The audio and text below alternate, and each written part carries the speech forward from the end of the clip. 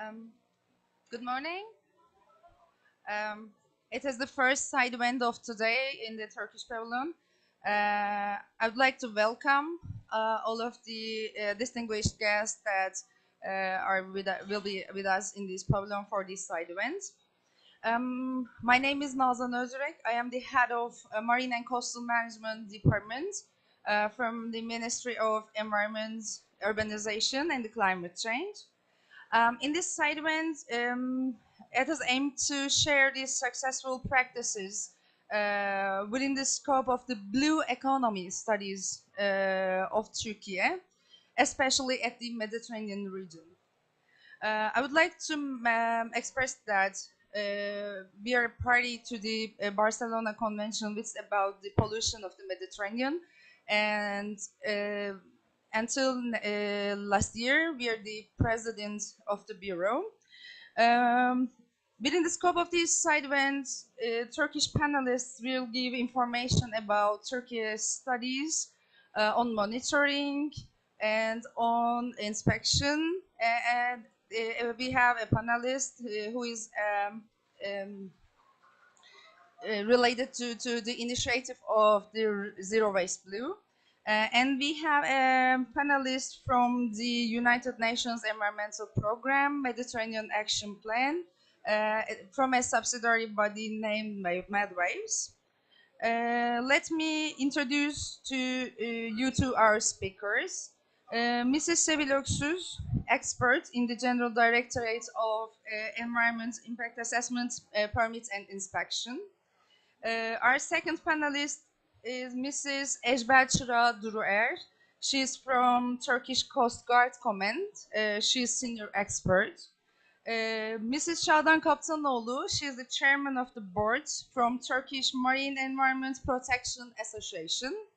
And the last panelist is the Enrique de Villamor. He's director of MedWaves.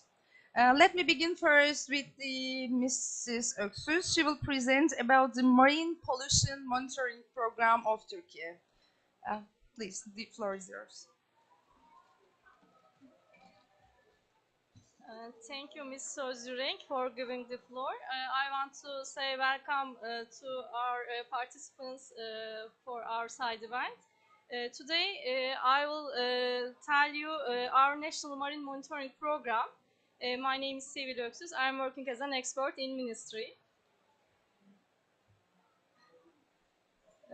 As you know, marine monitoring activities carried out since the 1990s in the Mediterranean and the Aegean Sea within the framework of a MedWaves program and also IMAP. And in the Black Sea, according to the BC IMAP program, under Black Sea Secretariat, and combination of many independent pilot scale monitoring components. Turkey is a party to the Barcelona Convention for the Protection of Mediterranean and Aegean and the Bucharest Convention for the Protection of Black Sea. Our ministry has developed a common monitoring strategy for all Turkish seas by adopting an integrated and ecosystem-based approach monitoring program. So we have implemented integrated marine pollution monitoring program. We call DAN-IS since 2011 in a regular. Then this program has been transformed into a 3-year monitoring program since 2014. So we ensure the regular monitoring and consistent data production to cover all seasons.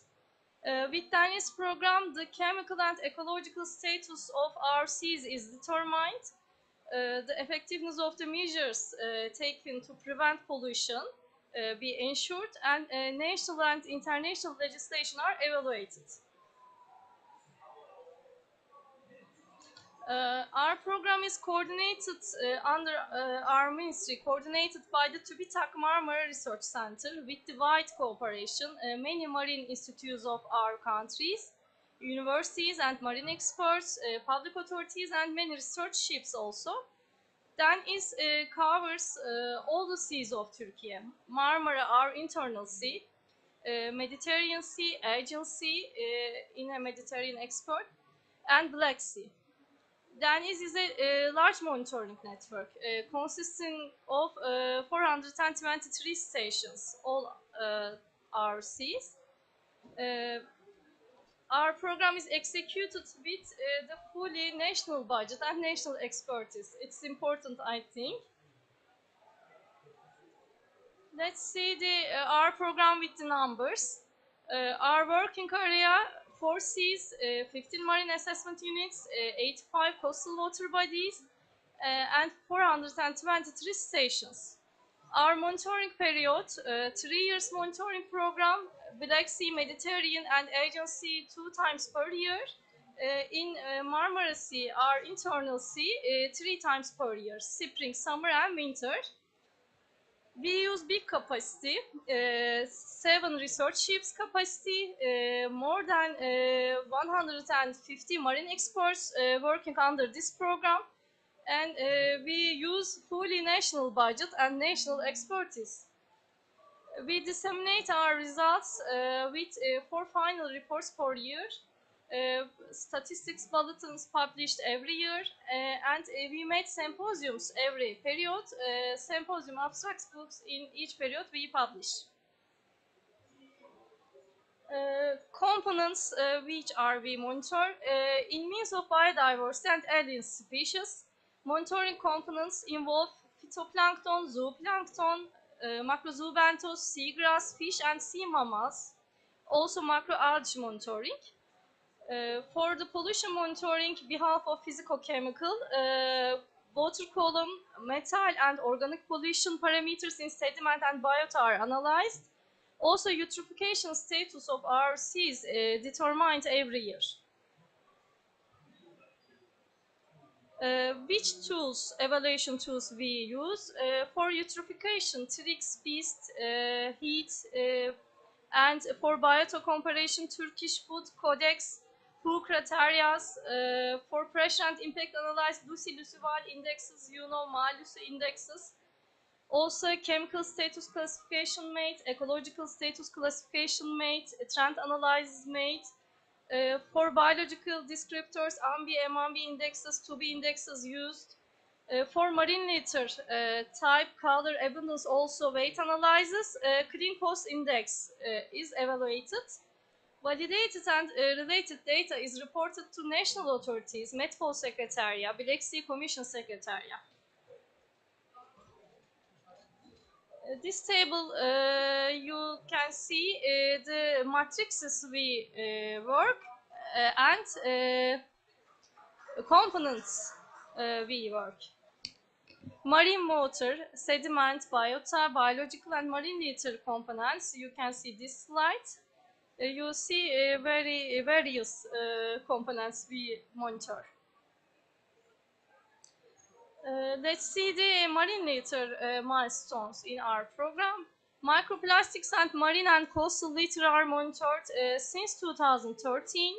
Microplastics in seawater and sediment, floating microplastics in seawater, macrolitter on the seabed, digested litter also monitored in pilot scales.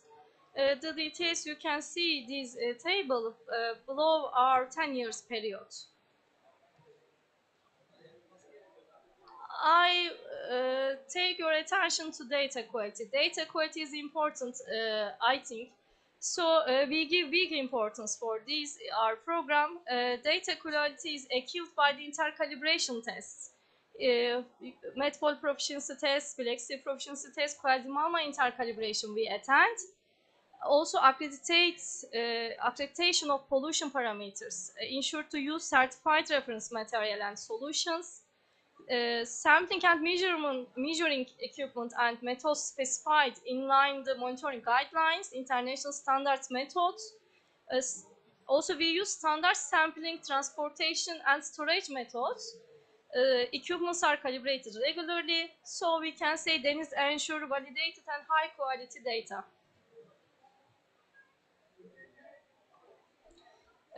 Important activity we made marine monitoring guidelines for the first time in Turkey in the year of 2016 one-year project. We made 12 monitoring guidelines were prepared under this project. This is the first guidelines published officially in the Marine Strategy Framework Directive in Turkey. These guidelines prepared by taking into account national legislation, also European Union directives and regional conventions to which Turkey is a party. So all of them are in an international level guideline. Now I want to mention international importance of them is some. Barcelona Convention Metbol reportings have been made with DENIS data. DENIS program was explained to participants at the 22nd meeting of the Barcelona Convention COP22, which was hosted by our country in last year, Antalya. And we are a member of UNEP-MAP Hormone groups. It is a monitoring expert group, Hormone. We participate the hormone meetings and ECAP meetings and give contribution to the technical documents with our knowledge. Also, we made IMAP. We making IMAP pilot info system reportments of Turkey with Deniz data.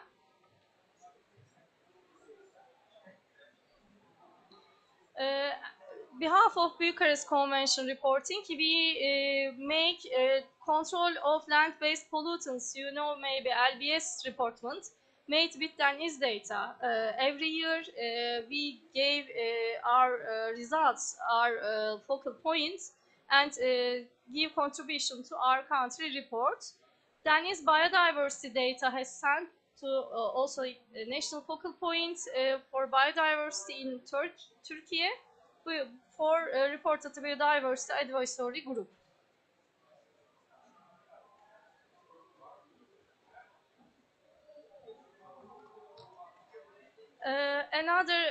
In recent time, we attended the meeting Law of the Sea in New York in June, this year June. We give contribution to this meeting and our contribution published by Secretariat. We participate meeting and we made side event in New York.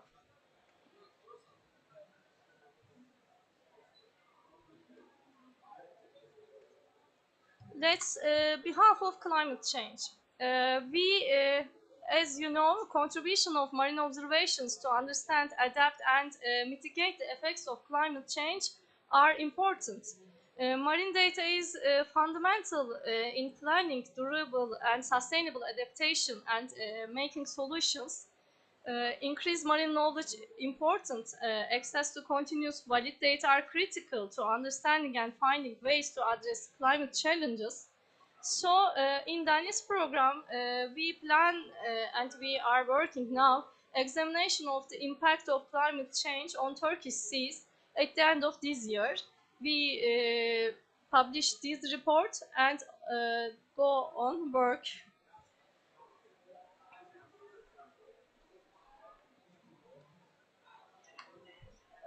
In fourth period, as I said, we made our program 3 years period. In next period, we plan to monitor components of related to climate change, investigation of the effects of climate change on the temperature increases in seas, monitoring of the effects of climate change on coral reefs. You know, it's an vulnerable species behalf of the climate change, coralligenesis habitats and marine sponges. The decreases in seagrass is an important for climate change, and we will monitor seagrasses. And the impact of climate change in coastal areas are monitoring activities we plan for climate change.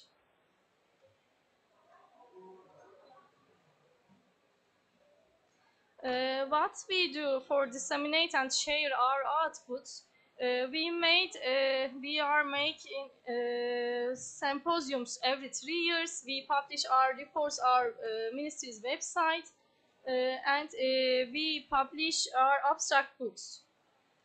First National Seas Monitoring and Evaluation Symposium was held for the first time in Turkey 2016. In December, at the end of this year, we will make third Darkness Symposium. Also, you can see this slide are publishers, marine quality bulletins, statistic bulletins published every year, our reports, summary reports published every year. Public can take it from our ministry's website. And thank you for your attention. This all. Thank you. For communication, you can see my email for the questions. Now we have no time, I think, for questions. Thank you.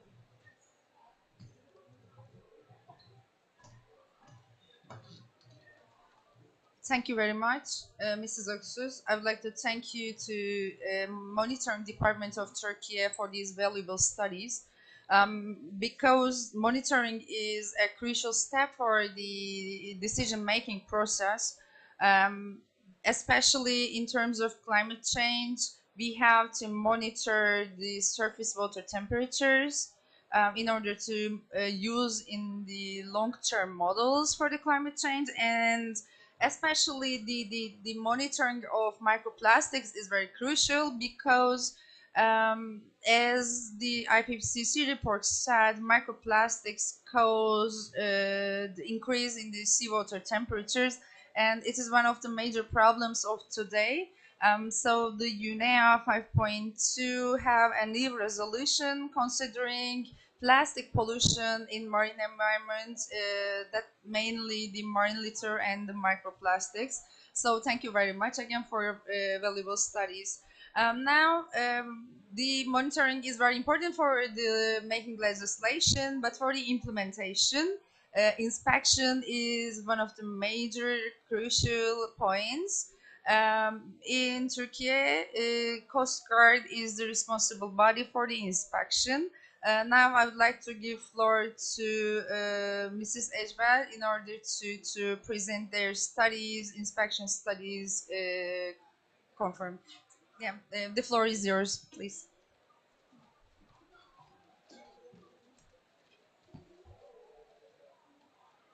Thank you, Chair. Good morning, distinguished participants, distinguished panelists. My name is Ejber Durer. I'm working for Turkish Coast Guard Command Headquarters in Ankara, Operations Department, a unit for the marine resources. My presentation plan is on the slide. I will touch upon briefly climate change and maritime security safety nexus, who we are, what we do, combating ship-based marine pollution, and cooperation in protecting marine environment. Before start my presentation, I would like to show you a video of our institution.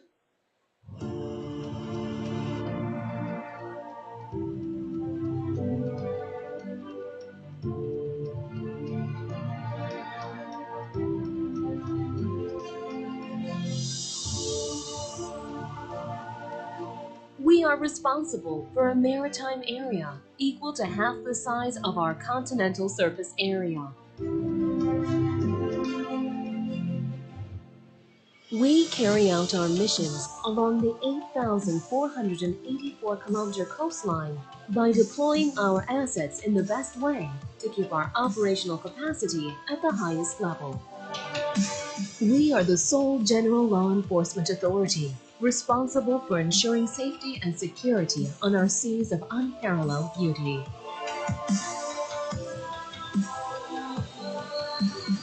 We carry out our missions with the authority given to us by law and with the strength that we get from our nation.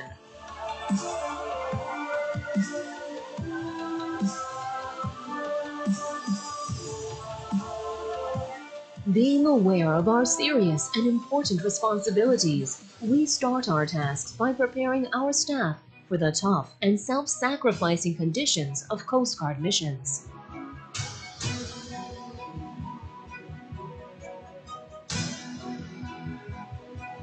We teach each of our personnel the importance of human life and the discipline of duty.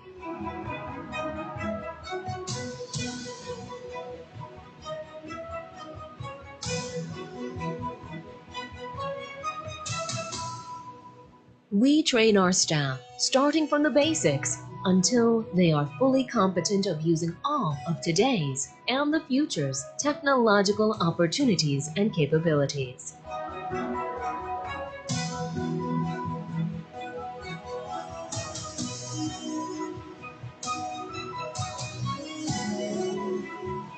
In addition to having a strong physical standing, our Coast Guard staff are trained to be both very sensitive and strong, to have the ability to analyze the human psychology, and to stay calm during emergency situations, as they set off for duty on seas that have very different geographical properties.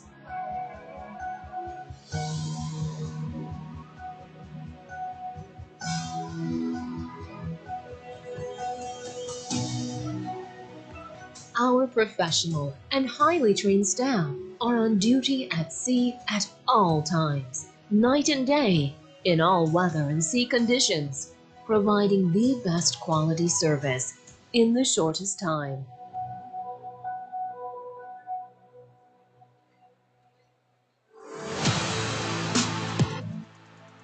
We ensure that our actions are sound in terms of legality and humanitarianism as we work to prevent irregular migration over our seas.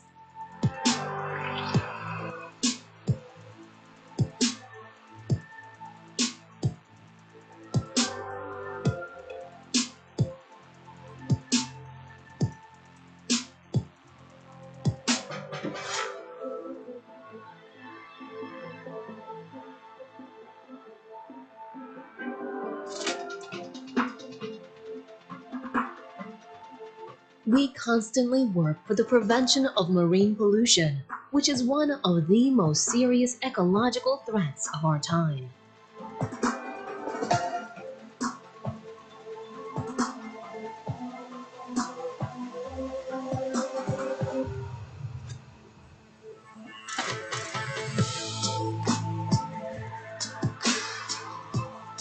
We carry out regular control mechanisms to ensure the sustainable use of the economic marine resources of our seas.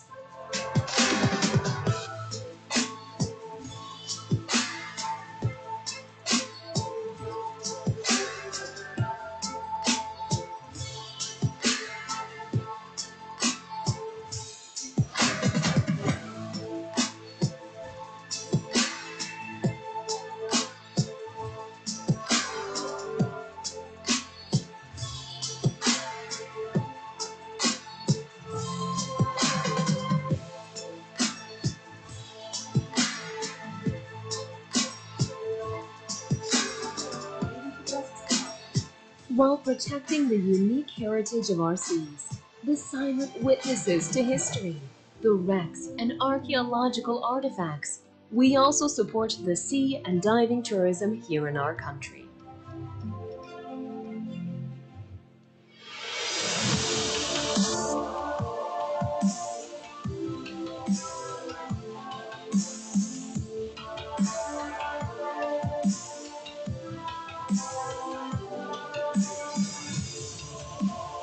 When we are conducting operations with our ships and boats on the broad area that is under our responsibility, we continuously enhance our mission effectiveness through our aircrafts and helicopters, which possess state-of-the-art technology.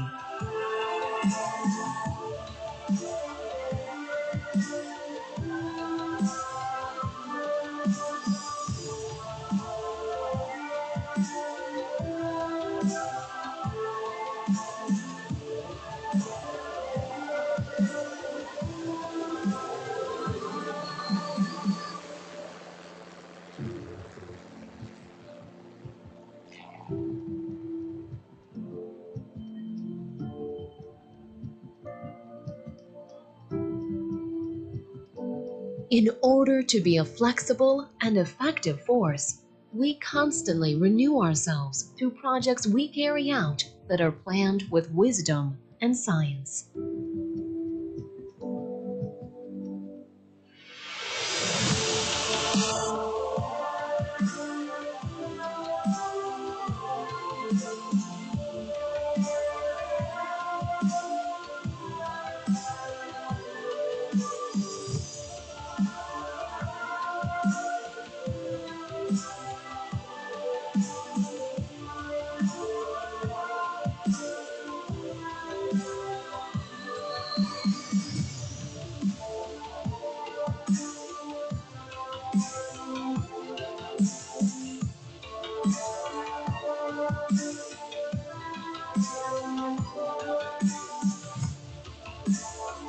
On the seas and always ready, our strength, determination, and courage will never end.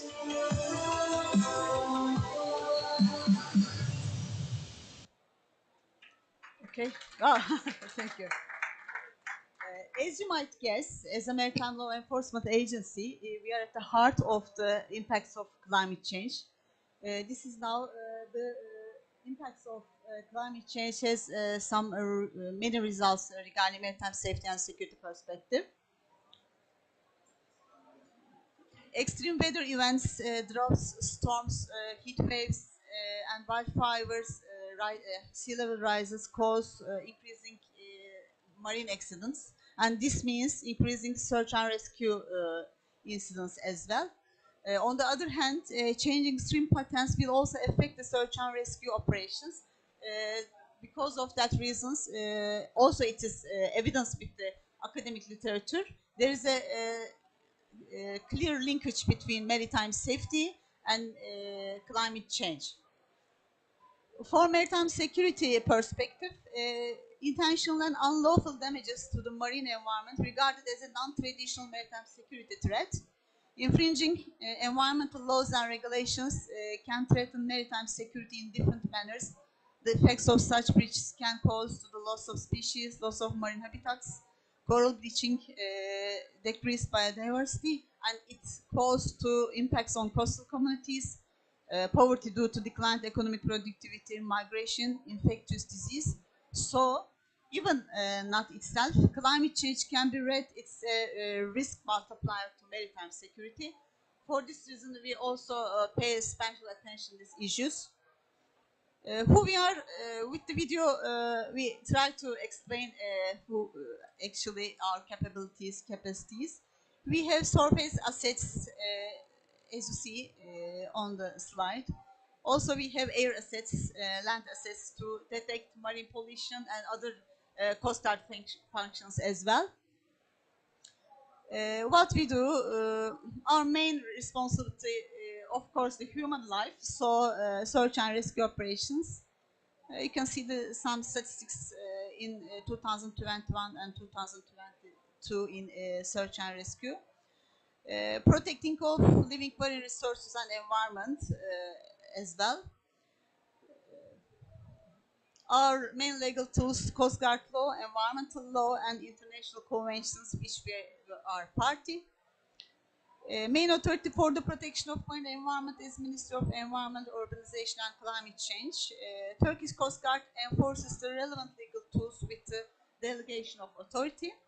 Our unit has the authority to impose administrative fines in case of ship-based marine pollution incidents. For evidence gathering, video and photographs taken by our assets, samples are taken and minutes are kept because we need this evidence for the evidence gathering process. Marine pollution detection equipments on Coast Guard air assets. Some images on these equipments on aircrafts. SLAR is a radar used to detect oil and its derivatives pollution with two antennas on both sides of the aircrafts.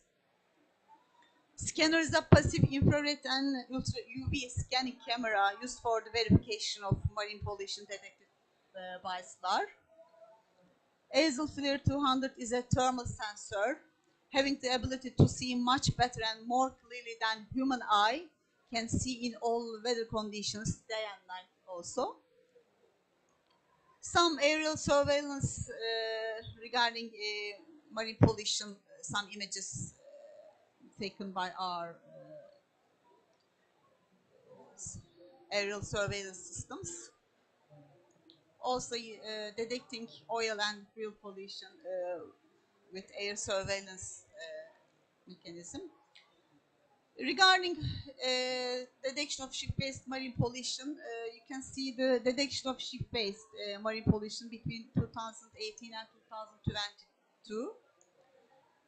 Some statistics in the last 5 years.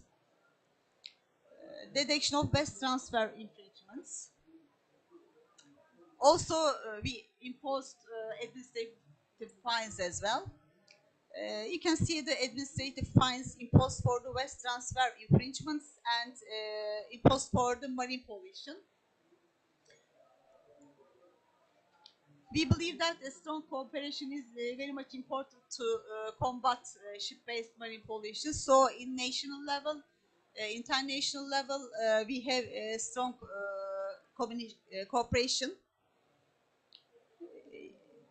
The international organizations which we work together with this aim, and also Coast Guard Cooperation Initiatives is a good platform for to combat marine pollution.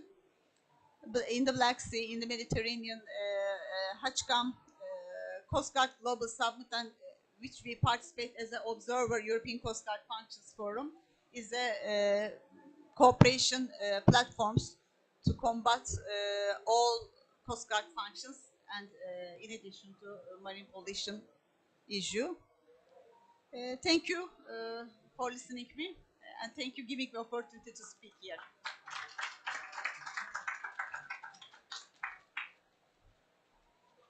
Thank you very much, Mr. Dure. Yeah, for the implementation of legislation, as I mentioned before, the Coast Guard is very crucial and their control of field is very well in order to implement efficient implementation of our legislation.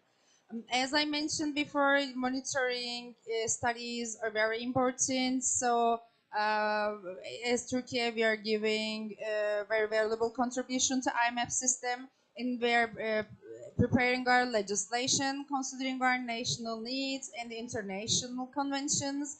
But we think that this is not enough because the main aim is to have these good environmental studies of the marine environment, because it's also important for the ecosystem-based approach, I mean for the biodiversity, but it's also important in terms of climate change also, because as you all familiar, marine environment is one of the major carbon sink, so we have to preserve our marine in order to mitigate and adaptate also to climate change. At this point, we have a very valuable initiative named Zero Waste, and it's a complementary part, Zero Waste Blue Initiative. It's an integrated approach considering marine studies in one hand, and the main approach is to have a life cycle assessment throughout the management of the marine environment. At this point, we have a solution partner, shortly in Turkish we name as Turmepa. Now I would like to give floor to Mrs. Şadan Kaptanoğlu, who will present the public awareness studies, and waste management studies of Turnepa. Please, Mrs. Kaptan, the floor is yours.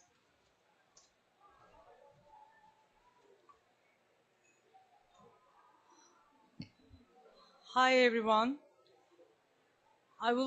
Before I start, I would like to thank everyone for their contribution, and it's a great honor for me to be here.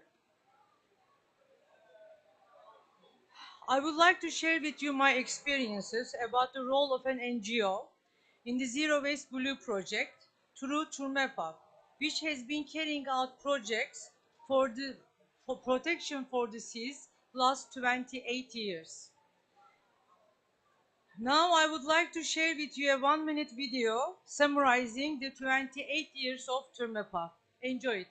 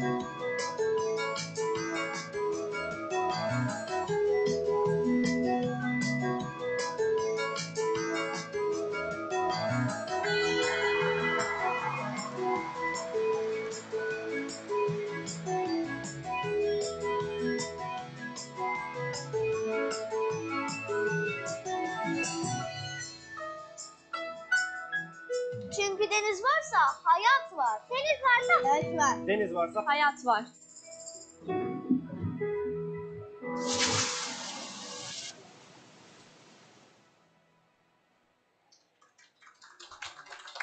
Thank you so much.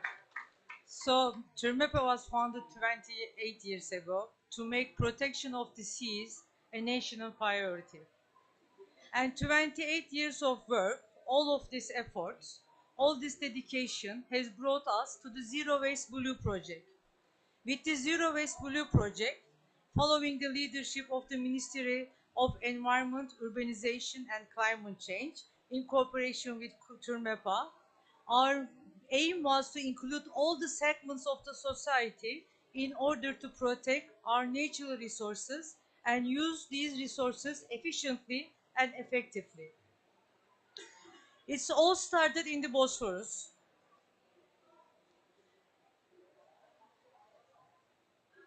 On June 10, 2019, a nationwide launch for the Zero Waste Blue initiative was held in the Bosphorus under the leadership of the ministry.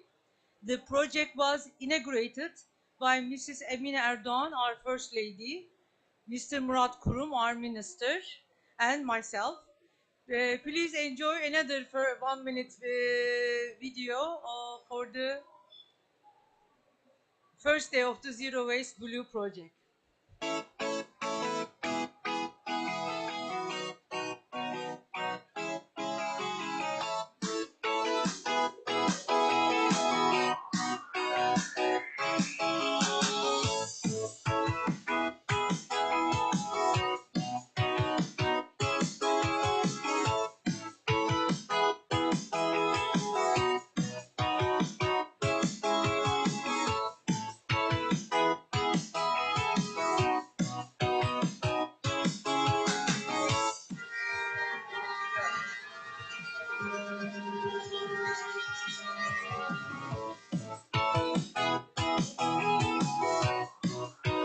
Karadaki ormanlar dünyamızın yeşil akciğerleridir. Okyanus ve denizler ise mavi kalbi. Su kaynaklarımızı korumak için Sıfır Atık Mavi Projesi adıyla yeni bir seferberliği de başlatmış oluyoruz. Dünya tüm güzellikleri ve kaynaklarıyla toplumların ortak mirasıdır.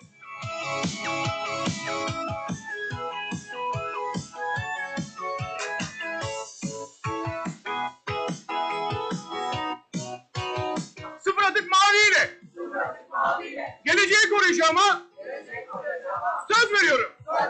Deniz varsa hayat var. Provanız veda, rüzgarınız kolayınız olsun. Allah selamet versin. Arz ederim.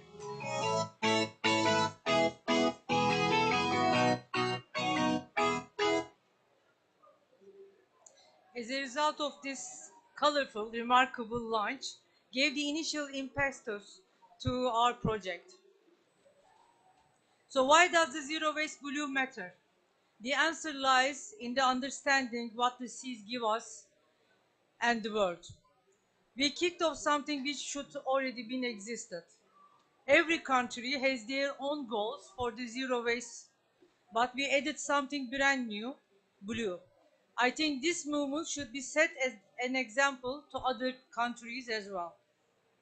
First of all, we joined the zero waste in the sea and coined the zero waste blue, terms of which zero waste represent a sustainable life and blue represent oxygen. Seas are the world's primary oxygen resource. According to scientific data, the seas provide 50 to 70% of the oxygen we take in. The seas must be protected. If not preserved, it is clear how the story ends. Our purpose is to change the expected end together with zero waste blue. Moreover, 2/3 of our world is covered by water. However, only 2.5% of its fresh water. On top of that, only 10% of fresh water is accessible. Zero Waste Blue aims to produce sustainable solutions for the protection of fresh water resources as well. Zero Waste Blue can be considered as an umbrella. It brings all stakeholders together. It started the states, the local government, private sector, non-governmental organization, and the public in order to protect our seas. This is exactly what our initiative was meant to achieve. Our main mission in Turmepa is to reach the people, the importance of keeping the sea clean and protection of its cleanness through education. As a result, this unity for the Zero Waste Blue raised social awareness eventually. Following that, we started Zero Waste Blue educations across all age groups in schools. In addition, we sought to bring these courses to private sector, local government employees, and even neighborhoods to cover entire segments of the society. And we strongly trust the new generations and the fact that they will do their best to protect our world. To participate them in Zero Waste Blue, we organize many volunteer events to make progress with clean energy, recycling, waste reduction, well-planned and zero-emission housing urbanization. We created projects to set free dynamics power within them. We identify the problems together. We are creating the solutions together.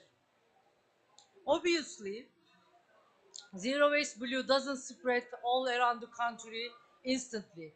It took many efforts and dedication. Following this action plan, an exemplary ministry and NGO partnership was introduced to the entire country. All channels, televisions, and social media were surrounded by this project. The ministry got in touch with local authorities across the country, particularly coastline cities with vital water resources. And we were responsible for raising awareness through a special sea educational program across the country. By doing this, the project became a public asset. So how did Turmepa raise awareness? We achieved this by acting as a catalyst.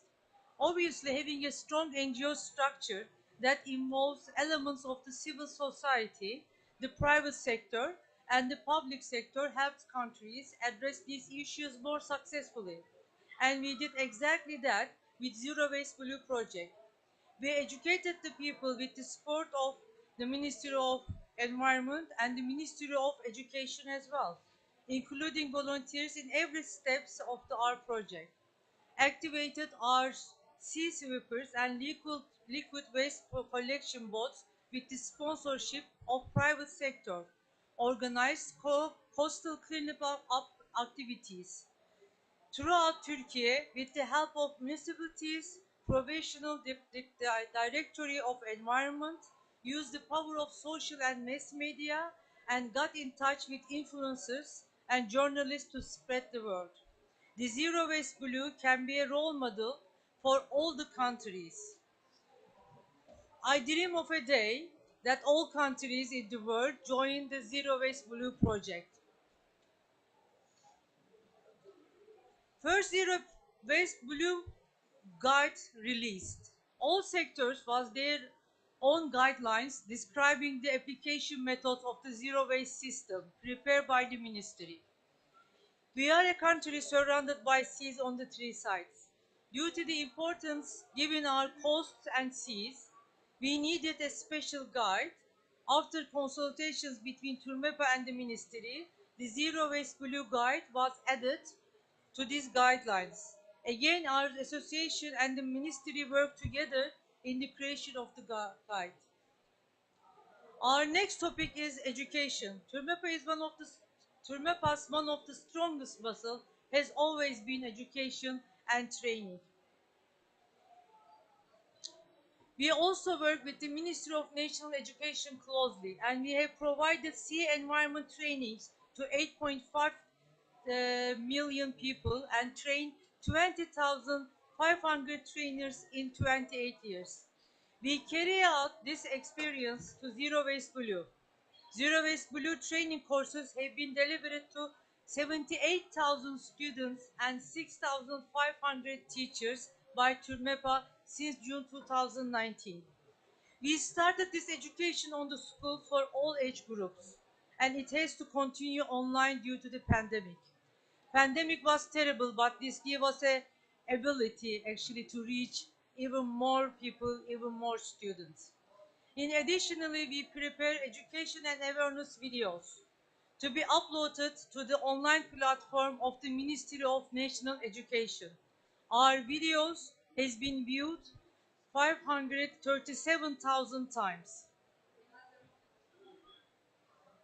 And of course, our efforts is not limited to education and waste collection boats or our children and students only. Volunteering is one of the keys of the structure. We witness the driving force in every work we do in our volunteers and every coastal cleanup event. Volunteers also do valuable work for international events such as Clean Up the Med, International Coastal Cleanup, and World Environment Day. We get great support from the global companies, local governments, and even from consulates and embassies in this regard. Turmepa's one of the main mission is to produce solutions with the leading projects. For example, Turmepa brought the first sea sweeper in 1997 to Turkey. Currently, many cities has their own sea sweepers to combat solid waste pollution and marine debris. Turmepa has their own two of them in Bosphorus and one of them in Lake Van. So far, we collected about 3 million kilograms of solid waste. And a unique project of Turmepa. As far as we know, this is the first and the only one in the world. So please let us know if you come across any NGO with a fleet of 7 waste boats who is actually doing the actual work.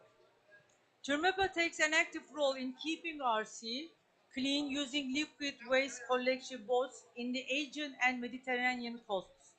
Every year, during the summer season, millions of boats and yachts visit Turkish seas, and unfortunately, some of them doesn't discharge their wastewater to recycling facilities. We build up a fleet for them. 7 liquid waste collection boats collect grey and black waters from the tour boats and yachts during the season. We have prevented more than 43 million liters of wastewater from getting mixed into the sea. Our boats have been financed by the private sector with different sponsorships for the last 16 years. We also add new boats to our fleet with the support of our sponsors. I would like to remind you that the sea and the marine ecosystem keeps the world in balance. More importantly, it moves constantly and has a key structure in this planet.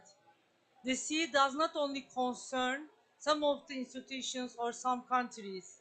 It is our common home, and it makes the world go. Altogether, we should do our best to keep the oceans clean and the sea clean. We should follow the principles of the zero waste. Let's not forget, while there is sea, there is life. Thank you.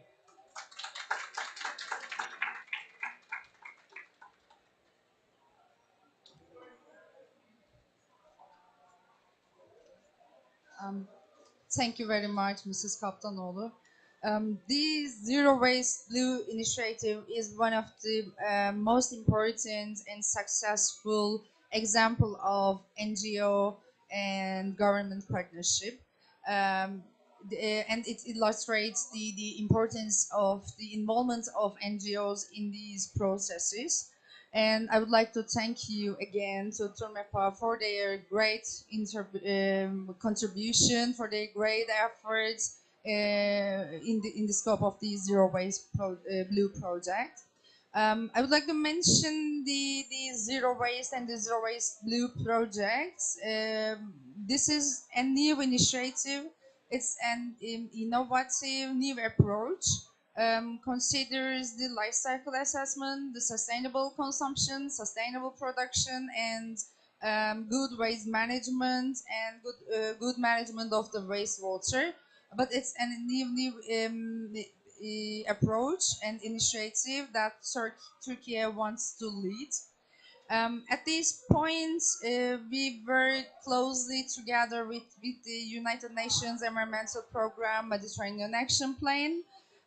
They also have very good innovative approaches in order to have the good environmental status of the Mediterranean. At this point, Medwaves, for a reminder, it was SCP RAC at the past.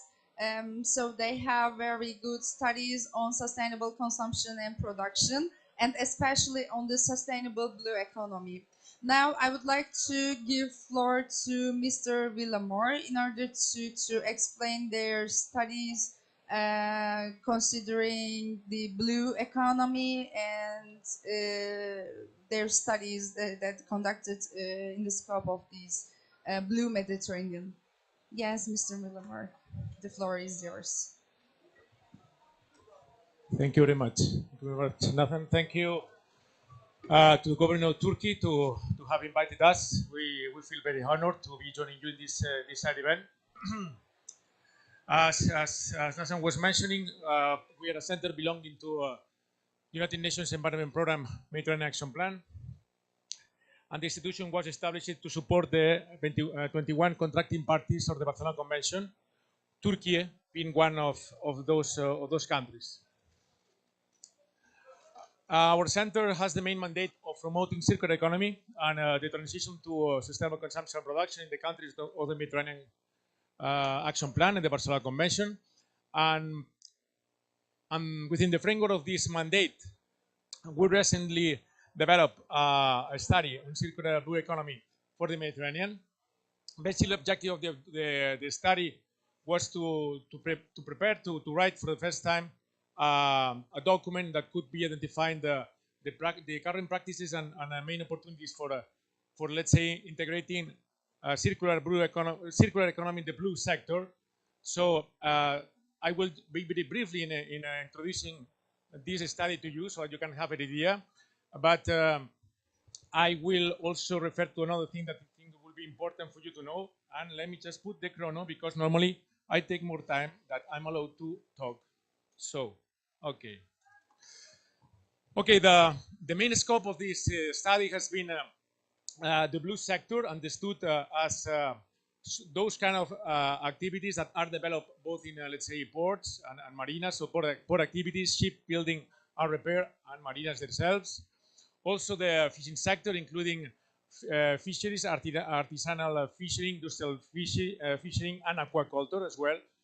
Taking into account that aquaculture is, as we already know, one of the main, let's say, economic sectors in Turkey, and in Turkey it's a power. In this kind of sector, it's an important issue to be addressed from the environmental and economic point of view. And last but not the least, also this study was focusing on the recreational boating and yachting sector. So it has been mentioned in not only today, but also in other meetings that took place in the Turkish pavilion.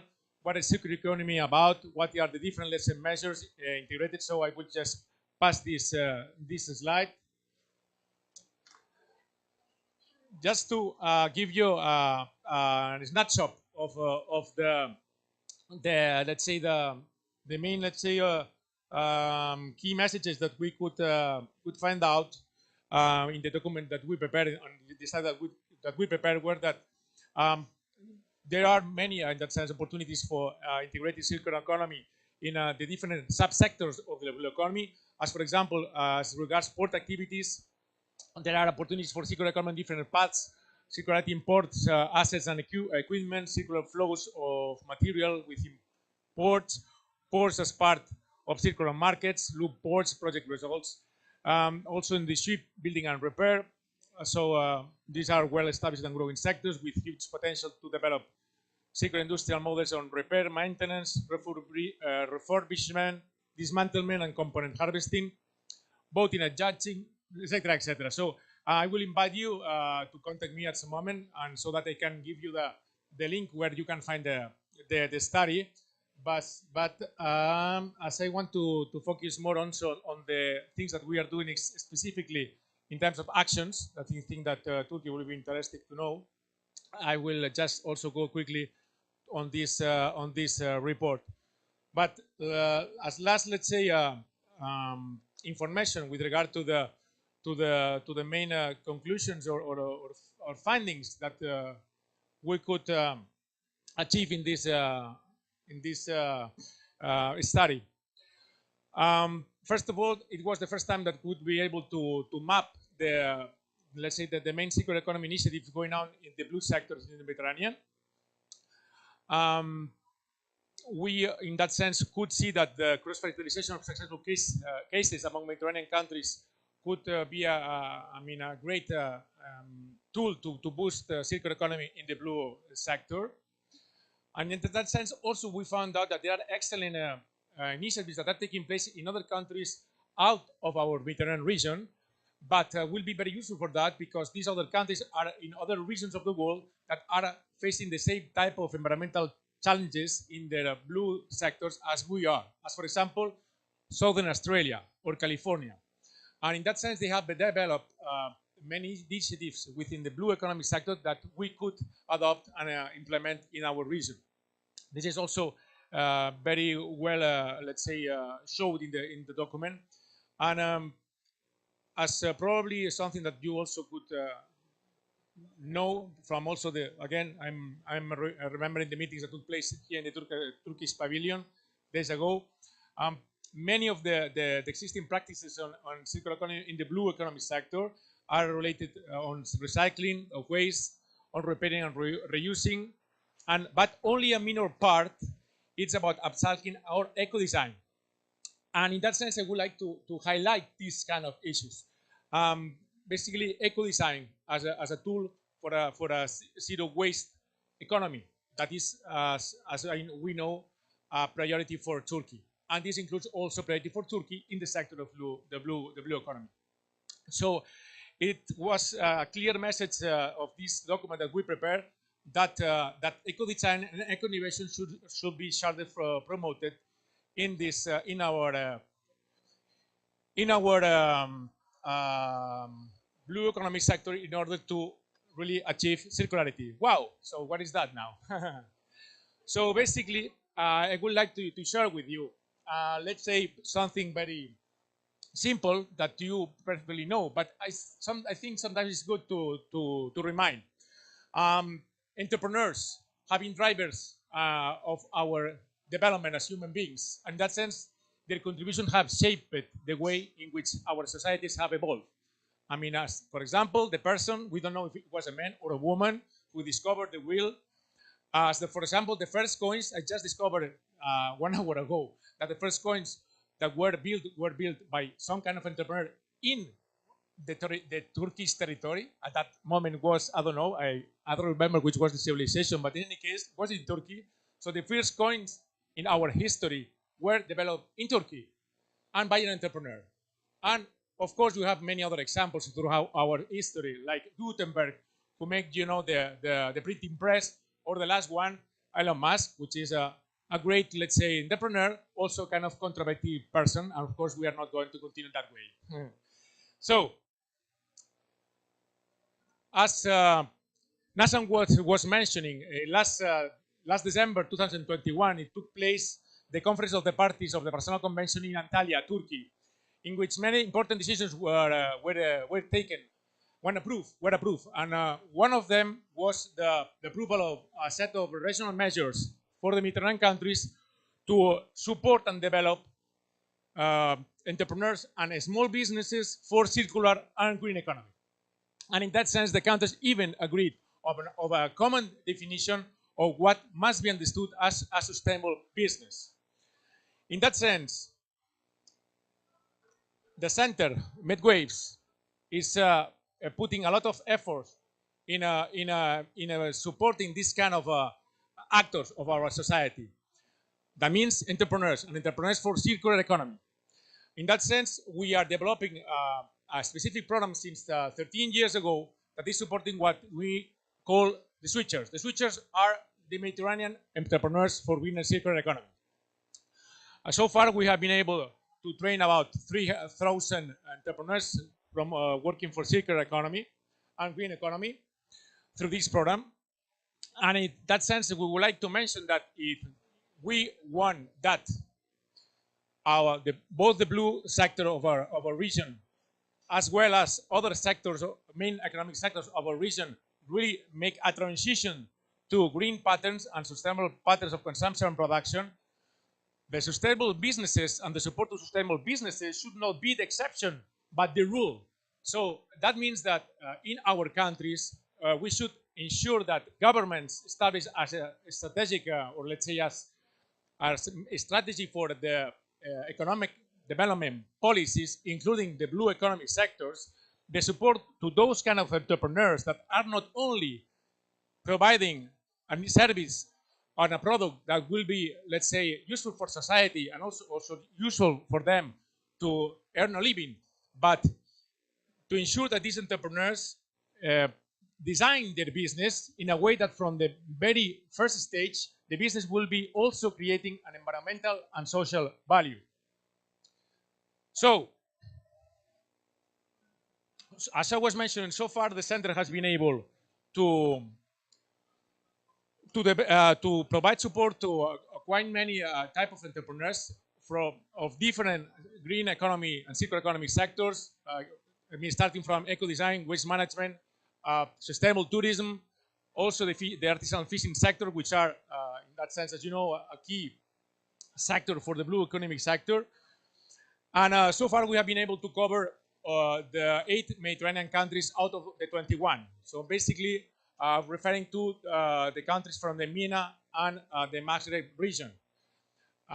We are starting to work in that sense with Turkey as well to ensure that we can, in that sense, be of support to your country to also develop this kind of program so that you can specifically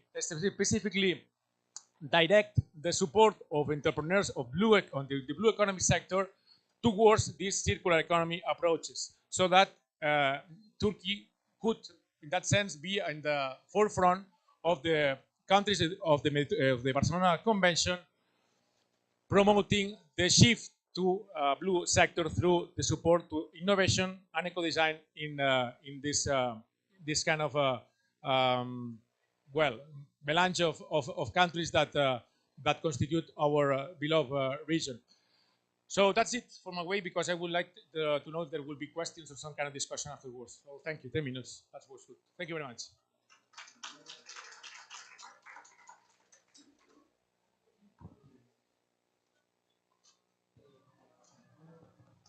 Thank you very much, Mr. Villamor. Under the scope of the UNEP map, medwaves, as you showed by yourself, have very valuable studies, and they gave very valuable contributions. They have very successful entrepreneurship program, and since in under the scope of these UNEP map, there are a lot of technical working groups, but in addition to these technical studies, communication is very important. And I can say that because I was the national focal point of these studies. They have a very large SwitchMed network, and their impact was great. And thank you very much for your support on behalf of Turkey. And I would like to thank you for your presentation. Now, I would like to thank you to our esteemed guests, and I would like to invite them again to give a photo. And thank you very much, youth, for your participation.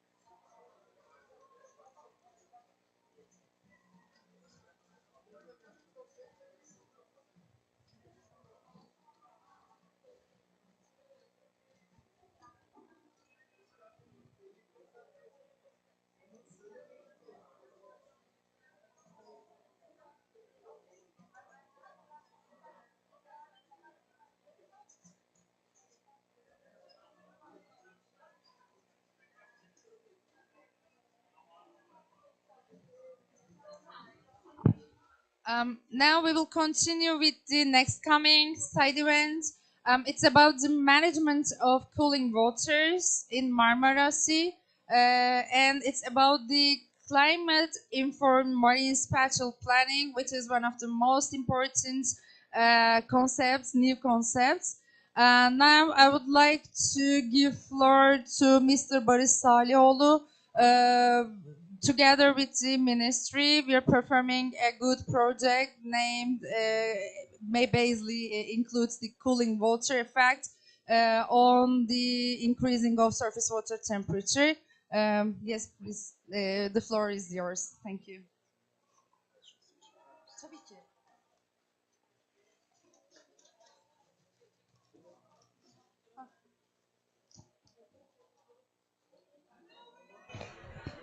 Okay. Thank you, Nazan, for the nice introduction. And I will take around about 20 minutes of your time and talking about how we are adapting blue economy strategies in the regional seas around Turkey. And I will also give some examples from our projects. I'm Paris Salioğlu, Director of Middle East Technical University's Marine Science Institute. I also would like to let you know that our new center, MITU's Climate and Sustainable Development Center, has been established. And when it comes to how climate change is affecting marine ecosystems, it's not just the increase in temperatures of the seawater, but also the pH and the acidity of the seawater is changing drastically. And there are, as you all know, there are also effects in terms of sea level rise. But in combination of these effects are really making the whole marine ecosystem highly vulnerable. And our region, the Mediterranean basin, is one of the regions that's being the most impacted by changes in temperature in the region. So what you see here is the comparison how temperatures increase in the region in comparison to changes at the global scale. And here it's shown that Mediterranean basin is one of the most vulnerable regions around the globe. And sea level rise is also affecting the Mediterranean and as well as the Marmara and the Black Seas. I mean, because these are enclosed seas, it doesn't mean that they are not going to be affected by sea level rise. And the changing climate is also affecting the whole water cycle, and our region is one of the regions where the rainfall will decrease other than some parts of the Black Sea. And when it comes to what's happening in our seas, we are still investigating that. But when we look at how sea level temperatures are changing in our region, this is what you see. And this is a comparison between 1960s and today, what's happening in the Black Sea, Marmara, and the Mediterranean region. And what you see, if we compare today's temperatures with relatively larger temperatures of 1960s, we still see an increase around 1 degree. But we all know that our region is not only being affected by global warming, but there are other climate indices that's affecting the region, and one of them is the North Atlantic Oscillation.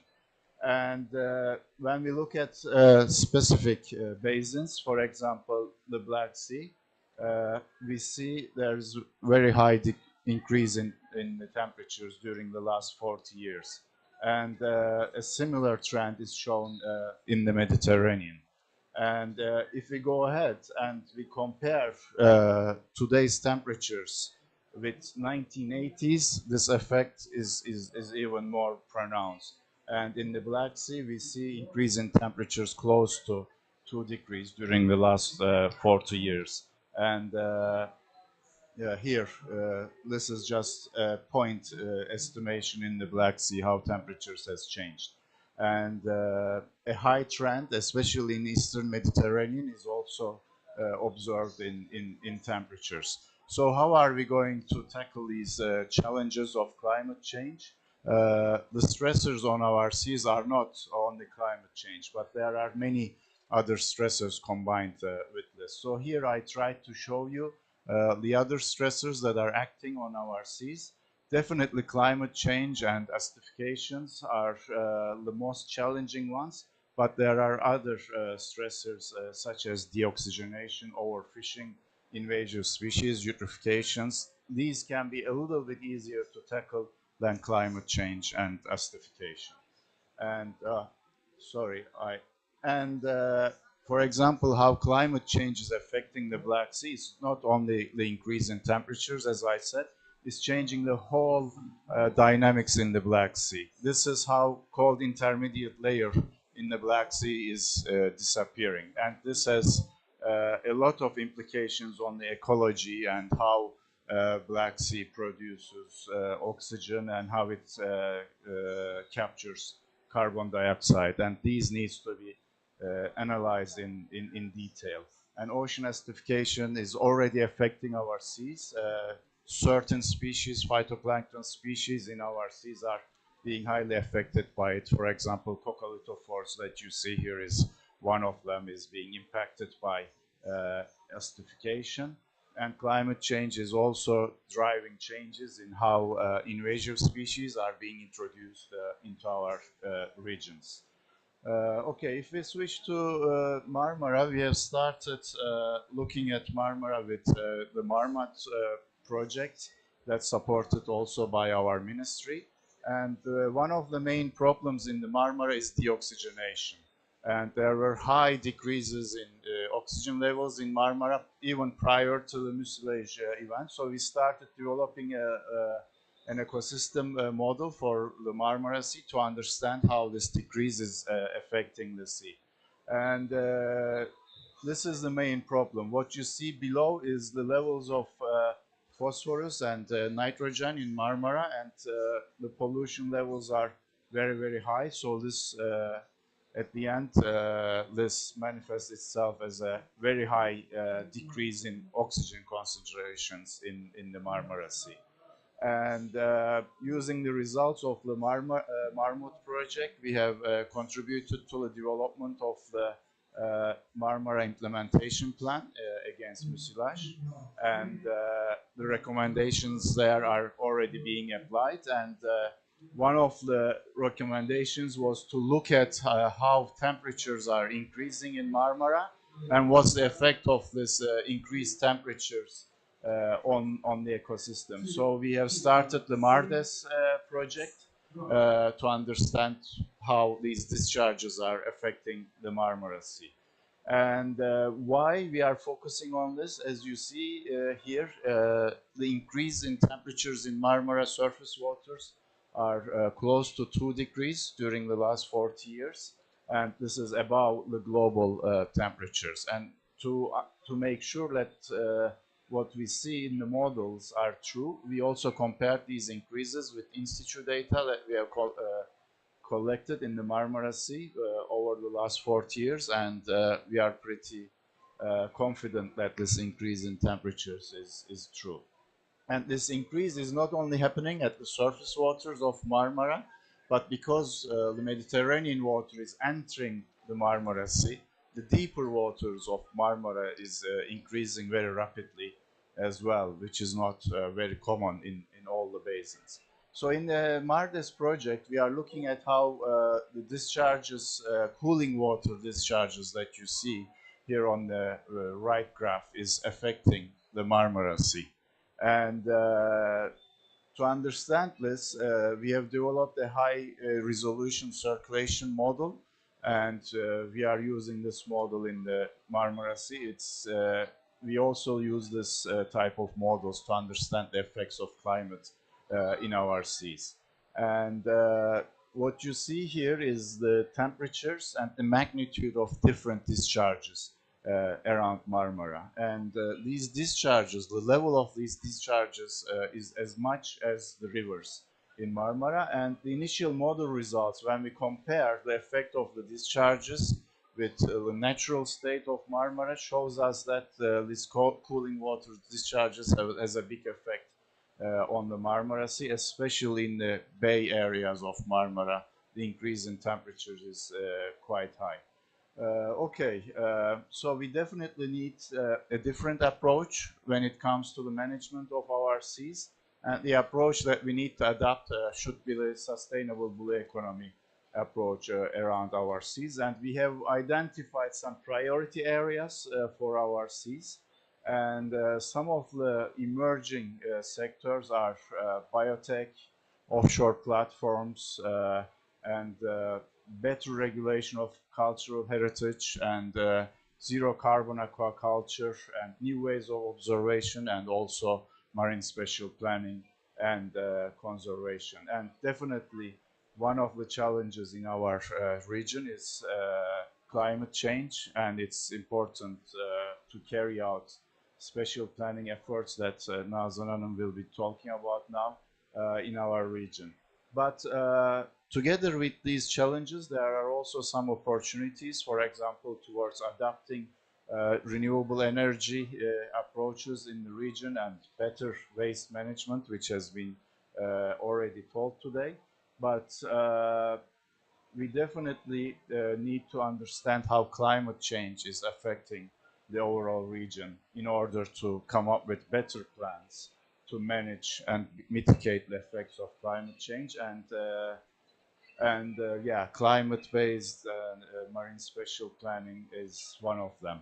And lastly, I would like to tell you how we approached these challenges during the last climate summit of Turkey. And these are the priority areas that came out of this climate summit and that are directly relevant to the oceans are, for example, monitoring of the marine ecosystem, developing climate models, and also we have proposed an blue economy platform. This is not a multi-use platform, but a more advanced that uses the larger areas in the marine systems, but the main focus is that these are ecosystem based. So we need to better understand how blue carbon, how the capacity of blue carbon can be increased in the seas, in our seas, carbon capture capacity, and how we can adopt zero carbon practices to better utilize the ecosystem services provided by our seas. And there are several projects that we are also leading in the EU level to understand the effects of climate change and towards addressing the blue economy in the region. One of them is the Bridge project, which is on developing climate models and understanding how an operating safe operating space in our seas can be established. And under the Connect Black Sea project, we develop the strategies towards these assessments. And here I would like to end my presentation and pass the floor to Nazanin. Thank you.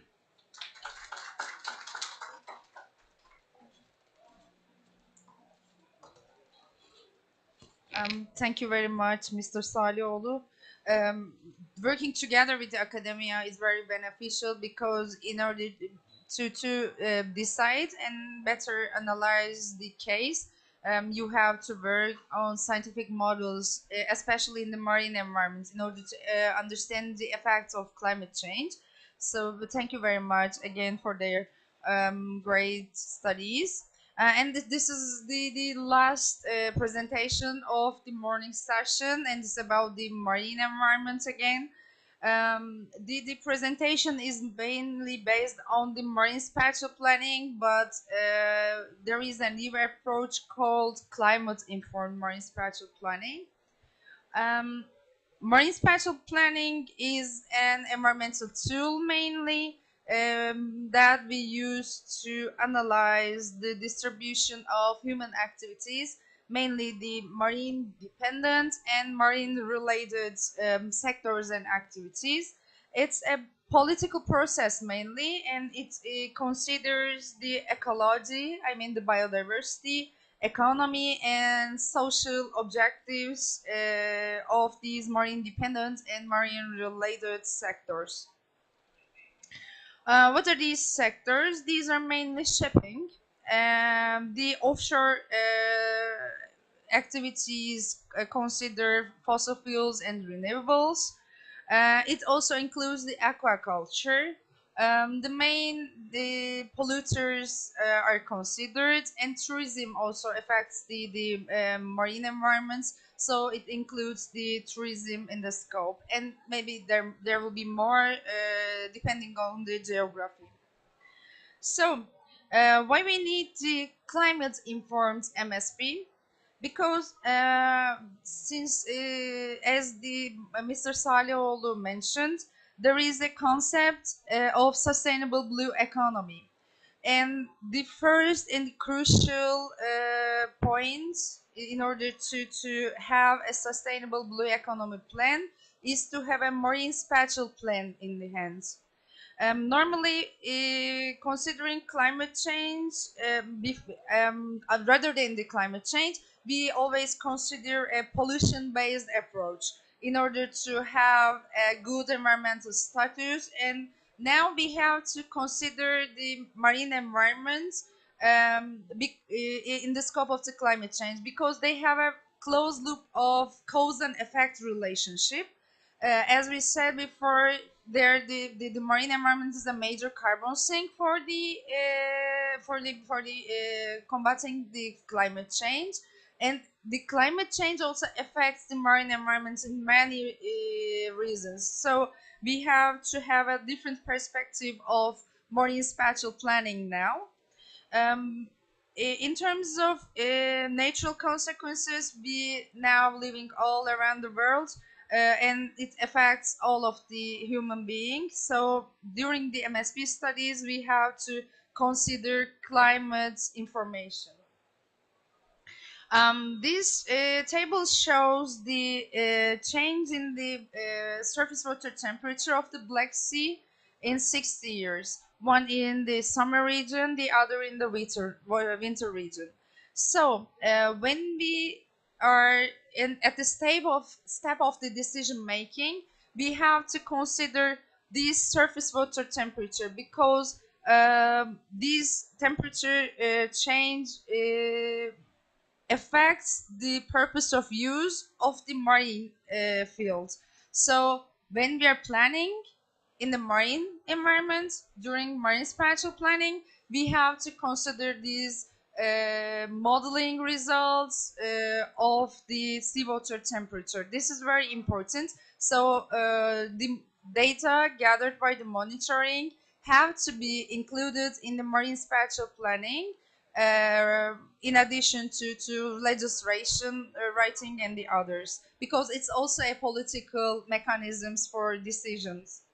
Another important thing about climate change in the marine environment is about the biodiversity, because climate change affects the biodiversity, especially the marine ecosystems, because it increases mainly the salinity of seawater.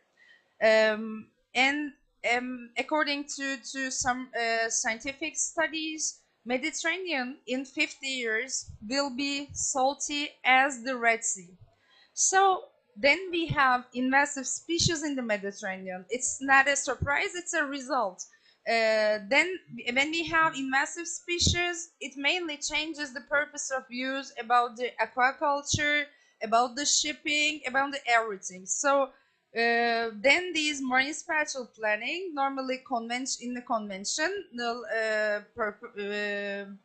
preparations approach, they don't even consider the climate change, but they have to, because the biodiversity is mainly affected by the climate change.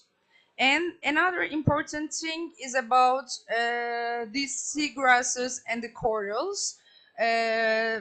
Climate change changes the salinity of the water. Yes, it changes the biodiversity, but mainly we need these seagrasses, especially the one named as Poseidon, because as the academic studies said, they are able to depending on the age, 2 or 3 times more carbon. They can sink more carbon than we have the forests. So we have to preserve them, but when we consider the effect of climate change, it increases the temperature, it increases the salinity. So especially during the marine spatial planning, we have to be climate informed, and it is now we have in the literature, the approach have to be ecosystem based. This is very important.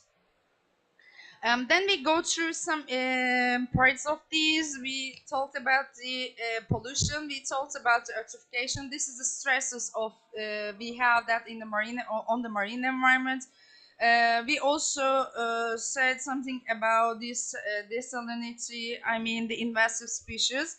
Another thing is about the acidification. This is also a result of a climate change. And the vulnerability, including to climate change and ocean acidification, is one of the indicative criteria for the identification of the areas requiring protection. That means marine protection areas. all these seagrasses and all these corals, all these specific species have to be protected. There is a procedure named marine protection areas, and there is one specific for the Mediterranean named as special protected areas of marine importance, named as SPAMI. The aim is to protect biodiversity, and the other aim is to protect the cultural heritage. So there is now have new initiatives, global initiatives, saying that and all around the world, the main aim is to increase the marine protection areas to 30% until 2030. As Turkey and as the Mediterranean countries, under the scope of the Barcelona Convention, we just did it for the Mediterranean. We have a very good result of the COP that we host last year, and all Mediterranean countries decided to have 30% marine protection areas until 2030. And for the Marmara Sea, it's our inland sea, the whole Marmara is now the special protection area. So we have to consider these marine spatial planning and marine protection areas, since we have marine protection areas and the potential marine protection areas under the scope of the marine spatial planning. These procedures have to consider all of the effects of the climate change. And now we have another thing about the mobile marine species. We have a good illustration at the other side of the pavilions. You can see the caretas. They change their habitat according to increasing sea temperatures. So during the marine spatial planning, you have to pin their habitats and their potential living areas. By increasing temperature, their habitat shifts also. We have a very special example of it. Normally, caretas live in the Mediterranean, not goes through Black Sea because it's cold. But now, this year, we see some caretas in Marmara Sea in Istanbul. This is very, very crucial data saying that we have to consider the effects of climate change during planning, because normally we don't expect any kind of species in Marmara, but we have now. So during marine spatial planning, we also have the coast and the marine relations. Now, as we all know, we are considering the sea level rise. Marine spatial planning is an integrated process with the integrated coastal zone management. And these integrated coastal zone management normally not considers much the effects of climate change, and it also has to be considered in terms of the contribution of cost to the climate change, I mean emissions. So it's planning. We can plan the living spaces and the protection spaces in here. So during this process, it also has to be considered that climate change is very related to cost activities of humans. So it is a new perspective of marine spatial planning. What are the benefits, main benefits, when we consider, when we give importance to marine spatial planning and make it climate informed? Basically, you will be able to identify the biological and ecological important areas. Like, as I mentioned, seagrasses. We have to have a map of seagrasses in hand. And we will be able to set some targets about biodiversity, about preservation of them. For these, you have to have a plan of marine spatial plan prepared by the marine spatial planning. You will be able to identify and reduce of conflicts between human use and nature. Normally, conventional law considers the rights of human. We all know that laws considers the humans, But there is a new concept in the literature now. They're saying that nature also have the rights. So you will be able to consider the rights of nature when you have a good prepared marine spatial planning in hand. And enhanced planning capacity for the new and changing human activities is another advantage. You will be able to realize the emerging techniques and maybe you can develop some. And you can define a better protection of the cultural heritage at the end. So I would like to give the roadmap of Turkey for the preparation of the marine spatial planning. Now we're performing a collaborative work with the stakeholders because as I mentioned, there are lots of sectors which are marine dependent and marine related.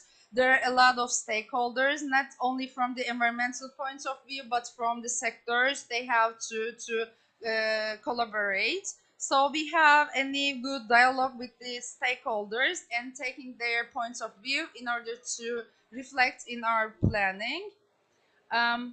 This is what we find crucial most. The multi-criteria decision making we want to apply. This means we will work on scenarios. We will work on scenario based on biodiversity, mainly based on coastal areas, mainly based on cultural heritage. We will have some scenarios in hand. Then we will prepare our last draft of the maybe I mean not the draft, last version of the marine spatial plans of Turkey. So at this point, I would like to express now what we have, just because I just explained our plans, but I would like to express what we have in hand. We now had integrated coastal zone management plans in hand, but they are not mainly considered all of the sides of the climate change. I mean the cause and effect sides, but we are now working on make them climate informed. We have integrated coastal zone management plans in hand for all of the coasts of Turkey now. And now we are developing to make them climate informed and ecosystem based. These integrated zone management plans considers the 2 nautical miles. Now, during the marine spatial planning studies, we will extend this planning to our national jurisdictions. So this is the major plan, and we are continuing the study. At last, I will give some technical information about this roadmap. As the first step, we have to obtain a raw resolution output of climate models, including in the IPCC's CMIP6 protocol. Now, when we have it in hand, as a second step, we will determine the degree of vulnerability that may occur in the resistance of coastal protection structures against the sea level rise due to climate change in the marine area, against the storm surge, and possible precautionary studies. And at the last, the local climate change projections of the marine areas can be developed by the development of numerical models. These models will be calibrated with the scenarios that I mentioned before, used by the CMIP protocol. And also we need some engineering solutions for the protection of coast against possible flood events that can be obtained in a matrix form. So considering all of these things, our integrated coastal zone management plans will be extended and developed, considering mostly the human activities, the climate change, and the rights of the nature and the biodiversity. Thank you very much again, and I'll be glad if you have any questions or comments. Thank you very much again.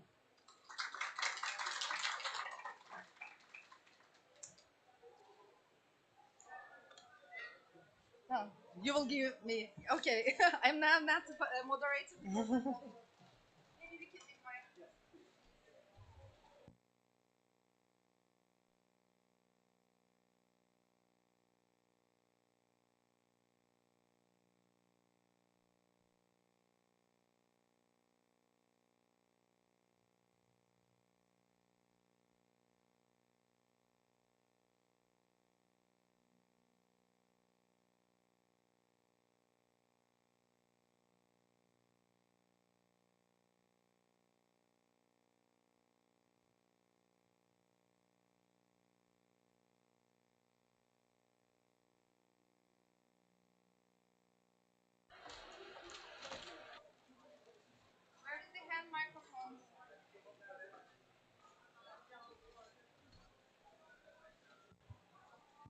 Yes, please. The floor is open for the questions.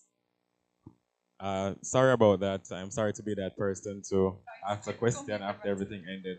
But I'm from Jamaica. I'm a coastal engineer from Jamaica. I really like the plans that you have. I like what I heard, but I want to know how did you get the conversation started at the government level to make sure that these plans are actually going to get carried out in the future? How did you get that conversation started? Who were the actors that you brought to the table? Um, yeah, thank you very much for the question. As I understand, you wonder about the stakeholders and the economical sector's participation to the process, right? For the studies we conducted for the integrated coastal zone management, as we do for all our studies, we have a list of stakeholders. We go through the marine dependent and marine related sectors of Turkey. As I mentioned, we have shipping, oil and gas development, renewable and offshore aquaculture. We first started to work with the related governmental organizations, mainly ministries, because they have their plan in hand that are considered with the sector. This is what we do. We are taking their plans and we have discussions with the sector considering environmental, protection points of view. So we are trying to make the balance that what we are all doing now in this building. So we have long and long and long we had before long and long and long discussions together with the sectors. We had a lot of meetings. I cannot say the number with each sector. So we go through also some stake. We satisfy some participation of the NGOs to the process, and at the end we try to be fair to all. As I said, considering the rights of the sectors, rights of the humans, and the rights of the nature. This is what we do. In Thank you. Rare Thank you very much.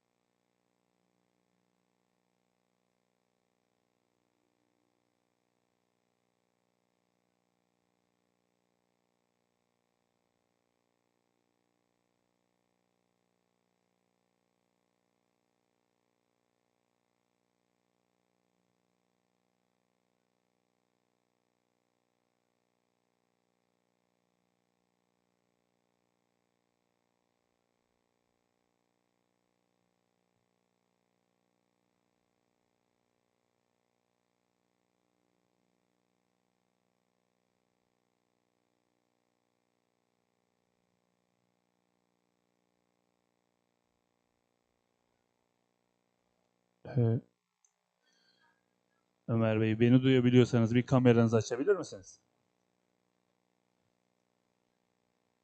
Merhaba, hoş geldiniz. Çok kısa da sesinizi test edeceğim. Tamam, Bir siz şey sesleri. söyleyebilir misiniz? Tabii konuşuyorum şu anda. Nasıl sesim? Evet, harika, sesiniz çok iyi geliyor. Şu anda oturuma hazırsınız. Sizden ricam kameranız açık, mikrofonunuz kapalı. Söz size geldiğinde mikrofonunuzu açarak panelimize artık hazır olmanız. Mikrofonunuzu kapatın. Size sıra gelince zaten bizi görebiliyorsunuz kameradan. Ekranda full olarak yansıyacaksınız. Şimdiden başarılar diliyorum. Çok özür dilerim. Şu an sesinizi duyamıyorum da bir şey söylediyseniz. Evet, son söylediğinizi duyamadım. Efendim? Son bir şey söylediğinizi anlamadım. Hazırsanız yani Ekran paylaşımı kapalı da. hemen açalım. Evet, onu da açacaktık zaten. Onu bir test edelim mi? Şu an test edebiliriz. Şu an açtım ben. Tamam. Paylaşıyorum. Tamam değil mi? Sorun yok. Gayet iyi gözüküyor. Hazırsınız. Şimdi normal Tamam. kameranıza dönebilirsiniz. Şu an bir klasör açık önde. Onu da kapatın lütfen. Klasör hangisi? Yok, sizlik değilmiş, pardon. Tamam. Biz hazırsınız şu anda. Okey. Tamam. Teşekkürler. Tamamdır. Sağ olun.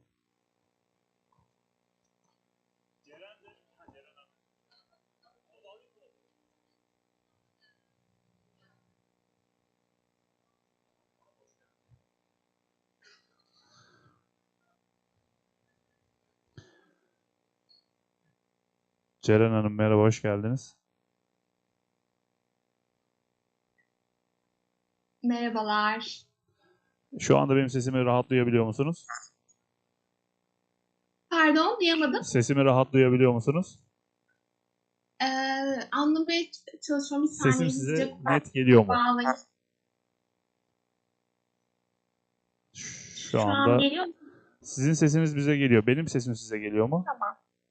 Tamam, ben de sizi duymaya başladım Tamam. şimdi. Çok teşekkürler. Şu anda yayındasınız. Ekranda değil ama. Mikrofonunuzu kapatarak, söz size geldiğinde mikrofonunuzu açarak devam etmenizi rica edeceğim. Hazır olarak da artık bekleyin. Bir 10 dakika sonra. Yani sesiniz aslında bana çok net gelmiyor. Ömer Bey, size de mi öyle? Bende mi sorun var acaba? Ya karşı tarafın sesi bana da net geldi.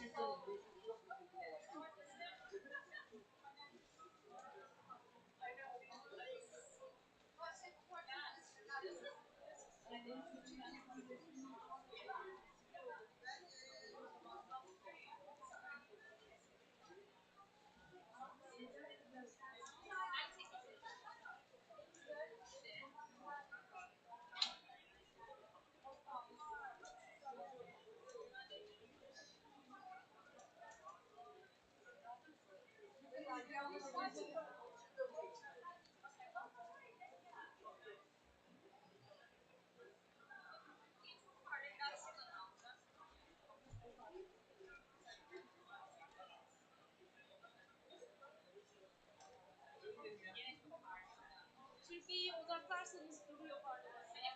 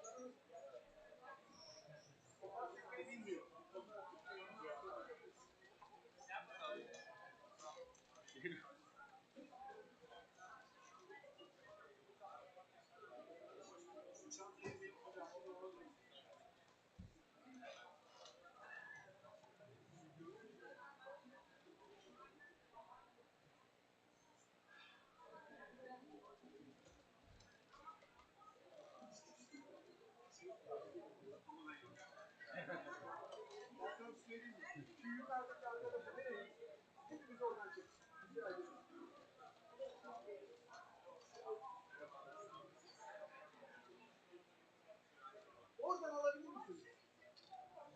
Sahneyi de alabilir. Ama ben yapayım.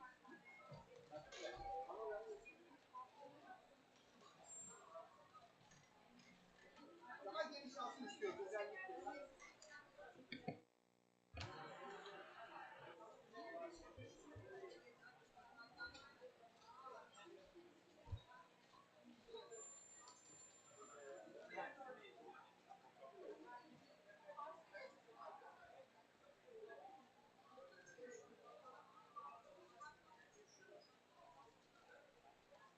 Teşekkür ederim.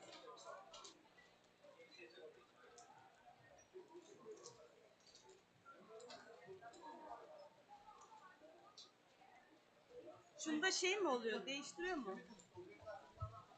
Alacağım. Şimdi gördüm mü?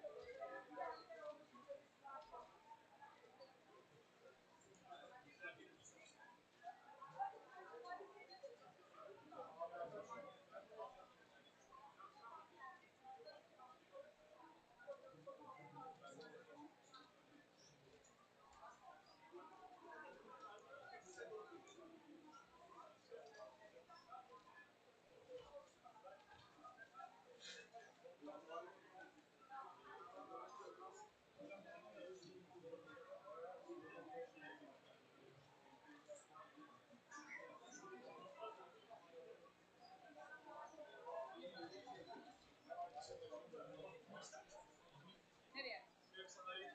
Yok ya, şimdi 2 dakikada konuş. Bunu konuşmak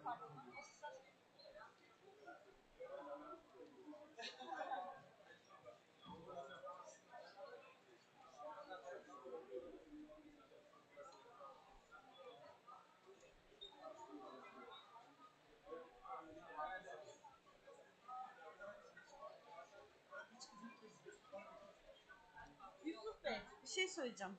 Gel sen ses çıkıyormuş. Şu ben...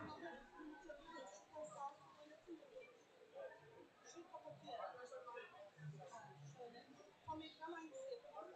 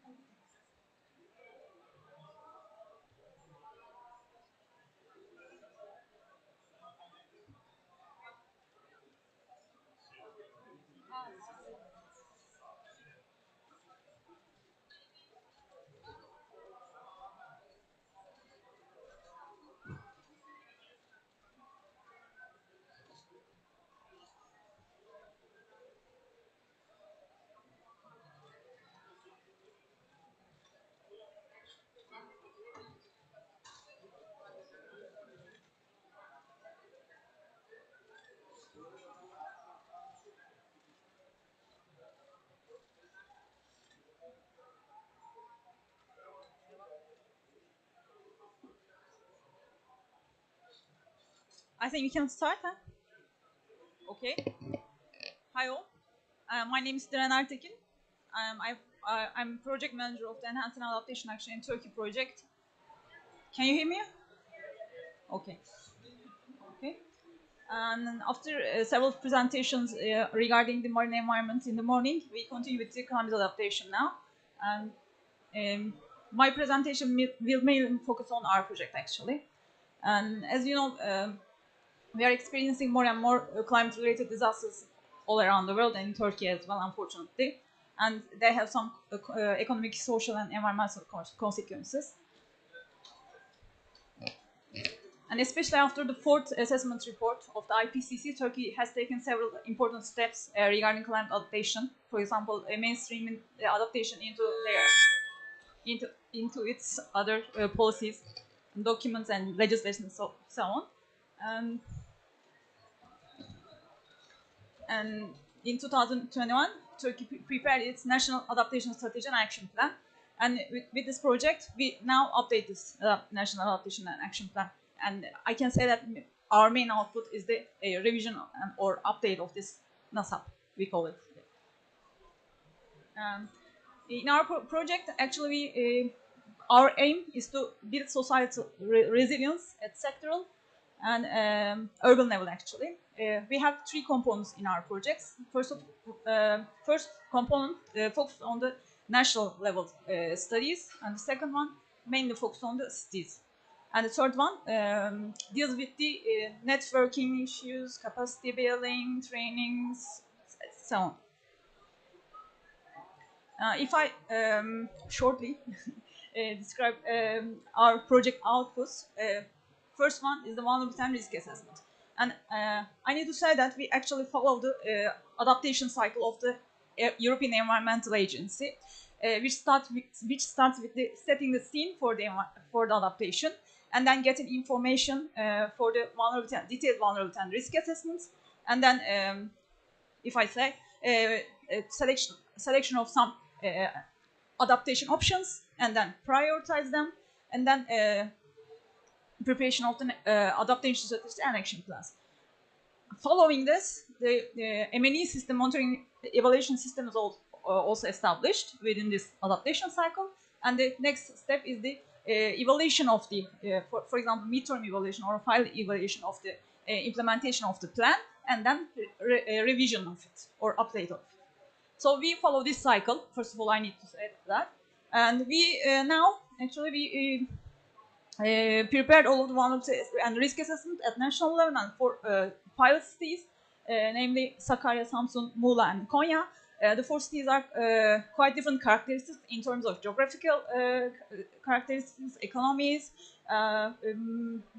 some dominant sectors, for example. But all of these cities are the municipality, greater municipalities in Turkey. And now, after Ceren Hanım will present the vulnerability and risk assessment after the presentation of the grant program by Ömer Bey. And so I won't go into detail the vulnerability and risk assessment.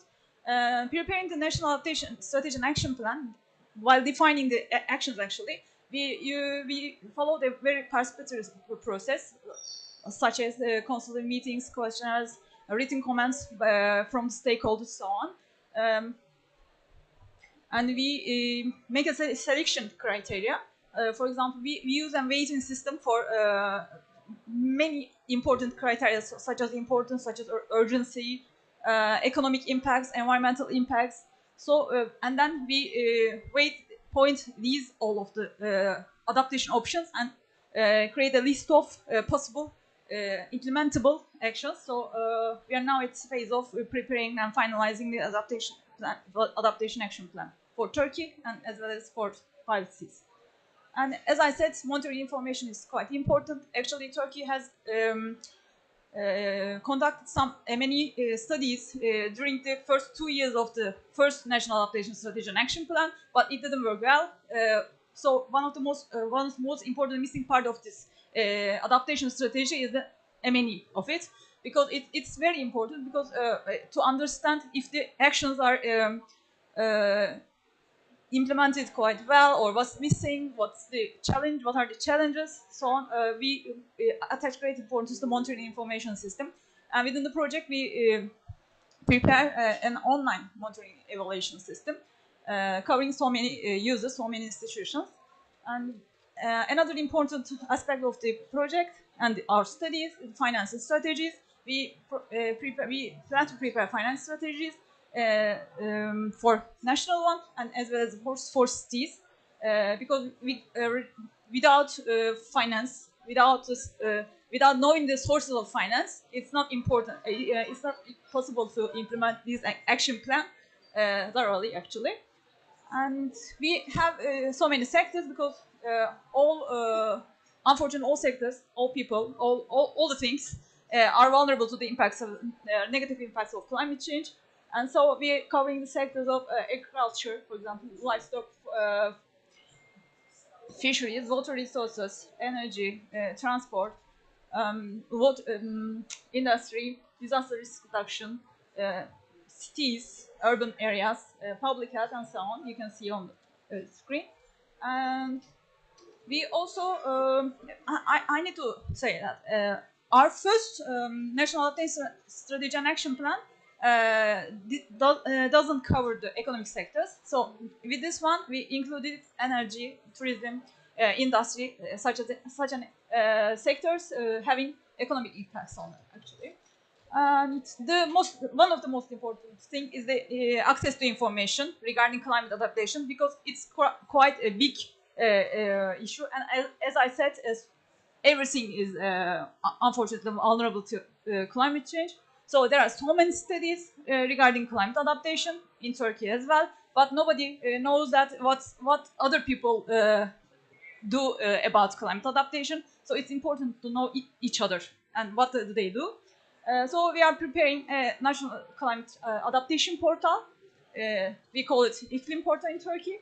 And so it will be like a one-stop shop for climate adaptation information. And as I said, Ömer Bey will provide you information with the climate change grant program. And our project target, as I said, it's a quite participatory approach. We already more than 5,000 people actually involved in our studies during the project, such as consultative meetings, surveys, and so on. These groups are the public institutions, local government, regional directorates, or provincial, development agencies, NGOs, chambers, research institutions, academia, civil society organizations, etc. I should say that actually the pandemic period is such a we owe something to pandemic period because we reached so many people with the online tools. So it's a kind of advantage for our study. I have to emphasize that because there's a limit to the participation of the physical events, but there is no limit in online events. So it was an advantage for us. And you'll see some pictures about our consultative meetings. And this is some general information about our project. You can follow us through Twitter, Instagram, and we have a website. And you can reach us also iklimeuyum@undp.org for your questions. And after our presentations, you can also direct your questions to me or other colleagues. And now I leave the floor to Ömer Bey. Ömer Bey, you hear me?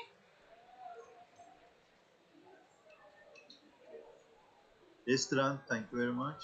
Okay, thank you. For your presentation. Dear guests, dear colleagues, dear participants, I would like to send my warm regards from Turkey. As Diren said, I'm working as a grant manager on this project, and today I would like to give a short information on grant components. First, I share my presentation. Are you seeing my presentation? It's okay? Okay. I would like to give a short information about our grant component. Who can apply for this grant program? What is the program objective? What is the institutional framework and the rules for application? I would like to give a short information. The Climate Change Adaptation Grant Program is co-funded by the European Union and Republic of Turkey, and UNDP. The total budget of the grant program is 6.8 million euro. If you look at the institutional framework of grant chain, technical assistance is given by UNDP Turkey to grant beneficiaries to anticipate and to contracting authority. The entry speed of the grant program is Ministry of Environment, Urbanization and Climate Change. The final beneficiary is Climate Change Presidency. The contracting authority is the same ministry, General Directorate of European Union and Foreign Relations and Department of EU Financial Assistance. This is a example program. So European delegation have a final approval of all of the program. Also EU delegation have a monitoring and auditing of the program. The global objective of the program is enhancing climate change adaptation in Turkey. So this program is only focused on adaptation, not mitigation included. Specific objective of the program is improve the resilience of the communities and cities, protect natural resources and ecosystems, and enhance adaptation capacity of vulnerable economic sectors. We are four priority areas for grant program grant beneficiaries. So every grant beneficiaries must focus on at least one priority area. Also, every project must include a component about climate change awareness raising activities or set of activities. Our first priority is development of local climate action plans. This is very important for Turkey's municipalities, also for local authorities. The other one is the preparation of decision-making tools. These decision-making tools, you know, risk map, modeling, impact of vulnerability analysis, and etc. This kind of thing is defined as a decision-making tools. The next one is avoiding and reducing the climate change related risk. This is defined as a water scarcity, droughts, forest fire, floods, extreme weather and events, and etc. The third priority area is the enhancing resilience of the sectors impacted by the climate change. This sector is defined in the grant guideline. You know, climate change is a very horizontal subject. Also, adaptation issue also very horizontal subject. So it's included lots of sectors. It start from, you know, health, public health, agriculture, forestry, fishery. You know, lots of sectors are included in this, and it's defined in the grant guideline. The final priority also is very important for Turkey, enhancing the exchange of adaptation know-how and experience between organizations and cities within Turkey and EU for creation and implementation of innovative climate change adaptation technologies and systems. Now I would like to give about the program budget and lots. There are two lots, lot 1 and lot 2. Lot 1 is a small-scale grant program, grant for small-scale grant projects. Lot 2 is a large-scale for large-scale grant projects. For lot 1, total budget is 0.5 million euro. And eligible cost range is 50,000 to 150,000 euros. The percentage of eligible cost of actions is 50% to 90%. Who can apply for lot 1? NGOs in Turkey, also in European countries, also eligible countries which are defined in our program. The municipalities, local authorities, universities, research institutions, development agencies, non-profit union, cooperative, representative organization of business, private sector at local level, such as chambers, can apply to lot 1 projects. The project duration is a minimum is 12 months, a maximum 18 months. Lot 2 is a bit larger budget, and the project grant beneficiaries also can do construction activities in this lot. The related to climate change adaptation issues. This is the lot 2. Total budget is 4.3 million euros. Here, eligible cost range is a bit larger, 150,000 euro to 450,000 euro. The percentage of eligible cost of action is same, 50 to 90%. Eligible applicants list a bit shorter than lot 1. Municipalities, local authorities, universities, and research institutes can apply lot 2. Project duration is same, 12 months to 18 months. And finally, I would like to give information about the progress of program. The program is launched at 2020, nearly end of 2020. 14th of October, the program guidelines and program is announced. This program is restricted call. So there are 2 steps in the program. First is a concept note steps. The second step is a full application steps. Now all of the application steps are completed and application are closed. The contracting authority continue the evaluation of the full applications. Between these steps, we organize a training for grant beneficiaries. Before first, we organize a concept note trainings about and general information about grant program for grant beneficiaries. How can they prepare their concept notes? What is the critical points? How can they apply? We give information on this, and then awarded project invited to full application training, and we organize another training on full application, and we explain how can they prepare their full application documents. Nearly more than 1,000 people, institute or colleagues are participate this training. It's very helpful for them. As I said, the evaluation is continue. In this period, we also prepare some guidelines.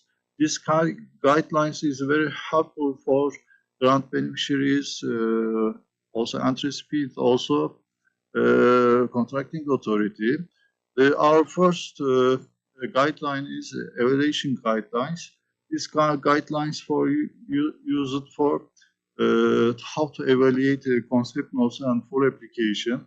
It's very helpful for contracting authority and evaluating committee. And the other one is implementation guidelines and visibility manual.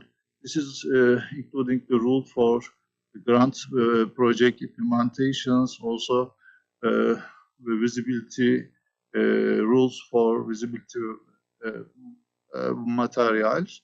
Other guideline is a procurement guideline. This is a rules for procurement. Also, monitoring manual are final guidelines. So all of the guidelines are ready to implement. Now we are hopefully start the implementation in next year to this grant program after evaluation is completed and approved by European delegation. This is very helpful for, also very important for Turkey on grant on climate change adaptation capacity of Turkey. Next year, end of the project, maybe next COP, we will explain our best practices because we have lots of participated authority, municipalities, NGOs, universities, chambers, so they have a lot of experience on adaptation. Maybe this project is replicated for other projects, and we have lots of best practices. we will share with you in future, I hope. And this is all from my side. Thank you for listening. If you have any question, it's my pleasure to answer. Yes, Diren, the floor is yours. Thank you.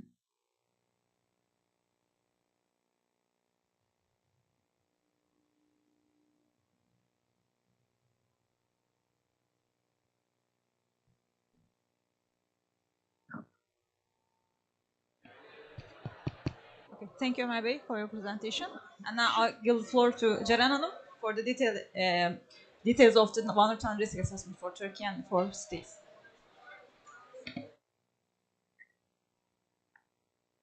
Thank you, Brian. Can you hear me?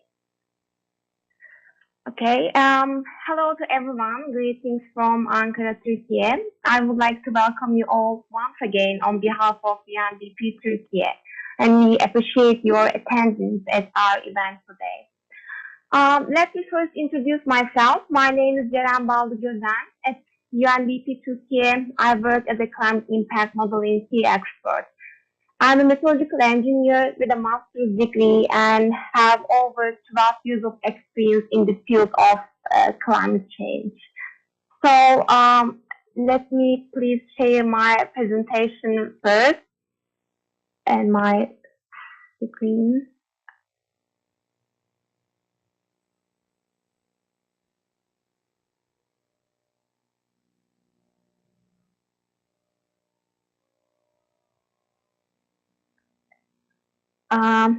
Okay, so today I'm here to present the findings of our project, Enhancing Adaptation Action in Turkey project, and to discuss the vulnerability and risk assessment of Turkey. I will quickly begin with my outline. After explaining our working steps for risk assessment and the framework, I will continue with the climate change impact assessment and expected climate change impacts in Turkey. Then I will focus on extreme hazards and our multi-hazard analysis. And I will conclude my presentation by giving the risk assessment methodology and the results. And actually, it's not easy to explain everything we have accomplished in the last 2 years, but I will try to do my best in like 20-25 minutes.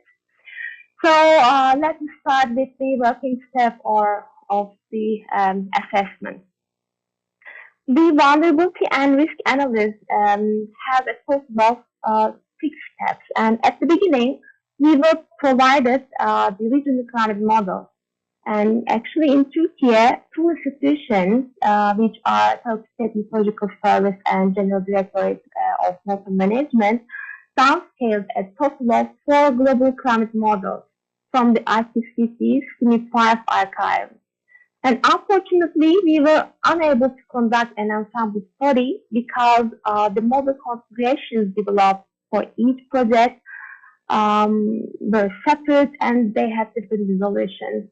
And therefore, we attempt to identify a regional climate model that simulates Turkey's climate the most accurately. After comparing the model performance, biases, the correlations, and their errors to the meteorological observation data, the NPI-ESM-MR model with a 10 kilometer resolution was chosen for the risk assessment. And later, bias correction analysis were carried out using the quantile mapping Turkey method, which was the most recommended approach in the literature like 2 years ago for extreme years. And I will go into more detail from step 4, extreme climate indices, to step 6, risk mapping in the following slides.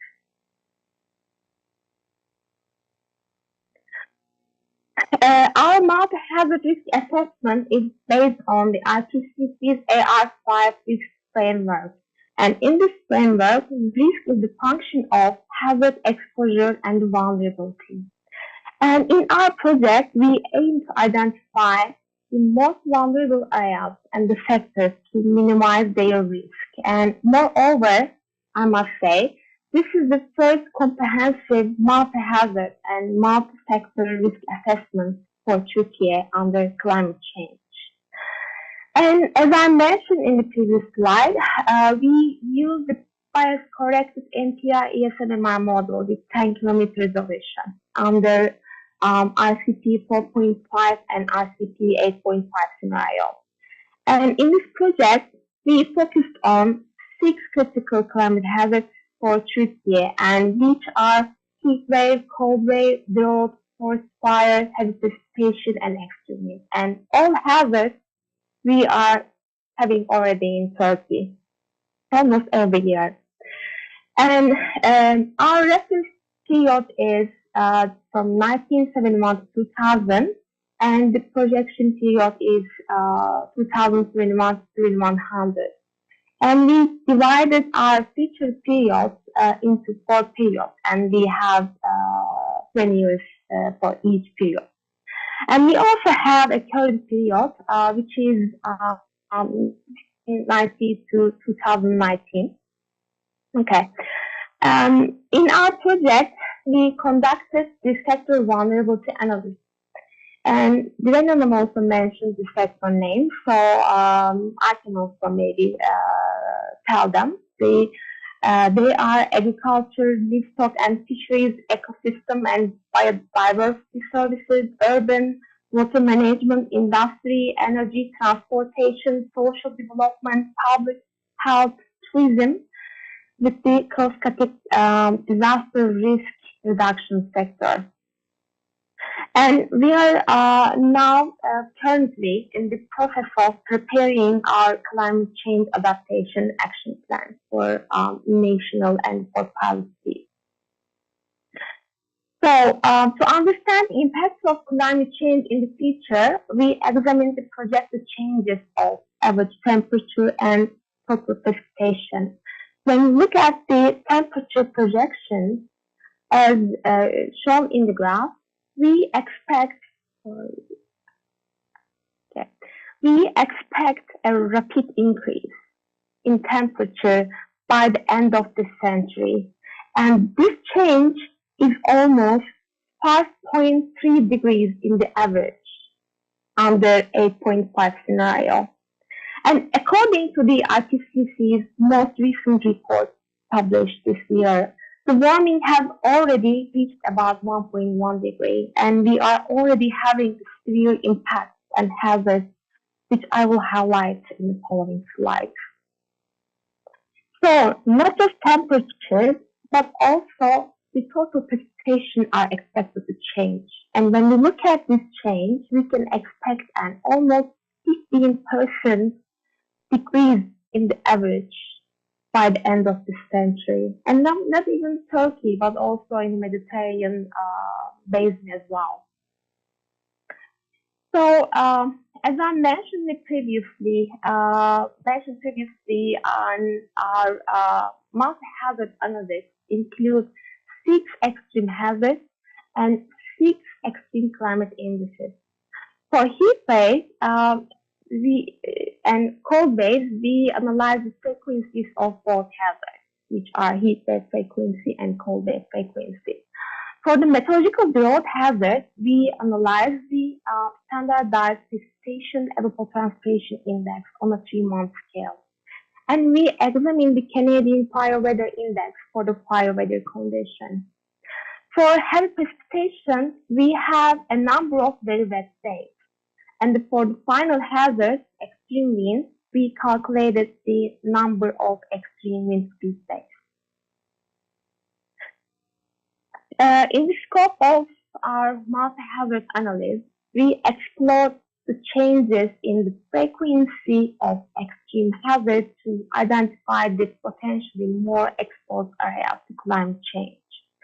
And we applied a methodology here developed by Forzieri and his colleagues, who are the Joint Research Center experts. And they applied this multi-hazard methodology for the first time for Europe, and same as for Turkey. In the following slides, I will try to show the occurrence of each hazard. And Actually, these visual looks a bit complicated, so I want to give a little detail to just understand easily.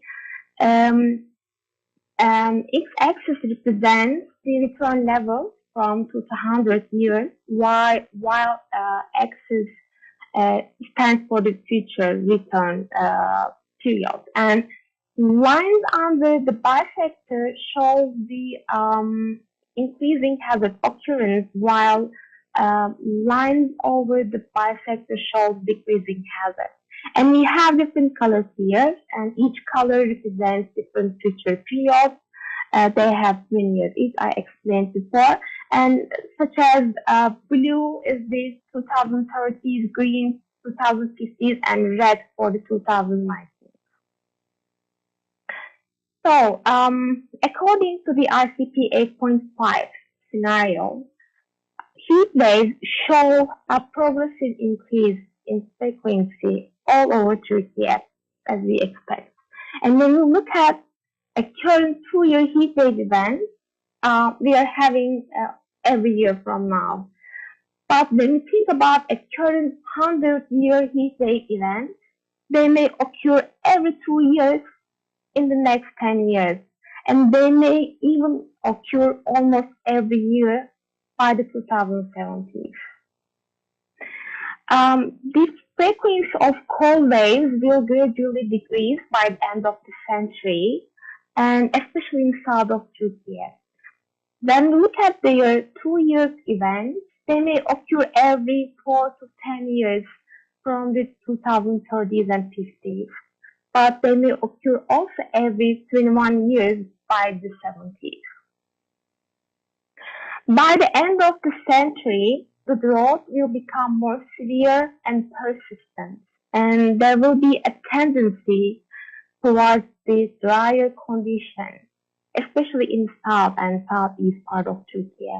And when we look at the 2-year meteorological drought events, they may occur almost every year from now, and 10-year events may occur every 4 years in next 10 years. And we can expect a current 10-year meteorological drought event may occur approximately every 5 years by the end of the century. When we look at the fire weather conditions in the future, especially in the south of Turkey, fires may happen more frequently. And when we look at the return period of the hazard, a current 2-year forest fire event may occur almost every year by the end of the century. And a current 10-year event may occur every 6 years by the 70s. So, heavy precipitation predictions show higher spatial and sample variability. By the end of the century, heavy precipitation events may happen less frequently in the south of Turkey, while more frequent events are expected in the north, such as Black Sea. And a current 10-year heavy precipitation event may occur every 7 years from the 2050s, and we can expect a current 50-year event may occur every 25 years by the end of the century. When we look at the extreme wind, wind parameter actually is very hard to project. It was the hardest parameter to project. However, when we look at the changes, extreme winds remain uncertain in the future. This is what we know. But a decreasing trend in the frequency is expected by the end of the century. However, when we look at the spatial distribution in Turkey, we can expect an increase in the northwest of Turkey and decrease in the south part of Turkey. So, a current 2-year extreme wind event may occur every 8 years by the 2070s. And when we look at the 10-year events, they may occur every 18 years from the 30s and may happen almost every 50 years by the 70s. So, what about our risk methodology? Our risk methodology consists of 7 steps, and I will try to describe each step in detail on the following slide. Our initial step is to create impact chain. The impact chain is a starting point and shows the cause and effect relationship between indicators and the risk components. And we know the risk components, they are hazard, exposure, and vulnerability. And actually, in my opinion, developing an impact chain is one of the most important steps in risk assessment. And that's why I would like to give a quick example for one of the impact chains. Let's say heavy precipitation event may cause a flood and series of intermediate impacts, as is common in Turkey, Black Sea region, like we had this year, last year. So the population and the buildings are exposed to floods, and buildings are sensitive because they are also located near the stream beds. And along with the poverty in the region and with low education, maybe, people don't have the capacity to cope, so which means they are vulnerable. And finally, buildings and roads are flooded, even landslides occur, and causing loss of life and property. Thus, the risk is revealed. So these impact chains help us to understand what is causing the risk. And in our project, we have 10 sector experts, and they develop tens of impact chains as well. However, we only perform risk analysis based on the data availability. So our next step is to select indicators for each risk component. And to perform integrated risk mapping, we use geospatial indicators, specifically city scale indicators for our national scale analysis. And in our project, we have also 4 pilot cities, as I mentioned the names, and we also use the district scale data. So for the selecting of indicators, relevance, measurability, homogeneity, reliability, and most importantly, data availability are very critical when selecting indicators to ensure reliable and comparable results. The third step is to collect data. I must say, gathering data was the most difficult and challenging part of the analysis. And this is not in Turkey, but also everywhere. And in our study, we primarily use data from the Statistical Institute, TÜSTAT, as well as data from ministries, municipalities, academic studies from universities and some NGOs. And climate projections, observation data, socioeconomic values, and demographic values, and some sectoral expert opinions were also used as the indicators of our risk assessment. So our fourth step is normalization. As we all know, indicators come in a different magnitudes and measurement units. And that's why standardization, normalization of each indicator is very critical for the analysis. And to make each indicator unitless in our study, we use the minimum maximum normalization method as shown in the slide.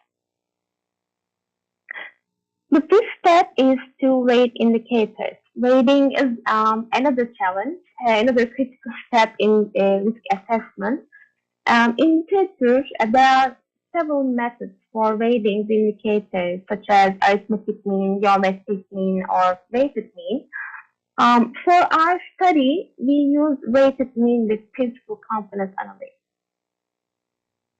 And after the indicators have been rated, the next step is to categorize the risk components. And each component was classified into 5 classes as shown in the table, which indicate indicating very low green, and 5 indicating very high as red. And the final step is to aggregate risk. There are multiple methods exist in the literature to aggregate risk components. And in this case, in accordance with the IPCC AR5 risk concept, we use the formula as shown on the slide. And as a result, risk is assessed and classified once more from 1 to 5. And following that, we compare our results as current and future period for each sector.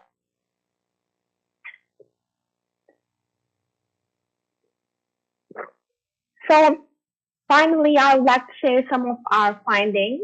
And these are our heavy precipitation, heat waves, and meteorological drought hazard maps for current period, which is 1990 to 2019.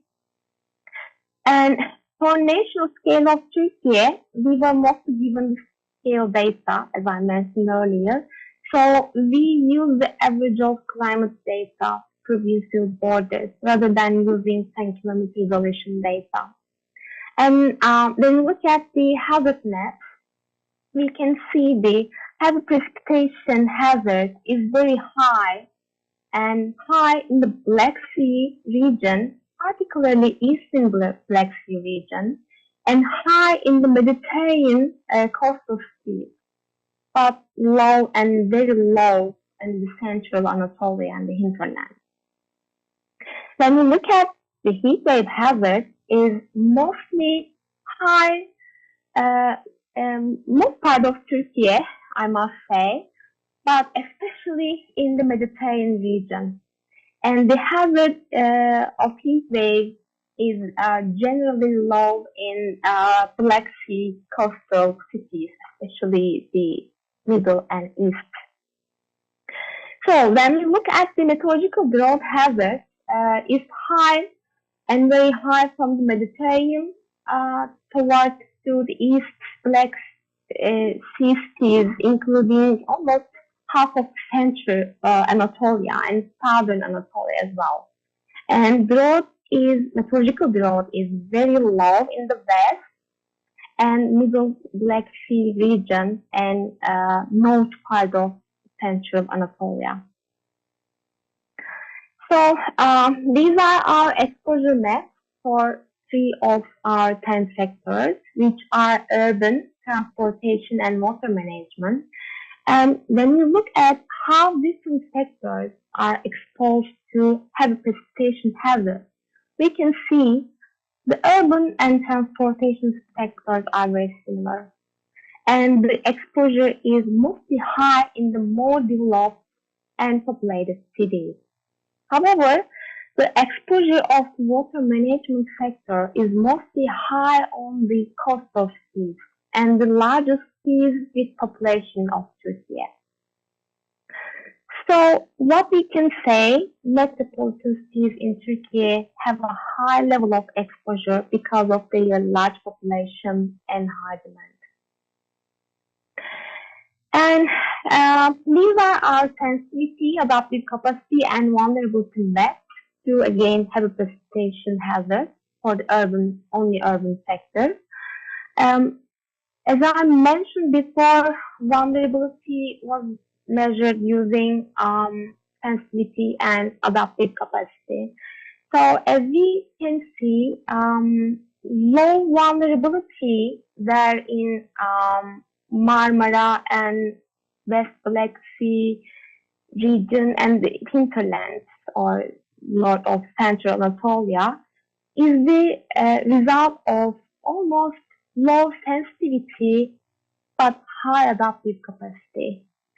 And while a high sensitivity and a lack of adaptive capacity results in very high vulnerability, as in particularly southeastern Anatolia and Middle Black Sea region as well.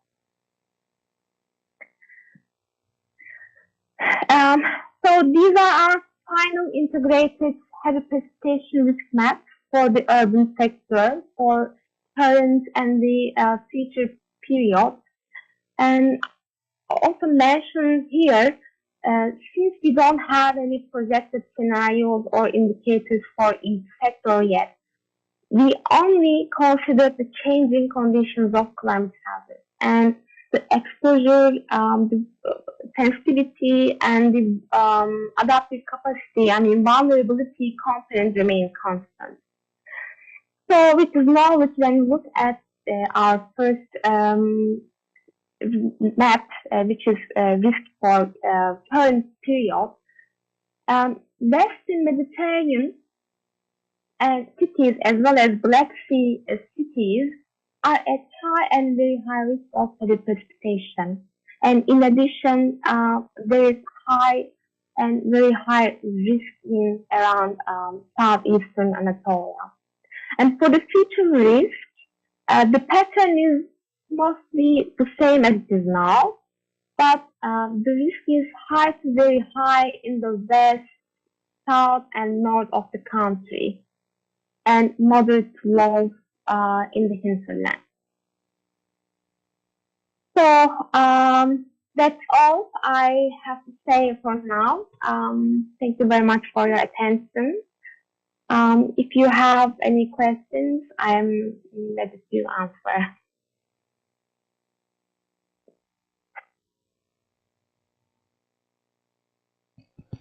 Thank you, Ceren, for your presentation.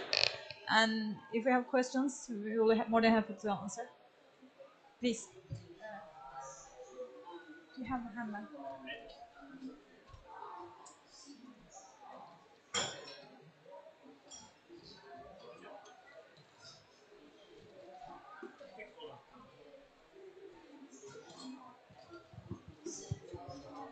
Hello, my name is Fatih Yılmazer. I am from Kare Group.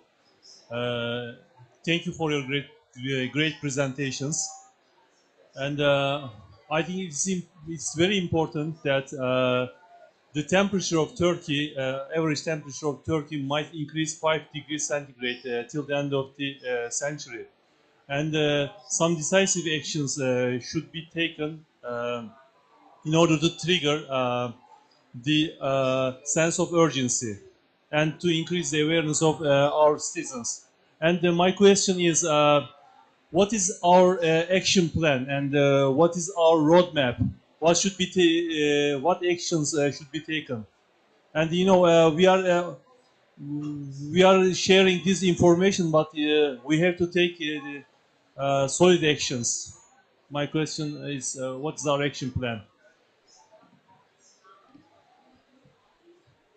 Thank you for the question. I'm not sure if Ceren is answering this question as well. We are actually preparing our action plan for the sectors, but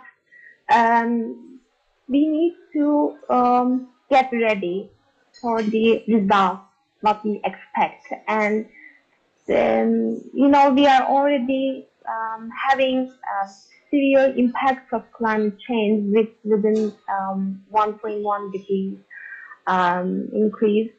So we need to get ready. We need to prepare our plans. I mean, we need to prepare our risk assessment for our sector. We have done this analysis for just Turkey and for pilot cities. But when you are talking about your sector, you have to get prepared for your own values. I can also say something. I mean, your physical assets. Sure. It's always. May I add something to the question? Okay. It's always that we should reduce our GHG emissions first of all, and follow the path to a green development. So it's important. First of all, if we stop the emissions, we know that when we stop the emissions, or if we stop the emissions now, we need to adapt because the impacts of climate change will continue. So first of all, the emission reduction, we should do the same mitigation and adaptation actions at the same time. This is the most important thing. But if we stop the emissions now, we should continue to realize adaptation options. to combat the negative impacts of climate change. I should say that.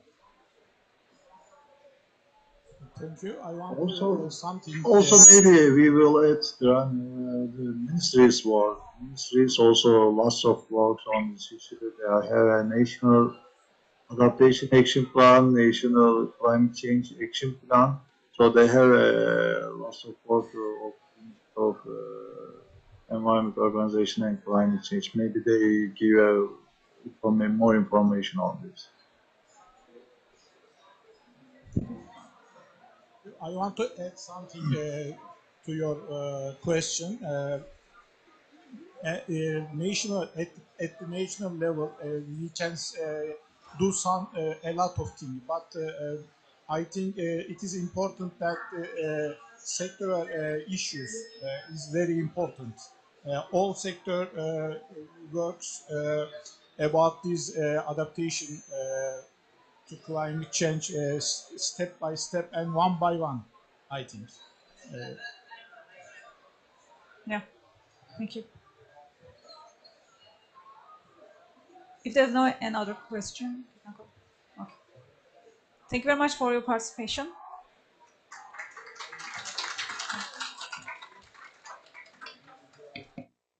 Thank you for your participation. Bye bye. Thank you, Kızlar Maya. bir fotoğraf alalım. İkiniz de.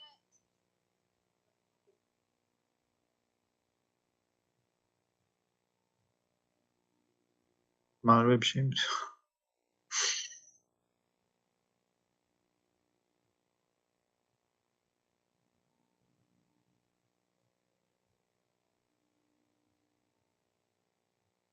Görüşürüz Ceren. Hoşça kal. Fotoğraf çekiliyor sanırım. Ha biz arkada mı kaldık? Ee,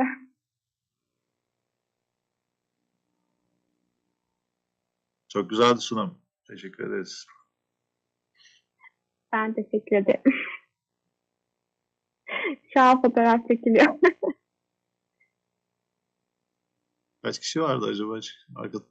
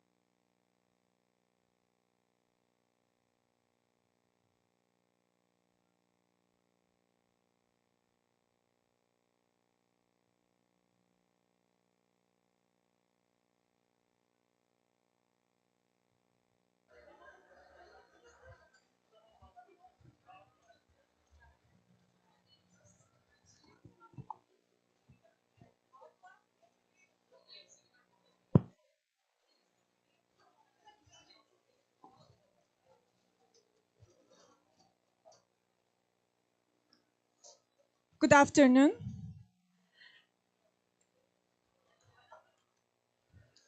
I'm İnci Tüney Kızılkaya. I'm associated professor at Ege University, and also I'm voluntarily working for Mediterranean Conservation Society. Today I'm going to present our efforts to combat climate change in Gökova Special Environmental Protection Area. First of all, I would like to thank to Minister of Environment, Urbanization and Climate Change to bringing the government, ministries and the Coast Guard and NGOs and the scientists from the universities and the local people all together in Gökova Bay. And this collaboration resulted with a success story, and I'm going to share this story with you. And Gökova Bay became a good example of well-managed MPAs in whole Mediterranean. So, as we know, oceans contains a unique biodiversity and provides a good and valuable food source, and also provides oxygen that we breathe, the most of the oxygen in the atmosphere. And also it's a major carbon sink of the anthropogenic carbon. But unfortunately, we know that the oceans are facing with so many stressors like overfishing, climate change, invasive species, habitat destruction. And to mitigate these pressures effects, the MPAs, the Marine Protected Areas, are accepted as a really effective tool. Because of this, Aichi biodiversity targets aimed to protect 10% of the oceans in the world by 2020. And we have another target similar to this, 30 by 30. We all know about it. And until 2030, we aim to protect 30% of the oceans. But 10% of this 30% should be fully protected areas. As you can see in a published paper here in the diagram, this shows the marine protected areas in the Mediterranean, and there are 10,087 of them in the Mediterranean right now. And the percentage is 8.32% of whole Mediterranean. You can see different colors here. They all show the different levels of the protections. They are all MPAs, but their protection levels are different. For example, we have moderately protected areas, poorly protected areas, highly protected and fully protected areas. But we can see here the fully protected areas are only the 0.06% of the Mediterranean. So why I'm talking about this protection levels? So as you can see here, sorry, this is a recently published paper about marine protected areas in the world. This is the past situation of the marine environment. As you can see, there are lots of apex predators in the sea. And this shows the situation of the pristine seas. But now in the present, we lost almost all the biodiversity in the ocean. When we look at the highly and fully protected areas, they are very similar with the ocean situations in the past. But the lightly and minimally protected areas are the same with unprotected areas. In here, in the diagram, you can see in 2000, the number of the MPAs in the Mediterranean increased prominently. As you can see here, but on the, I don't know if you can see from here, on the baseline, you can see a blue line here. This shows the fully protected areas, the coverage of fully protected areas.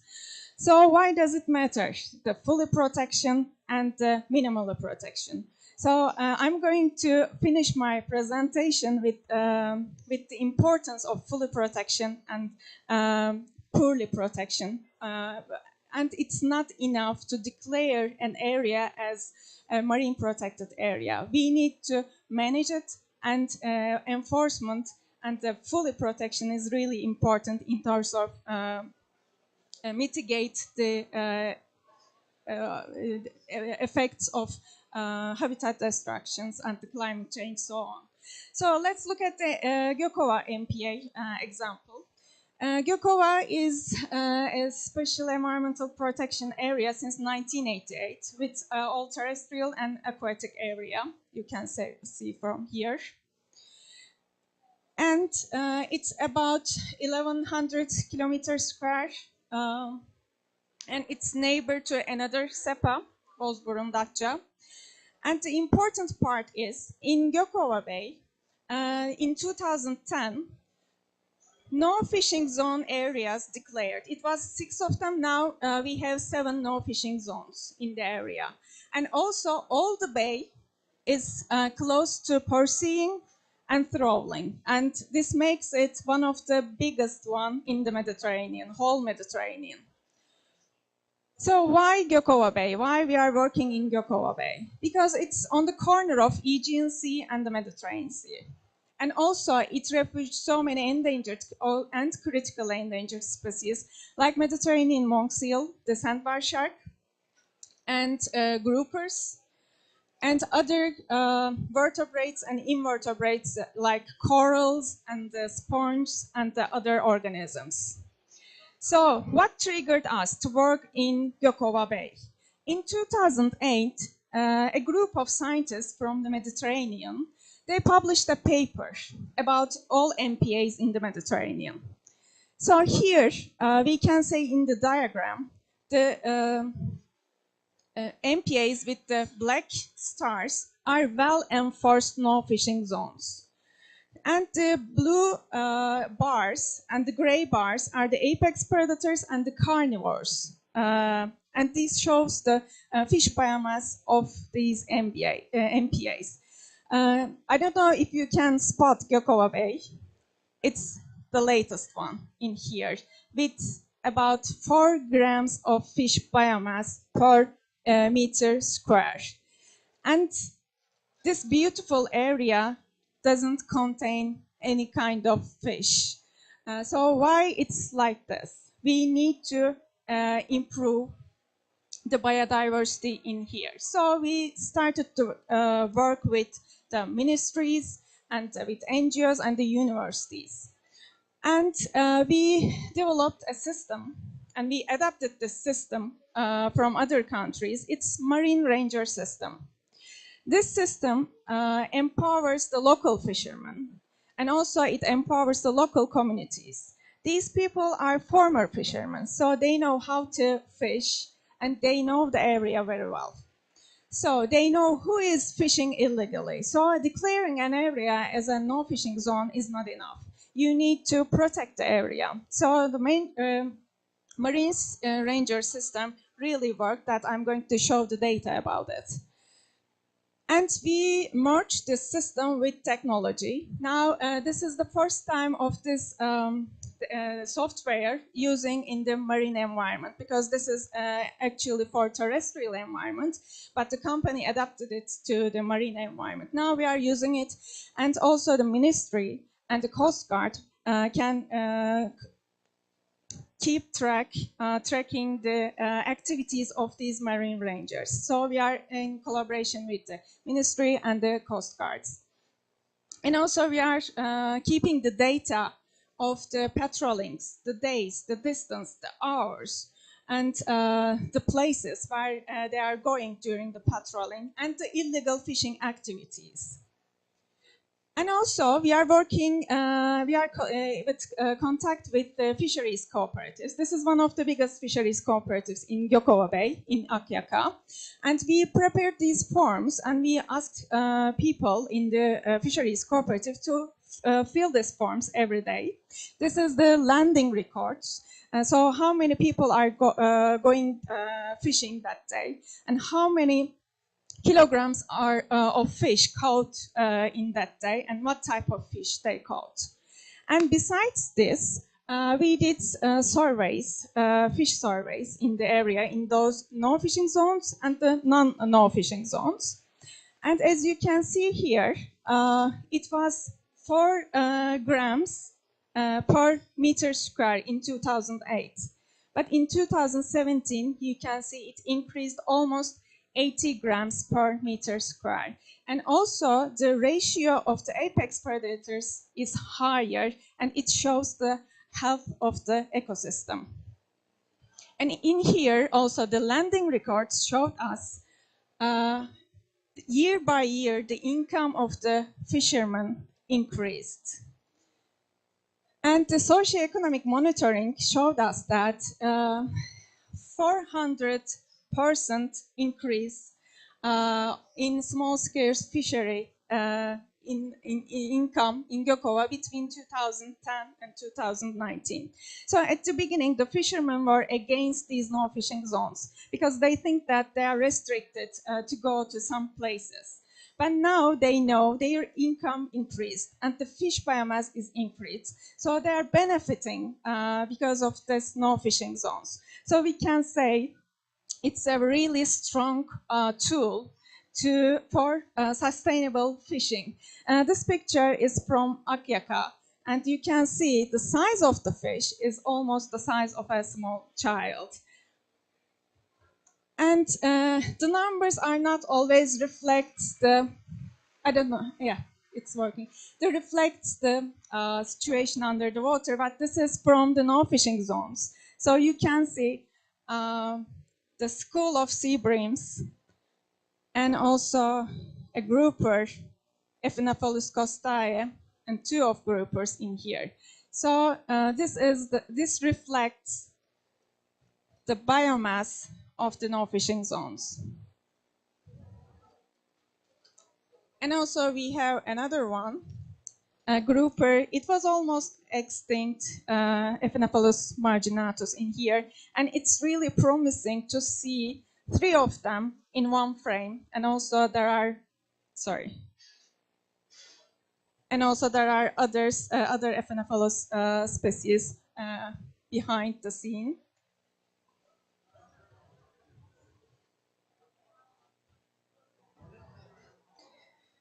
So after seeing that increased biomass of the fish in the around of the no-fishing zones, and after declaration of no-fishing zones, of course, there were so many ghost nets and the fishing lines, the fishing gears left in those areas. So we wanted to help the habitat to recover itself quickly. So we started an ecosystem restoration activity to clean up all the areas. And after 5 years, the habitat recovered really quickly. So it seems clean and the spawns look healthy. Another ecosystem restoration action that we are conducting for 3 years is macroalgae transplantation. You can see the difference between 2 pictures. So this is from Gökova Sepa. This is bare rocks, you can say. But this is from the north part of Gökova Sepa. It's covered with macroalgae. So macroalgae are very important element of the marine ecosystems. They are one of the primary producers, like seagrasses, and also they inhabit many organisms. And you can see the brown algae, which are the kind of indicators of the clear water. But why is Gökova Sepa is like that? We know the answer, but we wanted to prove it. So we started a project supported by Horizon 2020 and also Endangered Landscape Program. We tried to establish a methodology. We tried and failed. At last, we achieved. We transplanted Cystoceras, a kind of brown algae, from other parts, for example, Urla and Foça, and brought them here, and we transplanted, we attached them to the bare rocks with epoxies, and we covered them with these cages. And we measured them every month to see the growth rate, and then when we succeeded, and also we saw new recruitments around here, so it means that they are reproducing, so they are healthy. After that, we removed the cages over them to see what's gonna happen, and we put a GoPro camera in front of them. After 2 days, that was the scene that we saw when we dived. And when we checked the records, the rabbitfish were consuming in a really rapid rate of these macroalgae. And this brings the new chapter of invasive species. So the invasive species are one of the biggest pressure in Gökova Bay right now. Every day, it's assumed that 9 tropical species enters the Mediterranean from Red Sea and Indo-Pacific through Suez Canal, mostly. One of them is Siganus luridus and Siganus rubilatus, the rabbitfish species. As I showed, they are the main responsibles of these barren rocks, and you can see the big school of juveniles in here. And the other herbivore invasive species is Diadema setosum, that's long spine sea urchin. And also they have another alien species. It came with them. And this is from September. This year, on September, we realized there is a mass mortality event. I think we don't know if it's a good news or bad news. It seems a good news because they are dying. And we realized it started in Kaş, and now, and we saw it in Göcek, and also now the mass mortality event happening in Gökova Bay right now. This picture is from 2 weeks ago in Gökova Bay. So we get some samples, and we did some monitoring, and we uploaded the data to Mediterranean mass mortality event databases. We will see what's gonna happen in the next days. And I love this picture because it reveals how serious is the situation in the Mediterranean in Gökova right now. Because I wanted to take a picture of lionfish, but while I was trying to do that, a pufferfish came across the frame and blocked the frame. So an invasive species blocking other invasive species while I was trying to take a picture. So Turkey genera Flavamaclosus and Lagocephalus scleratus. These are the 2 toxic pufferfish species in the Mediterranean. And Lagocephalus scleratus is also damaged all the fishery gears, and it has a big impact on fisheries economy right now. And also it's collapsed some of the fish types and also shrimps. They love shrimps and mollusks like octopus or the other loligo type of species. They know their taste. And what can we do against these invasive species? If an alien species came into water, an aquatic environment, and if they became an invasive species, there is nothing to do to remove them back. The only thing is mitigation. So it's not easy to mitigate the effects of the toxic ones, but the way is the well-managed no-fishing zones. Because if the no-fishing zones are fully protected, the local species, especially the apex predators and the carnivores, their population is increased. And so they are territorial animals. They can defend their territory against these invasive species. So even these toxic ones, they are not toxic when they are juvenile. And so if there are a high number of carnivores around, they can eat these toxic fish when they are juveniles. And the other thing, for the edible ones, we can be their predators. We can eat them, we can consume them, instead of the local ones. So for this, we promote invasive species for public consumption, because local people don't know about these invasive. They are not familiar with these invasive species. For example, lionfish and the rabbitfish has spines, venomous spines. They think they are all toxic. People think they are all toxic. So we prepared brochures how to clean them, how people can cook them in their kitchen. And we contacted with famous chefs, and they prepared recipes. And also contacted with the restaurants. They put this invasive species in their menus. And we contacted the restaurants with the fishermen, because fishermen think that no one is going to buy this fish, and they thought they are discards. So they have economic value right now, the invasive species. And This is a supply and demand issue. Now, fishermen can sell this invasive species to restaurants and to local people. And these are what happened since 2012. And we saw the good results of those, but we need to prove them in scientific way. So we are doing monitoring actions in here, but my colleague Wahid Alan will talk about it later. I'm just going to mention some headlines. So we are keeping track of seawater temperature from the surface to 40 meters depth. Every 5 meters we have temperature loggers. So you can, since 2015, we are collecting this data and uploading the data to tmet.net.org. You can see these results in there. And as you can see here, especially in summer seasons, the thermocline is going deeper. And the temperature on the surface is more than 28 degrees and sometimes 40 degrees. So as in the previous sections, in the morning sections, in the presentations, it's been told that Marmara Sea is, the sea temperature is increasing because of the entrance of the increased temperature of the Mediterranean Sea also. And also we are monitoring the seagrasses because they are the most important elements of marine habitats. They are the greatest carbon sinks in the world, more than the forests, mangrove forests especially. And they are very vulnerable because Gökova MPA is a touristic area. And there are so many yachts and boat trafficking in here. And the anchoring really damaged these habitats. So we are monitoring them.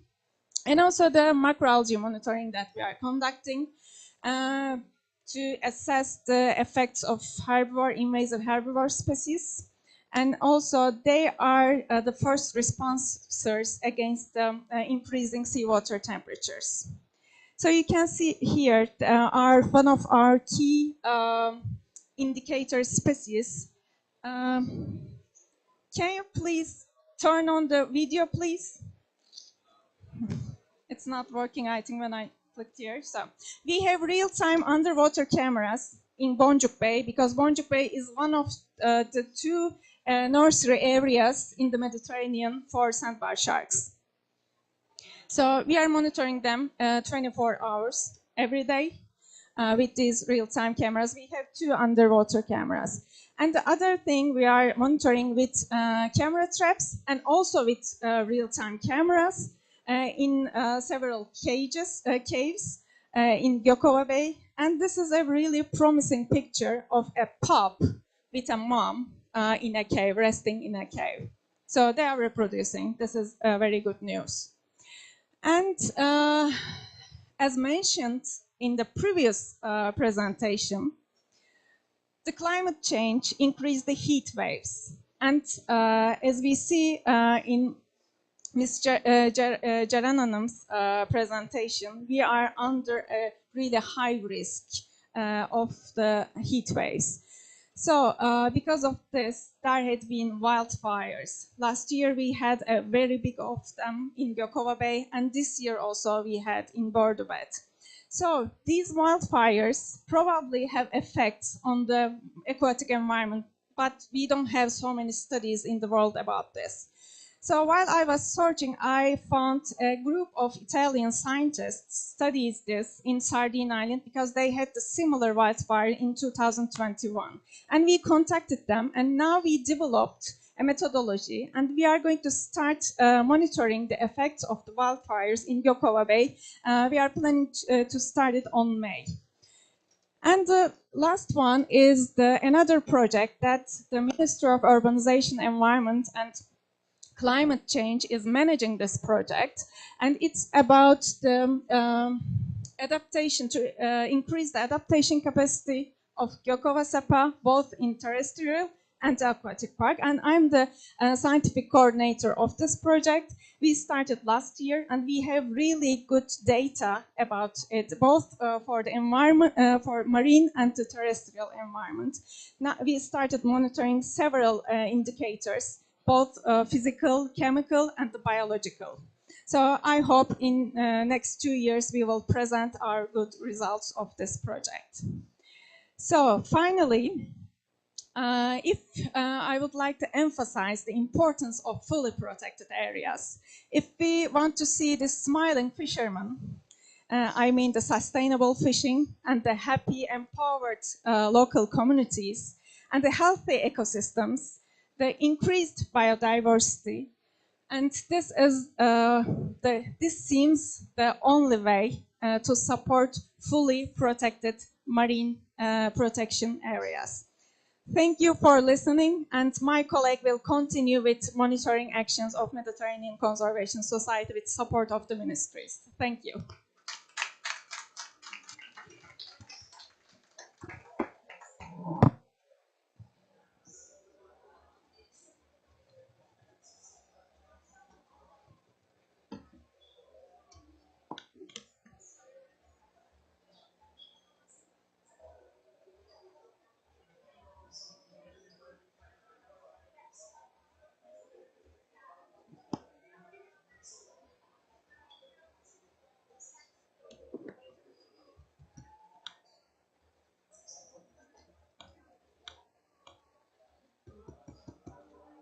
Can you hear me? Okay. Dear General Director, dear participants, my name is White Alan from Mediterranean Conservation Society. I am working with Mediterranean Conservation Society as a manager of the conservation and monitoring studies. So my presentation, content of my presentation, will be start with marine ecosystem restoration activities, and after, as Inge mentioned about it, we have so many monitoring studies in the Gökova special environmental protected areas, such as seagrass monitoring, sandbar shark monitoring, and Mediterranean monk seal monitoring. Let's start with ecosystem restoration. It means repairing the degraded habitats and make more resilient of the marine ecosystem for the future condition, because future conditions will not good be done today. We have to make more strong our ecosystem as well. So ecosystem restoration decades was declared by United Nations, where we are expected that they have to more action for the restore Mediterranean ecosystem. So we are applying two approach for the ecosystem restoration activities in Gökova Bay. One of them, passive ecosystem restoration activities. It means little bit announced protected areas. Just remove that stress factor over there, and no further action is required. As you can see here, this is from 2011. There are discard fishing line there, and when remove that, there nature recover itself like that, only for you. So also we apply active restoration activity in Gökova SEPA. It means directly applied some applications, including like transplantation and translocation. Also we can reduce some herbivore pressure on the seagrasses or macroalgae, as well as we can transplant some seagrasses and pan-shell pinas in there. It's a active restoration actions. It's required high control and intervention as well. So, behalf of our cleanup restoration activities, we have great effort of underwater cleanup. We are really care about this, because it's really tough to and affected the ecosystem really tough. What is this wastes and where did they come from? We are facing mostly discard fishing gear in Gökova Bay, especially out of the no fishing zone. Illegal fishing equipment is mostly abundant. Drift fishing gears and other wastes originated tourism-based or terrestrial-based. So, as you can see here, yeah, we are facing a new concept, ghost net. Ghost net is the most dangerous discard net for the marine habitats because they continuously fishing as passively. We also remove that. Discard nets and other wastes are threatened habitats such as seagrass, coral reef, hard bottom habitats, as well as coleregion algae. Also, they decrease their permeability and sunlight and oxygen, as well as cause microplastic pollution as well. I would like to share with you some results. It's results only you can see here only from last 4 months. It looks like small numbers, but there are so many, much more than this, waiting us to remove them. It's a continuous job for work for us for the restoration action because there are so many accumulation from the past to today. I will talk about our monitoring studies. We have so many monitoring studies applying in Gökova SEPA. Seawater temperature, Ince already mentioned about this, and macroalgae also Ince already talk about this. Seagrass, meadows, especially we caring about the Posidonia oceanica because the most important tool for us, for maybe for all of the Mediterranean countries, to combating climate change, thanks to their highly rates carbon capture features. Also, we are monitoring sandbar shark and monksil in Gökova Bay. They are key species for the Mediterranean habitats.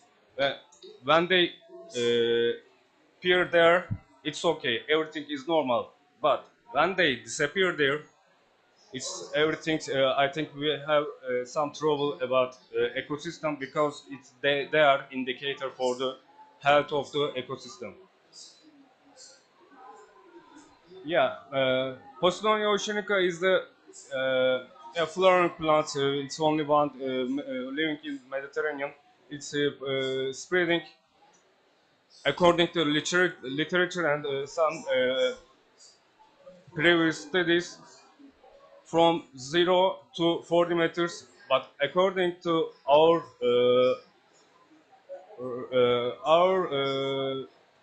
observation data, they are only stuck 8 meters to 30 meters for now.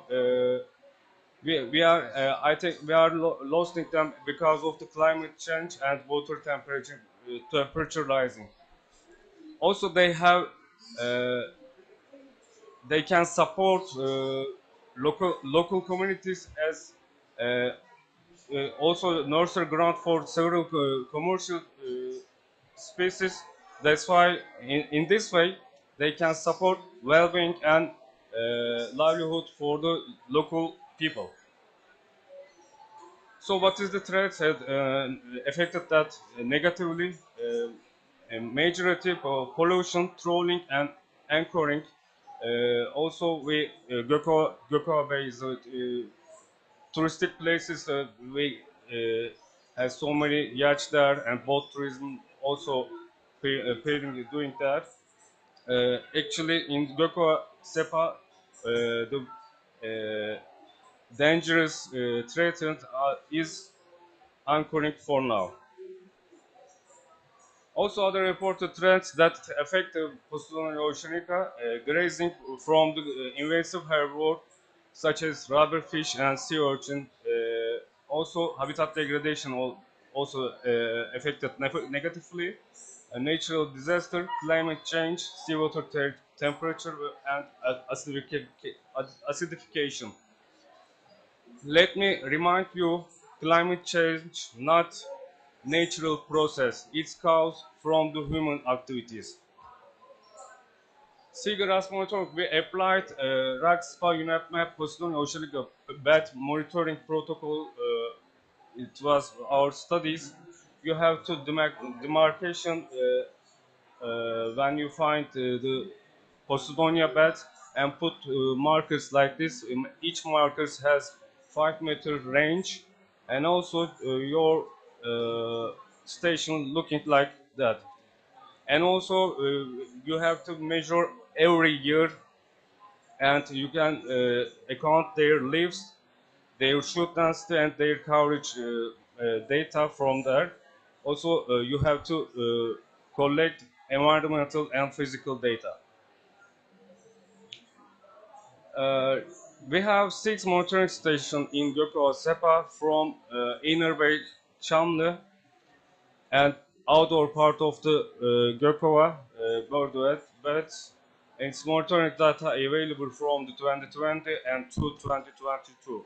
Apart from the seagrass meadows health check, we also collected environmental parameters from the parallel on from our monitoring stations.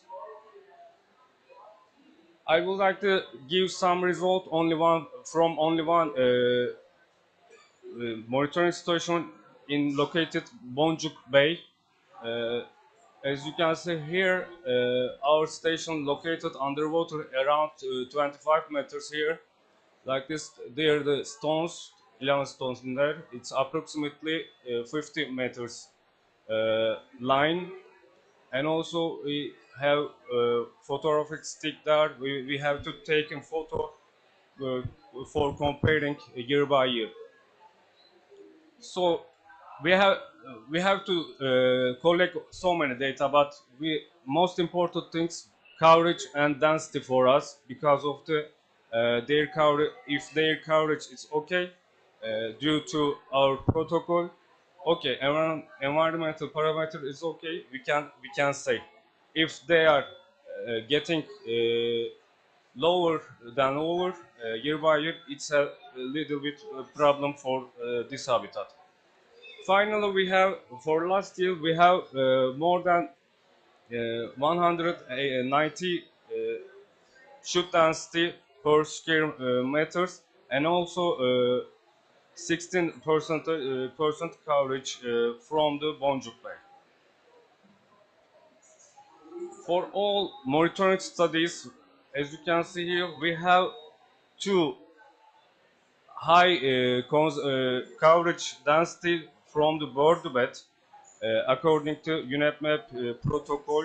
Also, we have one good coverage rate from Kerman station, and only one poor coverage from Inner Bay Çamlı.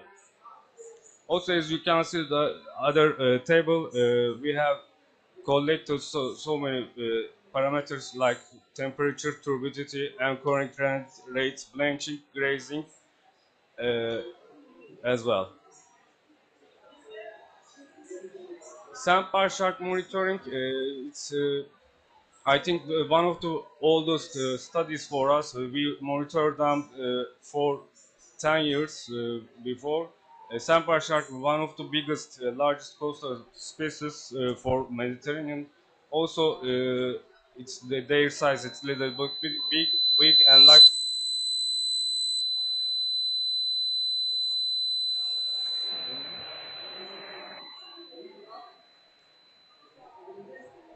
Sorry about it. Average their average lifespan is around 30 years old. Despite despite their long lifespan, but it's an endangered species due to, unfortunately, bycatch and their low breeding rates. What is the threat on sandbar shark along the Mediterranean? Not only Gökova Sepa, it's a threat for all of the Mediterranean, because yes, we can say seawater temperature increasing, overfishing, bycatch, habitat degradation, pollution, and other disturbances. That's in this way, under these threatened, sandbar sharks are classified under endangered in IUCN Red List. We are monitoring sandbar shark by camera trap. It's real underwater real-time camera. It's they recording continuously. Also monitored by snorkeling as institute. Yeah, real-time camera systems. It's generating it's their own energy by solar panels and recording all day long during daylight periods. They has enough storage capacity, and you can watching there remotely. It means it's this method reduce their stresses factor when you go, and every time they had some stress from researcher or their human activities. So we have results from the last year. You can see here huge number. We observed huge numbers, but it's not means their population. It means how often they use the Boncuk Bay as well, because their population still decreasing now. We face it. The biggest cluster size so far is 7 individuals in Boncuk Bay. Most female individuals use that area. Only male individuals only comes early summer Boncuk Bay.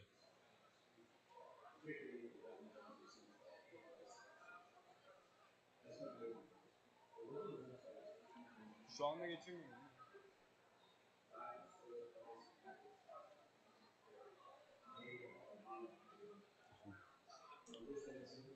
Snorkeling monitoring, it's about you can see here, it's so easy to go swimming and collect data. It's more effective identify individuals and their gender, because they identify their gender to understand how they use, why they use these areas. If female comes here, maybe breeding, or male individuals come to here, it's for maybe they're also feeding or breeding as well. The, also, its advantage is easy to collect environmental parameters, turbidity, and human pressure or pollution. And we have some results from snorkeling monitoring. We only observed 39 individuals in last summer season. That was high degrees seawater temperature, more than 30 degrees. We measured this from surface to 3 meters depth from there. Also, we only identify as by photo identification 3 individuals for now. Yes, as you can see on the graph, normally their peak observation time end of the May to end of the July, but the last year we faced was surprising for this observation rate. As you can see, they are frequency shifting there. The most frequency was last November in Boncuk Bay. I think they have a adaptation for the against climate change and water temperature degrees, but they can manage now. I don't know in the further condition what they will do. Mediterranean monk seal monitoring studies also. Mediterranean monk seal is one of the rare species all around the world. We have now around the Mediterranean 500 and 600, between 600 individuals, total population I am talking about it. And all the Turkey coast has approximately 80 and between 100 individuals around the Turkey coast.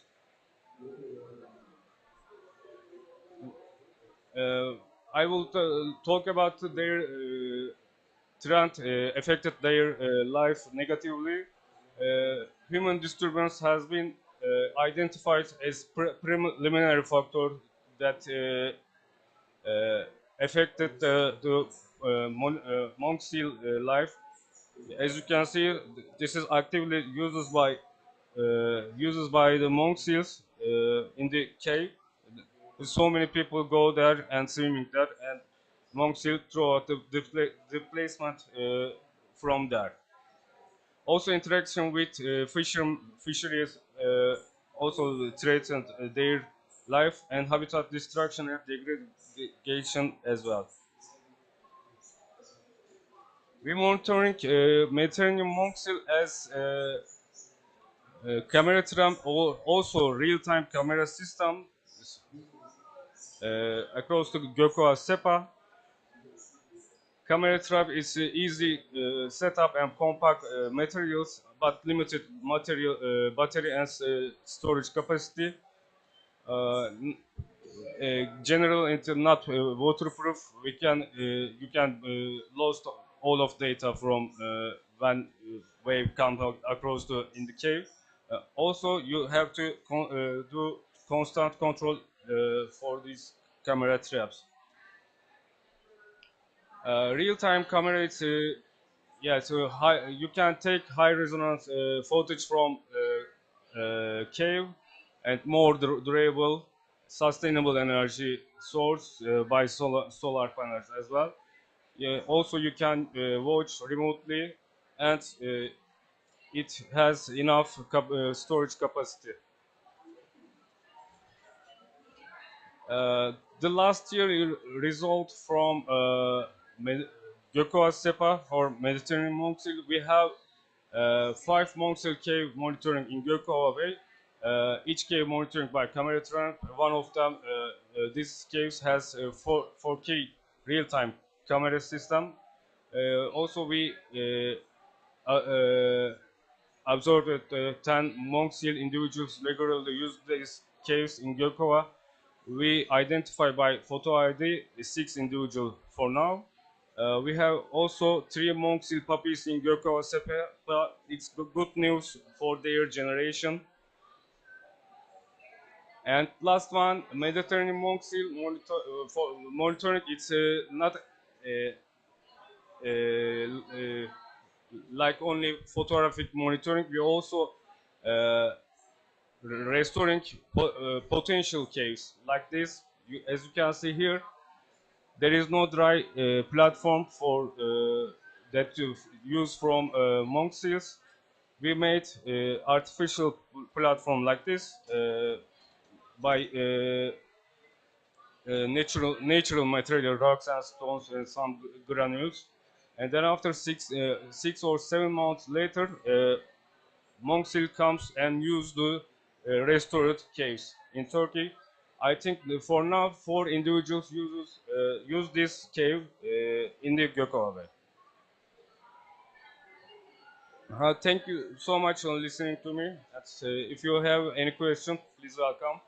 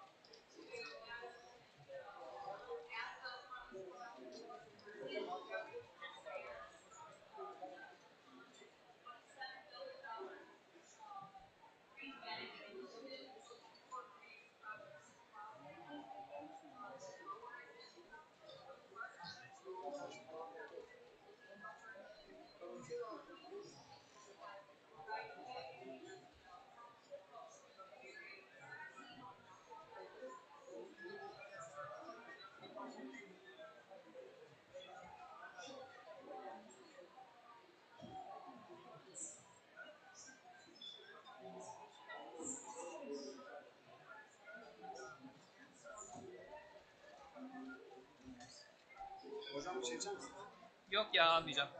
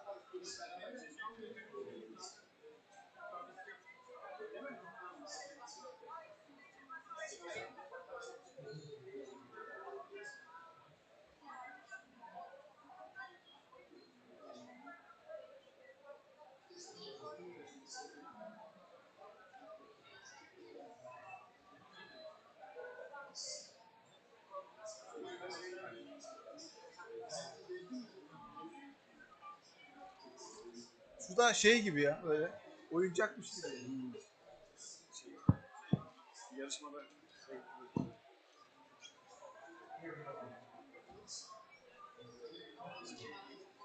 tamam olur. Benim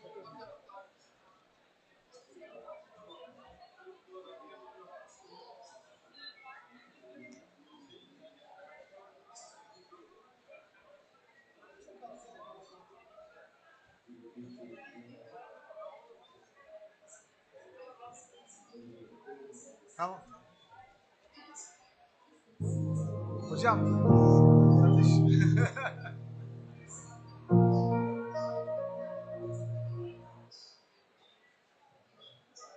Konuşuyormuş gibi yapayım. Ha, koydun mu? Süper. Harika. Bundan çok iddialıyız yani.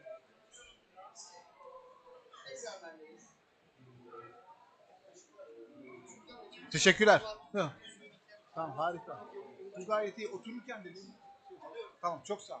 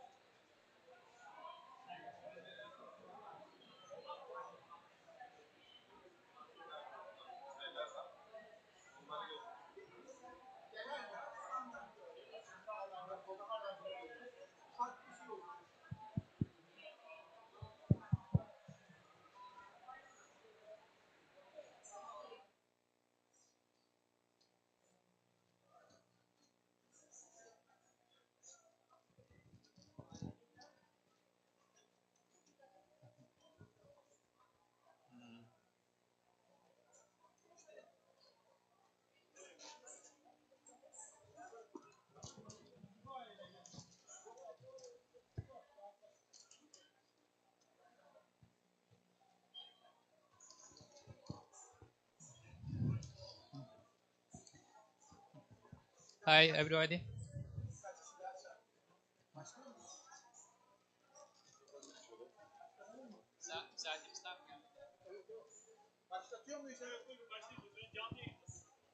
Thank you. Hi, everybody, ladies and gentlemen, dear General Manager. My presentation is first attempt to implement ecological corridors in Turkey. I am Mustafa Sözen from Zonguldak Karayelmaz University. This study is a project supported by Ministry of Environment, Urbanization and Climate Change of Turkey. This project was started 4 months ago and will be finished in the next 2 months, so the study is still continuing. The purpose of the project is, in the light of the scientific criteria, the in order to protect ecological continuity, ecosystem integrity, and biological diversity, to determine ecological corridors that provide connection between protected areas, and so to establish sustainable, healthy connections between sub-ecosystems. This is the study team, totally 12 people: mammalogist, invertebrate expert, botanist, ornithologist, herpetologist, hydrobiologist, geologist, landscape engineer, GIS expert, and city planner. The location of Turkey. Turkey is located in Palearctic zoogeographic region, and the other zoogeographic regions in the world: Neotropic, Nearctic, Arctic, Afrotropic, Indomalaya, and Australian zoogeographic regions. And the biodiversity of Turkey is affected by the fauna from Europe, Asia, and Africa. And the fauna of Turkey has some species distribution coming from these areas in the world.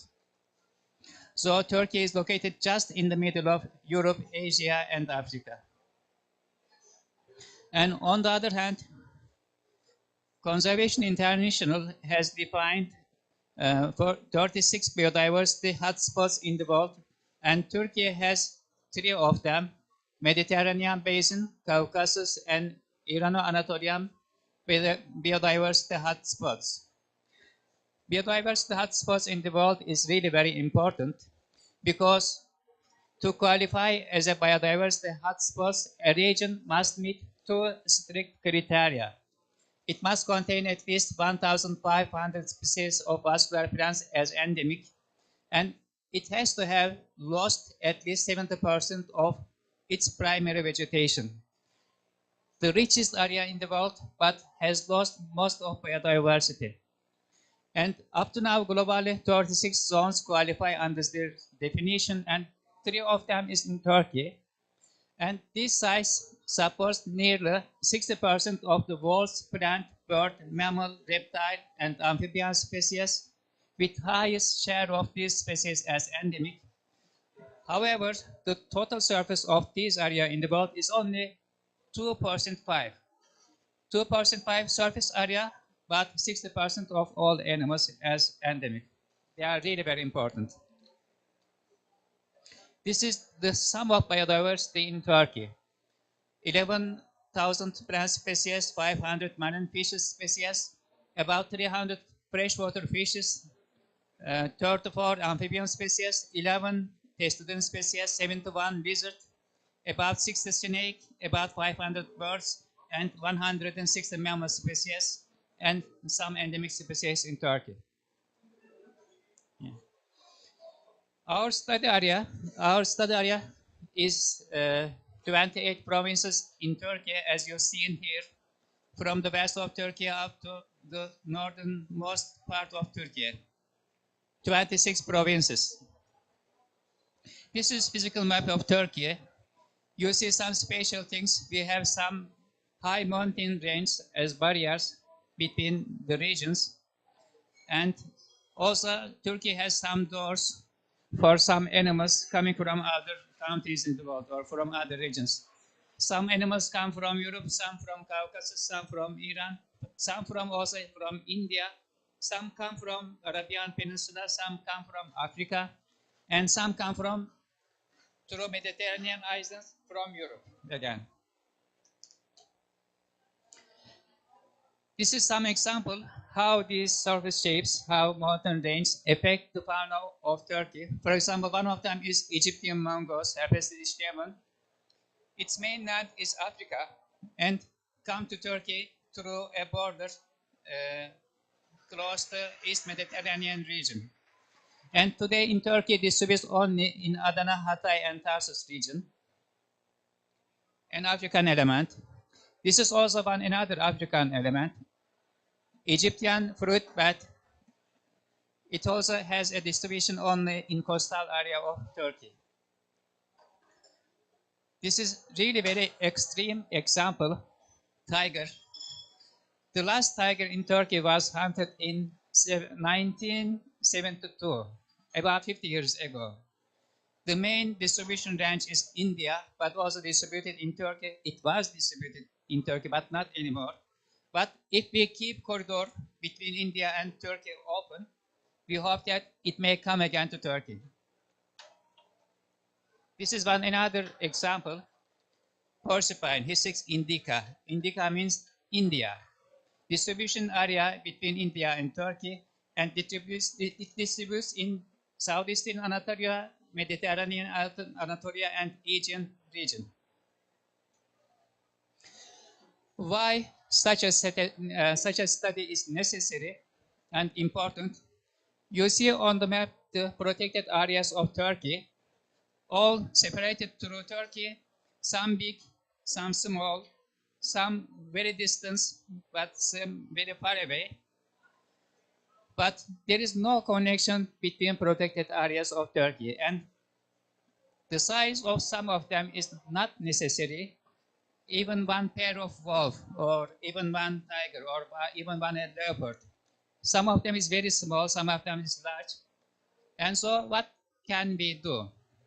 We connect all of them together, so all animals change the place from one protection area to another. Why this area? What is the importance of project area? The study would be the first attempt, but it had to start from the right place. But the place is really right. This is the project area, and the importance of this project area is this, because this area covers all three biodiversity hotspots in Turkey, contains most of the endemic fauna and flora species in Turkey, covers most important ecological barriers in Turkey, high mountains range, covers most of the glacial refugia in Turkey. Glacial refugia is really very important because the center of endemic plants, animals, and genetic diversity. That is why it's the home of not only a rich species diversity, but also rich genetic diversity, worth protection, has doors to enter Turkey from Africa, Arabian Peninsula, Iran up to India, Caucasus, and Europe. So, to connect protected areas here by ecological corridors is crucial for ecological integrity and sustainable protection purposes, and also to have suitable protected areas also in the future. Because think about the effect of climate change, and we will back to this point again. The methodology we use is like this.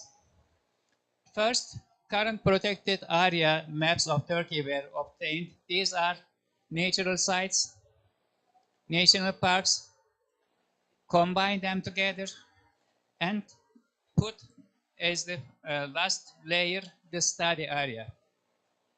And after that, three basic data sets we needed. These are habitat suitability data in the project area, ecological integrity data, and ecological resistance areas data. One of them, habitat suitability data.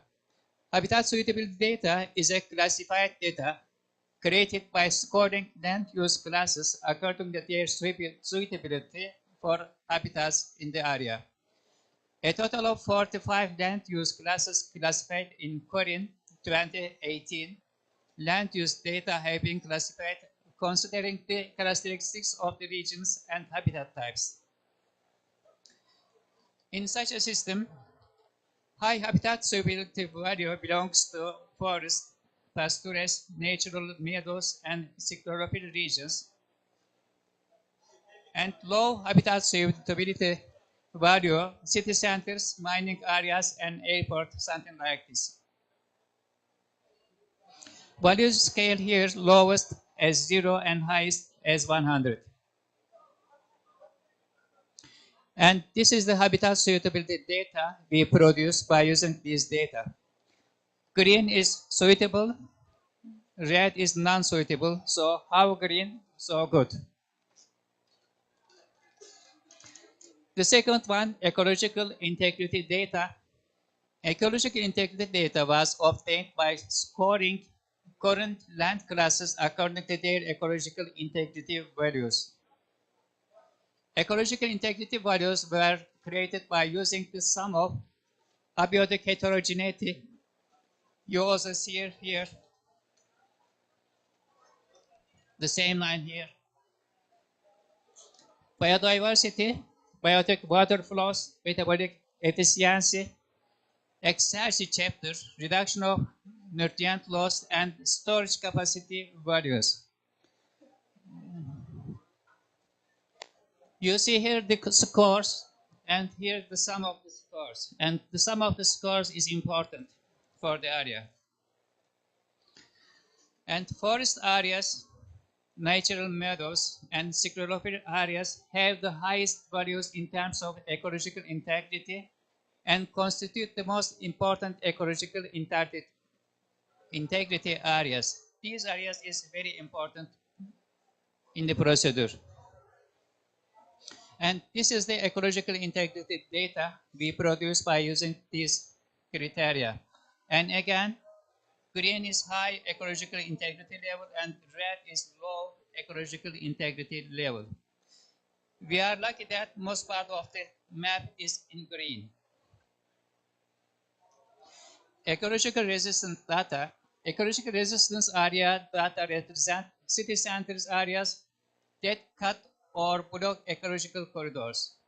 All city centers, towns, and highways constitute ecological resistance zones. And you see here resistance regions in the project area.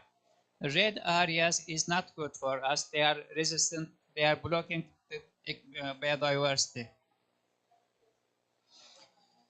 And finally, determination of appropriate ecological corridor areas. This is our aim. The fitness data obtained by collecting the pixel values of the three basic data mentioned above was used to determine the result corridor routes. So on the computer, determine the corridors out of human effect. Corridors are created by applying the shortest route analysis to the pixels with the highest ecological suitability value.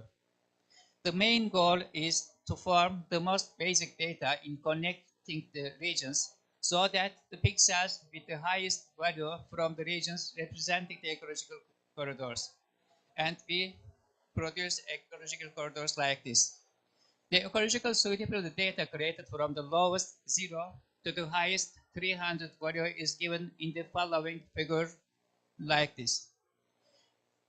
This map shows you where ecological corridor is suitable. Again, green is good and red is not good for ecological corridors.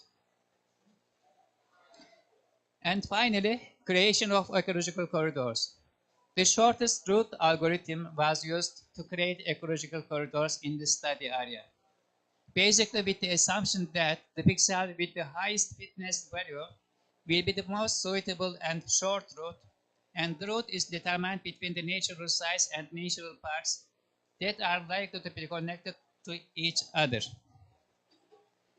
And here you see as a result 654 corridors were connected among about 400 protected areas in Turkey. In the map you see the corridors in blue, like this. All of them are our ecological corridors. And step by step, this is the Hakkari region, the eastern north of Turkey. You see on the map protected areas. This yellow one is natural sites and green one natural parks. And ecological corridors you see here in blue lines. And corridor area around the line is our corridors. As you see here, all of the protected areas now connected to each other by ecological corridors, and sometimes between two areas you may see more than one corridor, one or two or three sometimes. And continue starting from the east toward the west of Anatolia. Again, protected areas and ecological corridors.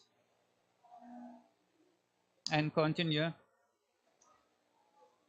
Hatay region, middle of Turkey. Antalya and Mersin region. And Aegean region, the final map. So, we define more than 600 ecological corridors along the study area. And after that, what is our future perspective? After that, what we can do? The study is still continue, and fine-tuning studies also continue on corridors. We are continue to study. It is very clear that after the official acceptance of the corridor, a great effort will have to be made to protect these corridors areas, because corridor areas now don't have any protection status. What we can do? On the other hand, it shouldn't be forgotten that the created corridors are valid for today's conditions only, and some of them may become useless with the effect of climate change. We don't know what will be happen, for example, 50 years later. So, climate change projections for the protected areas and the target species that are planned to be protected should be created, and how the protected areas and corridors will be shaped in the future should be modeled. We need some modeling studies to see what in the future will be. Thus, it will be possible to make a long-term planning of protected areas and corridors by using these criteria. And furthermore, in case of new protection areas designation, new ecological corridors will be needed again and again. This is not the finishing study and should be continued also in the future.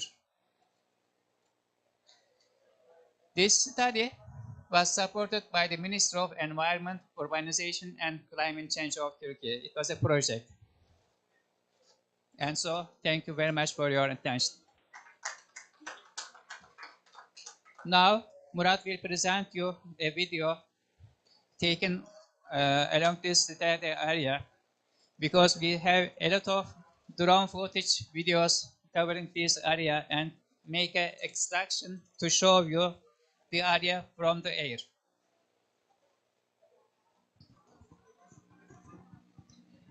Thank you.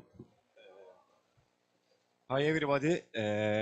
I am Murat Doğan from Ecoiz Environmental Company, and my company is managing the project. We established the project group, study group, together with Mustafa Sözen, and we studied in the field more than 25 days, starting from east of Turkey up to the westernmost point, and we had performed more than 60 hours drone flights along the study area. So we extracted from the videos only 8 minutes, and now we show you here. Enjoy. Please turn the video.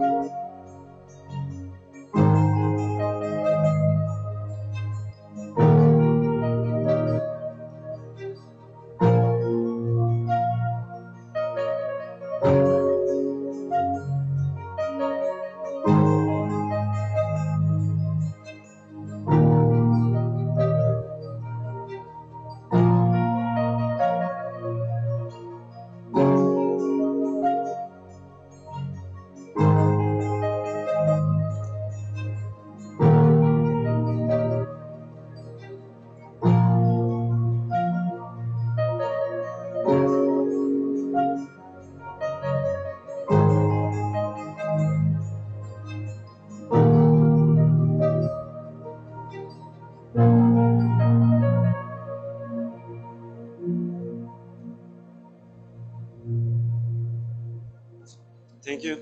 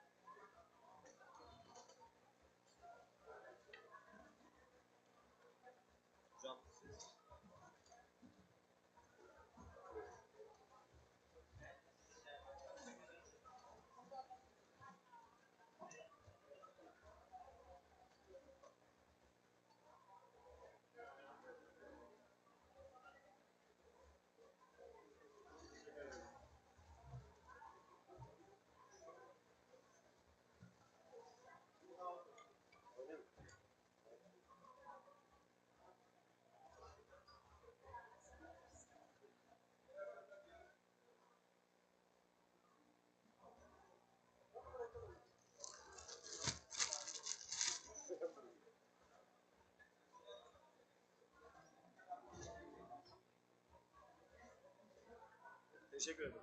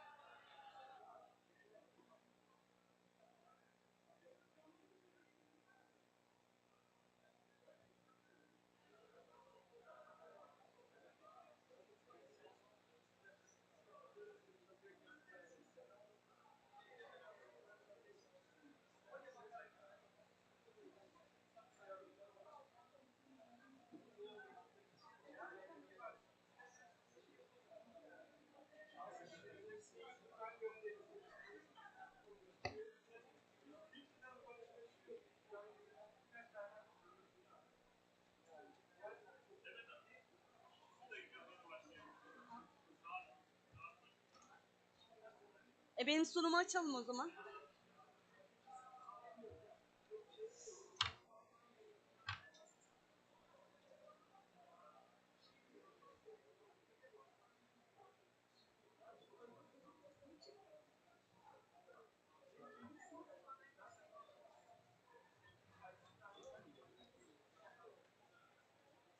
Bunlar az ileride olsaymış. Başlayabiliriz o zaman. Normal saat değilse değil mi? Yani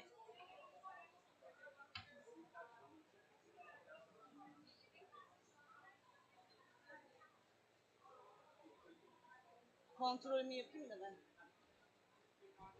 Tamam. Başlıyorum ben. Hello, my name is Demet Savaş. I am head of section for Directorate General for Protection of Natural Assets. I will make a presentation about Salda Lake Conservation Project.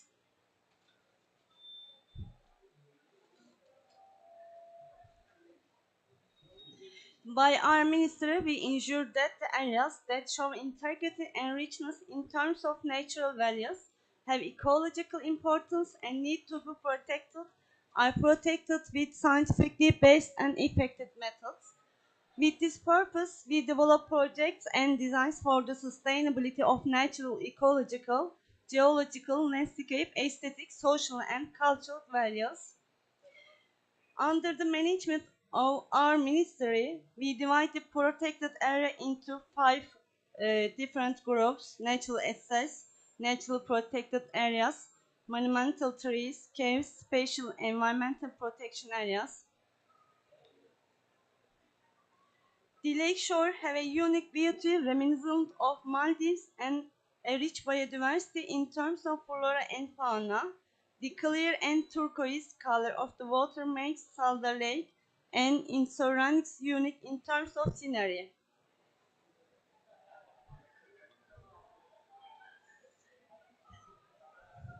We define areas that represent flat and water and marine areas that contain biodiversity, natural resources, and cultural values as spatial environmental protection areas. We have 90 spatial environmental protection areas in our country. One of them is Salda Lake and its surrounding spatial environmental protection area. Salda Lake is located within the borders of Burdur province in our country, and it's the deepest lake in Turkey with a depth 184 meters.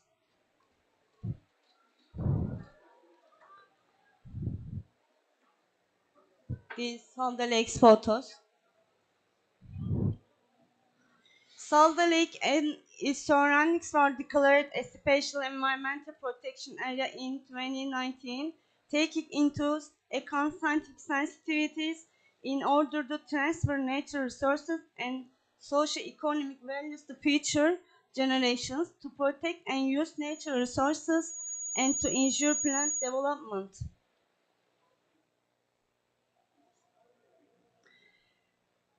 After the declaration of Salda Lake in surrounding special environmental protection area, within our ministry, the Environment and Nature Committee, which includes NGOs, universities, and academic members working on environmental issues, was established. In line with the recommendation of this committee and with emphasis on scientific studies, our ministry carried out the Salda Lake Conservation Project by keeping the environmental sensitivity at high level. While our conservation project covers the entirety of Salda Lake and its surrounding spatial environmental protection area, it's concentrated in the most sensitive area, known as the White Islands, and the heavily used area known as the public beach.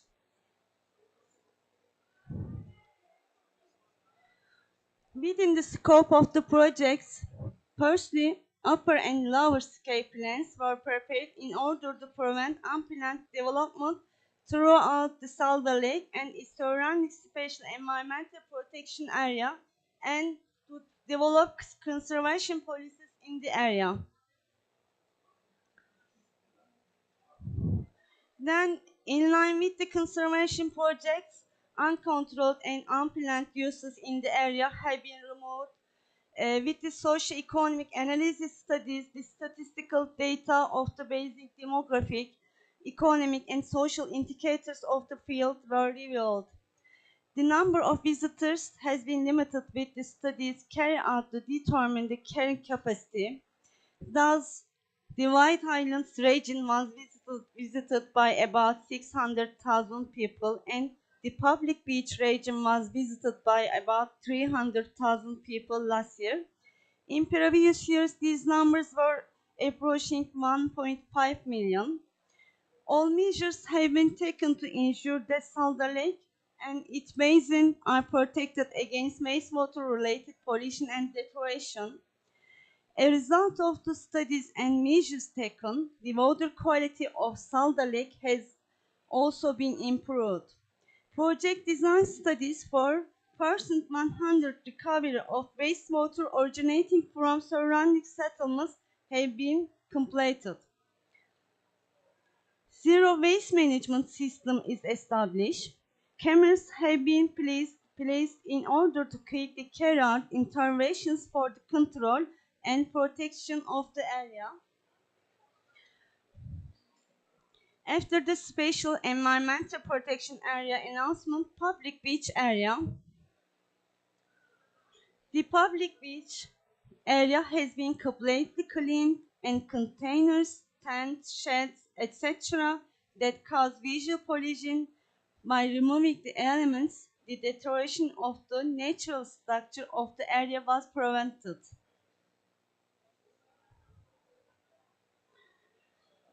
For the needs of daily visitors of the area, cafeteria, restaurant, toilet, prayer room, souvenir and local product sales units, children's playgrounds, etc. units are placed. These units are located in area at least 400-500 meters from the lake shore.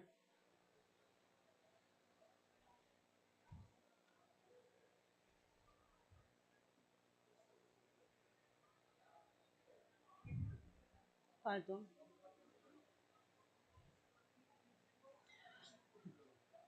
These units have been built in such a way that they can meet the needs of daily visits at the minimum. In addition, they have been designed as mountable, high-ground structures without any harm to the nature by using completely wooden materials.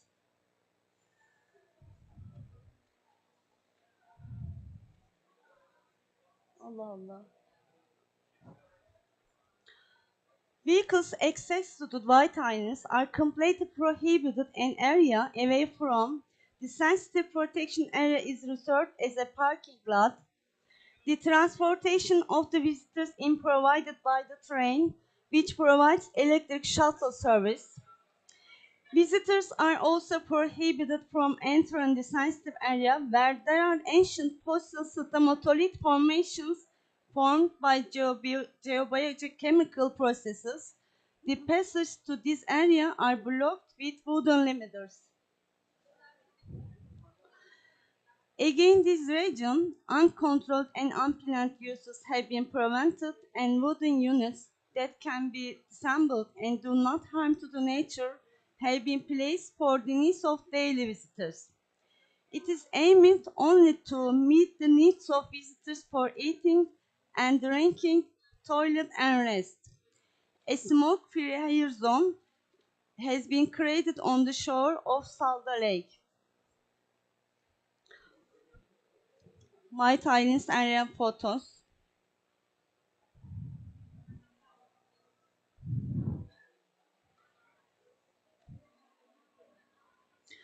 Other completed and ongoing scientific studies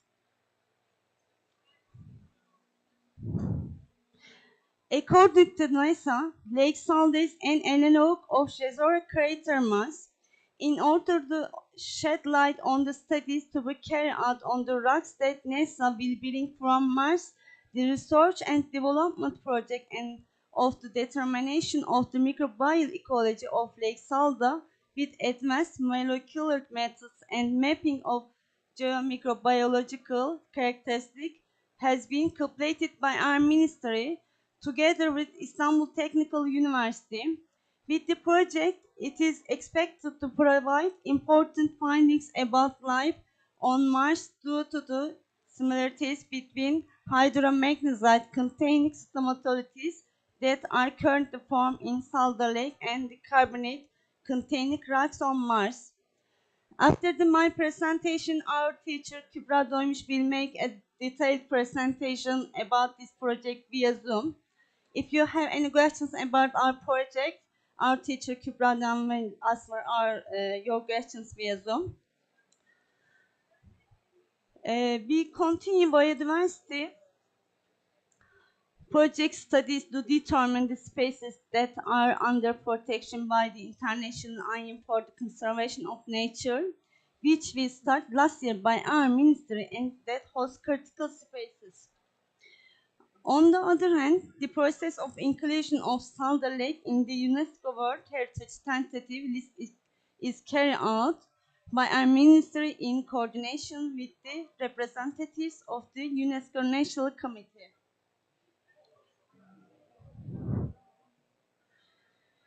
Salda Lake attracts scientists because of its similarity with the Jezero crater on Mars and other features. In this context, the Science Center project has been completed and is the implementation phase in order to gather scientific studies in the field under one roof and to offer technological opportunities to researchers.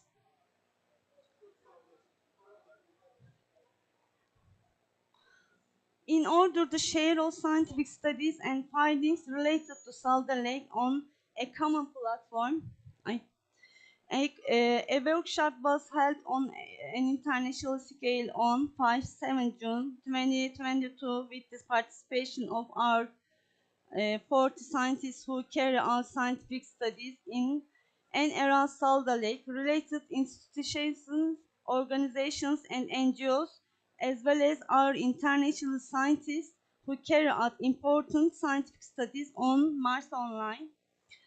Our ministry's goal is to protect Lake Salda and its surroundings and to ensure that they are passed on to future generations in the best way possible. So, a serious protection has been provided with the measures we have taken, and the measures continue to be increased gradually every year. Thank you.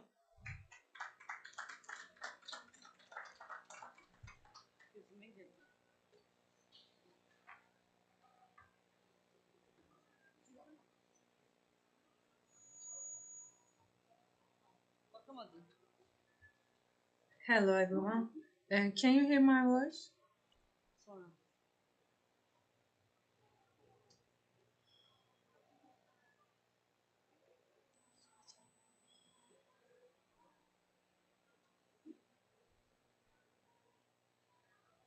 Can you hear me?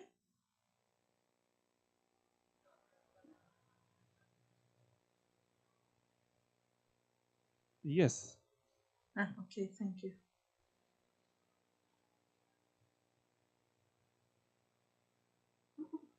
Ladies and gentlemen, ladies and gentlemen, I'm Kübra Doymuş from Istanbul Technical University.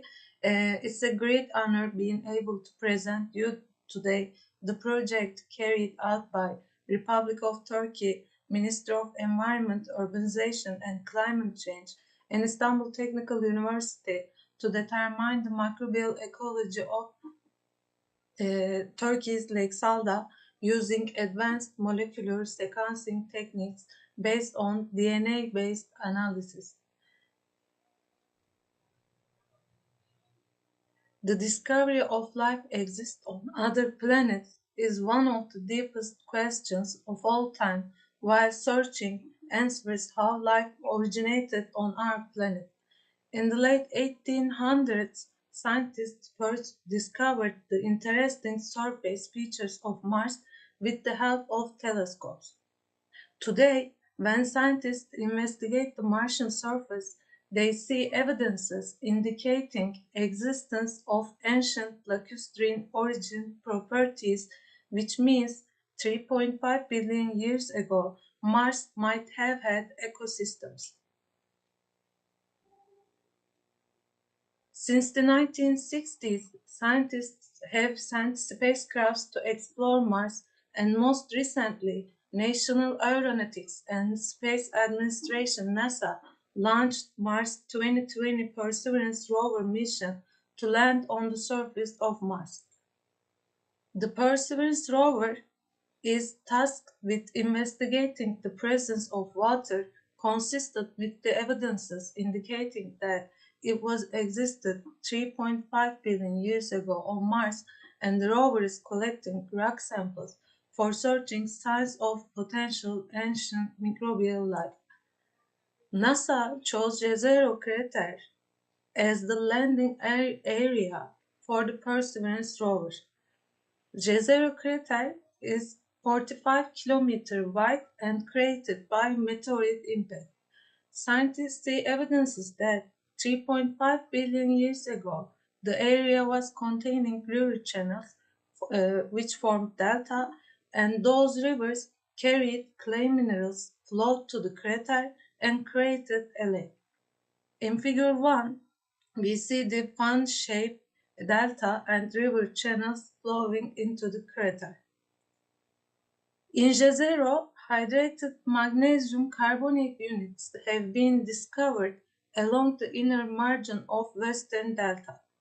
When the mineralogical and morphological properties of the carbonate units in the Jezero crater are examined, the data obtained indicate that some of these geological units demonstrate lacustrine origin sedimentary properties unlike others, and reveal the potential to carry macro and microscopic biological traces that play a role in the formation of stromatolite microbiolite sedimentary structures that can also be found in today's lake ecosystems.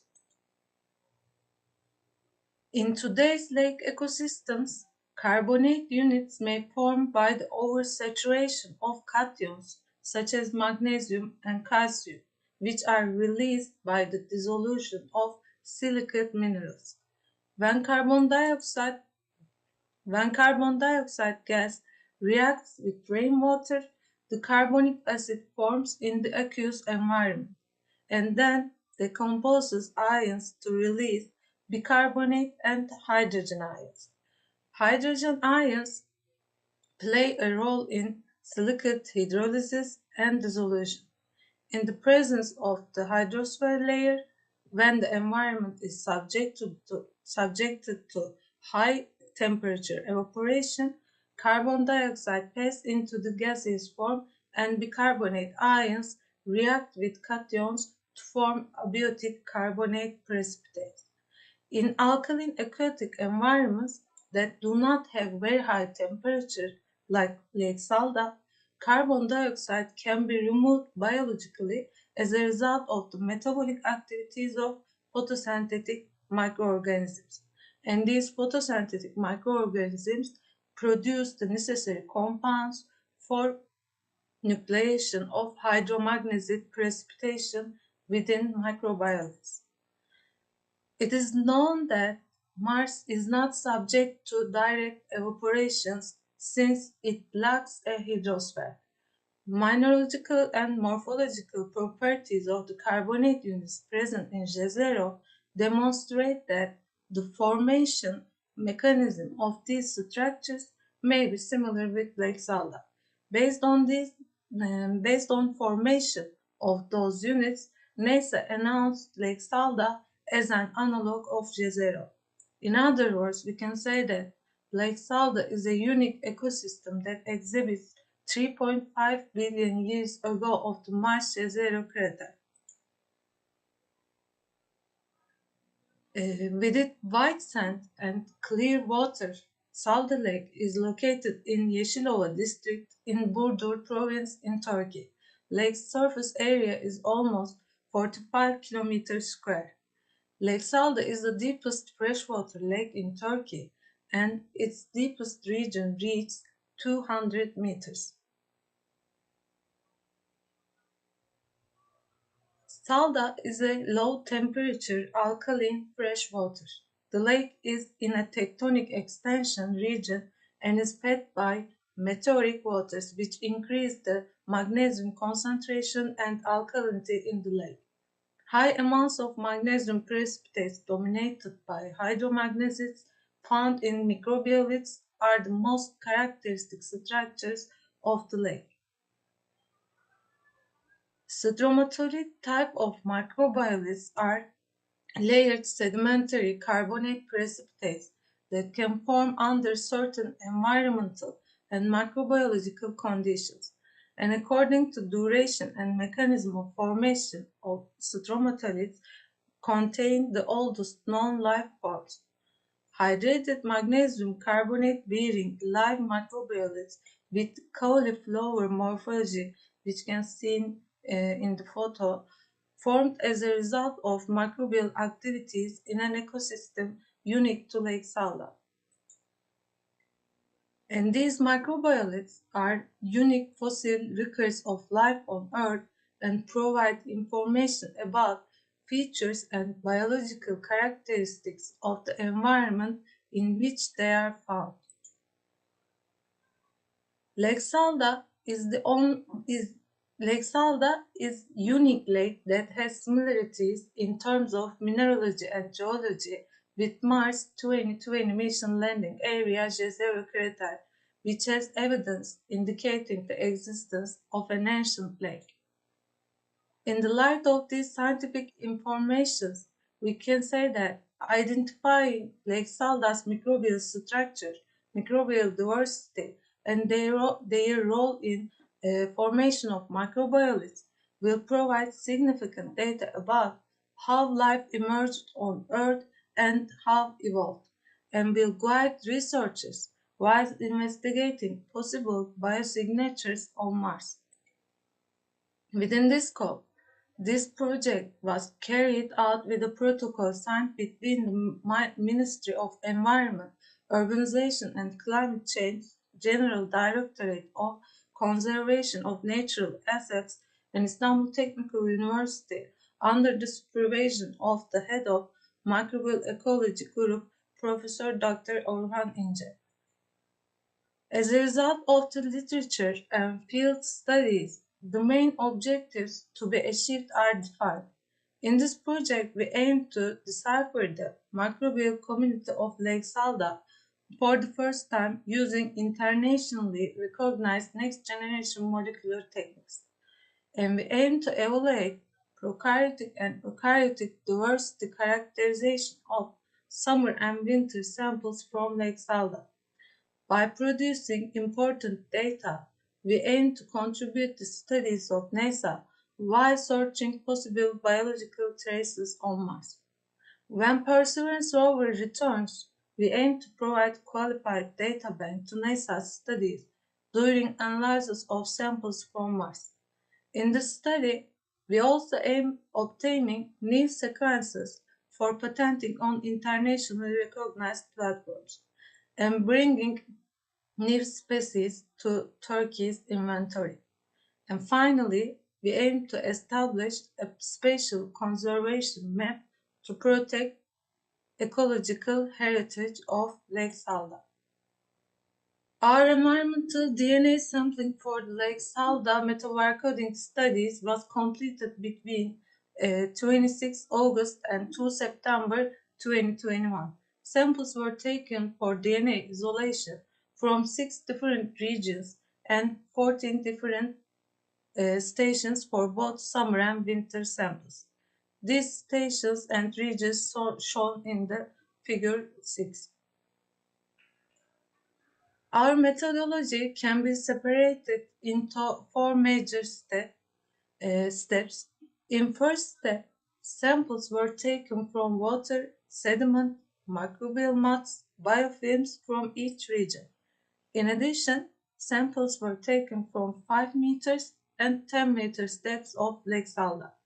All samples were stored in Istanbul Technical University and Boğaziçi University laboratories at -20 centigrade degrees for DNA isolation and metabarcoding studies. In next step, DNA isolation process applied to samples were taken from Lexalda. DNA isolation techniques optimized depending on the type of the sample, and different protocols specific to Salda Lake were applied, like membrane filters, liquid nitrogen, pounded in a mortar. These protocols stem from pre-processing before DNA isolation.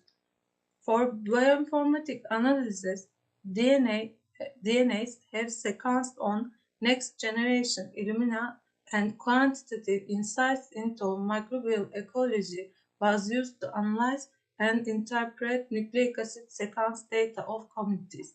And finally, microbial community profile of Lake Salda has been deciphered.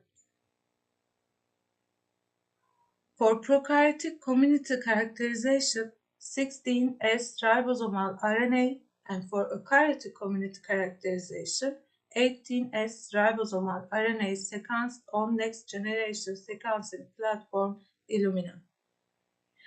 Taxonomic classification of the obtained raw data was made using bioinformatic programs, and biostatistical analyses were performed. In this study, we used advanced molecular methods and more complex bioinformatic analyses to determine microbial community at the species level with high sensitivity. When we come to results, analysis of 16S ribosomal RNA of summer biofilm samples showed that prokaryotic community dominated by alpha proteobacteria of the Proteobacteria phylum. In biofilm winter samples, the Proteobacteria phylum was observed to be more dominant, and it's followed by the firmicutes. According to 18S ribosomal RNA analysis, it was seen that all of the winter samples belong to Ophistoconta group. Analysis of 16S ribosomal RNA of sediment summer samples showed that gamma proteobacteria and alpha proteobacteria dominated the samples. Unlike summer samples, winter sediment samples dominated by the firmicutes phylum. Analysis of 18S ribosomal RNA of winter and summer sediment samples showed that fungi from Ophistoconta phylum becomes prominent. And these are another figures show biodiversity of sediment samples. When the 16S ribosomal RNA analysis of the summer and winter microbial vat samples are examined, it is possible to see that microorganisms from Proteobacteria phylum dominantly present. When the summer and winter samples of the microbial mat were evaluated in terms of eukaryotic organisms, it was observed that Chloroplastida and Ophistoconta groups were quite dominant. In water summer samples, Proteobacteria was the most prominent branch among the prokaryotic organisms. In winter samples, Actinobacteria is the most densely populated family. When we come to 18S ribosomal RNA analysis of summer and winter samples, Ophistoconta and Chloroplastida are the most dominant groups. Fungi,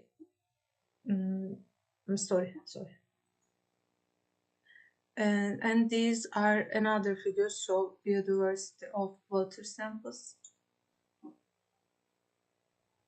Using advanced molecular sequencing techniques and complex bioinformatic analysis and biostatistics, we determined the microbial diversity of 109 samples taken from Lake Salda, and 4 different DNA isolation protocols specific to Salda Lake were developed.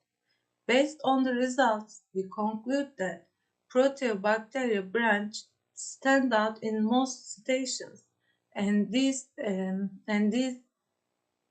and these results were consistent with the studies carried out for other lakes in Turkey.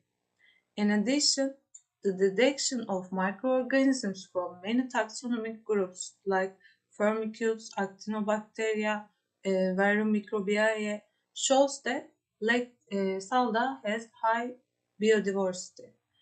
Presence of unidentified species, even taxonomic groups, and important microorganisms of microbial evolution revealed that Salda Lake has a very important biological potential.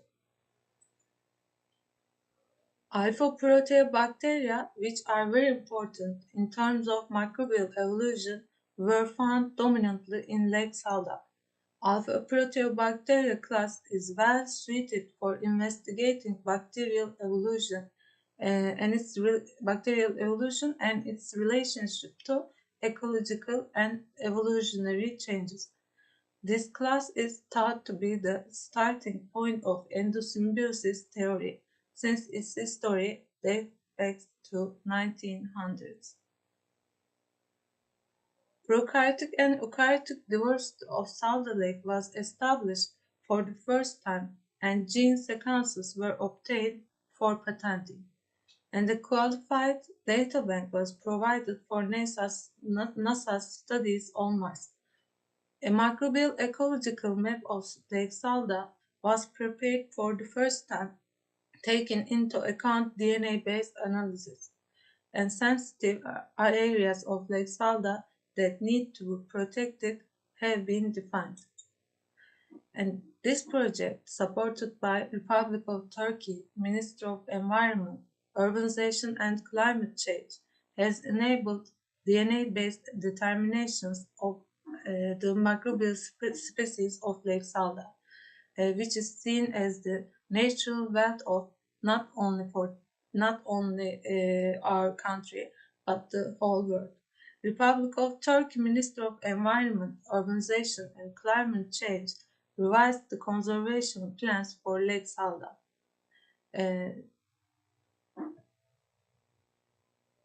As Istanbul Technical University and Boğaziçi University Microbial Ecology Group, we would like to thank the Republic of Turkey Ministry of Environment, Urbanization and Climate Change for supporting this project.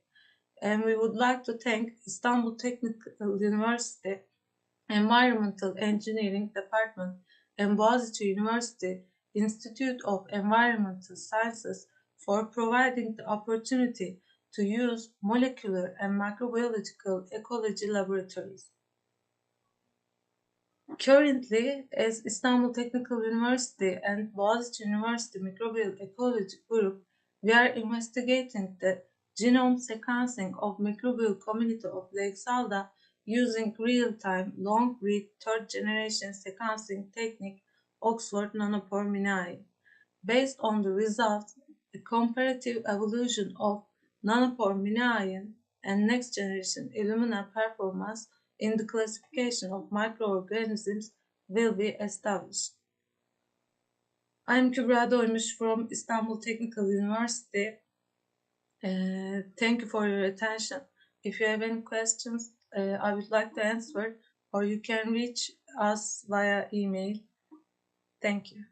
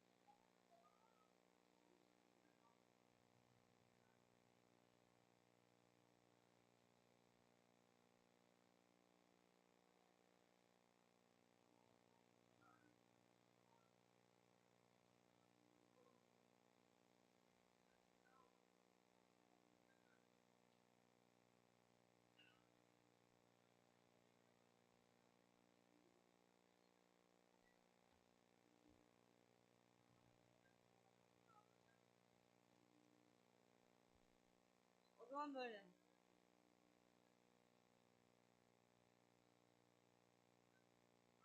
Konuşayım mı? Zaten gözlük düştü hep.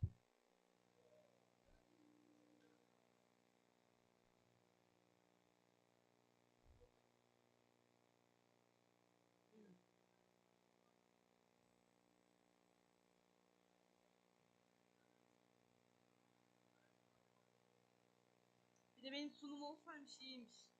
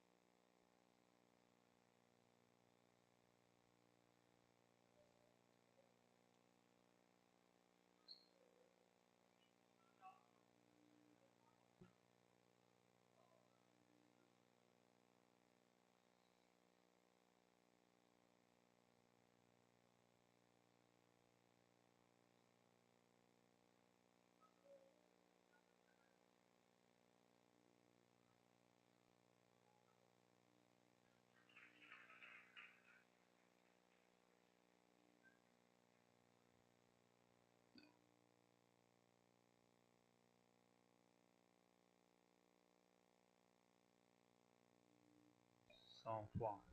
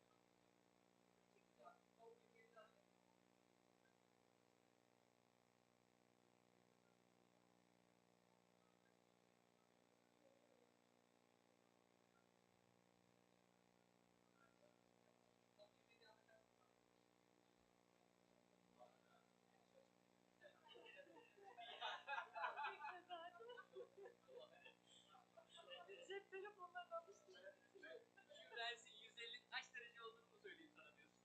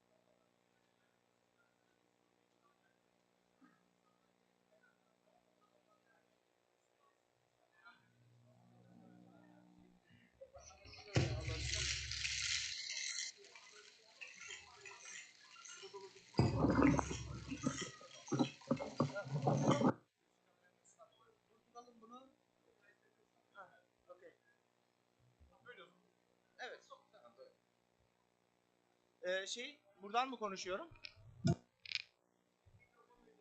El mikrofonu olursa güzel olur. Bir de bunu da kullanabiliriz arada, değil mi?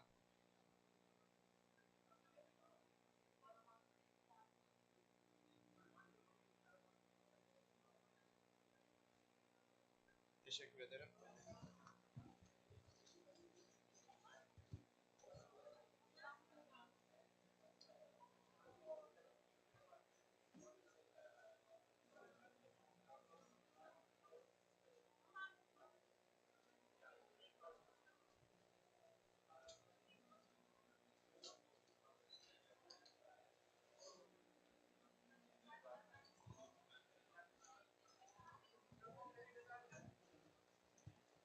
Ses kontrol 1 2. Okey.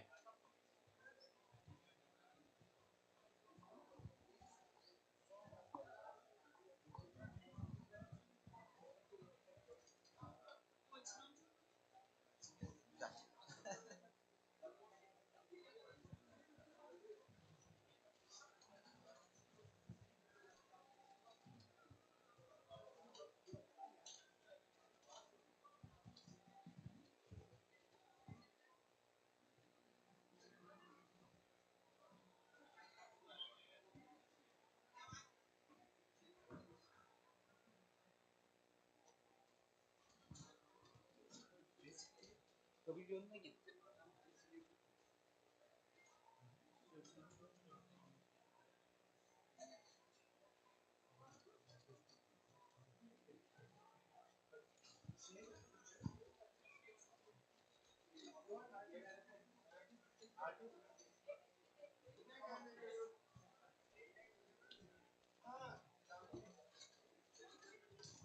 İngilizce mi? Okey. Yayın ne yayını?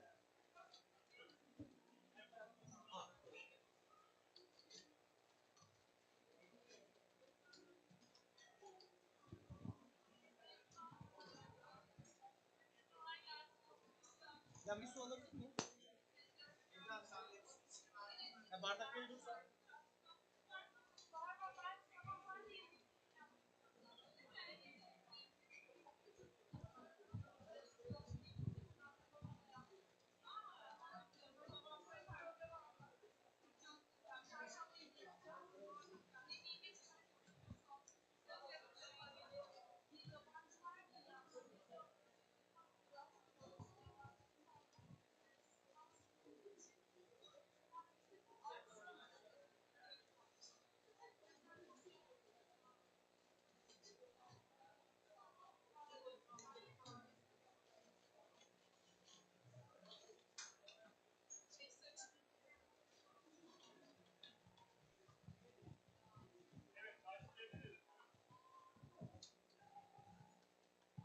Selamlar, merhaba.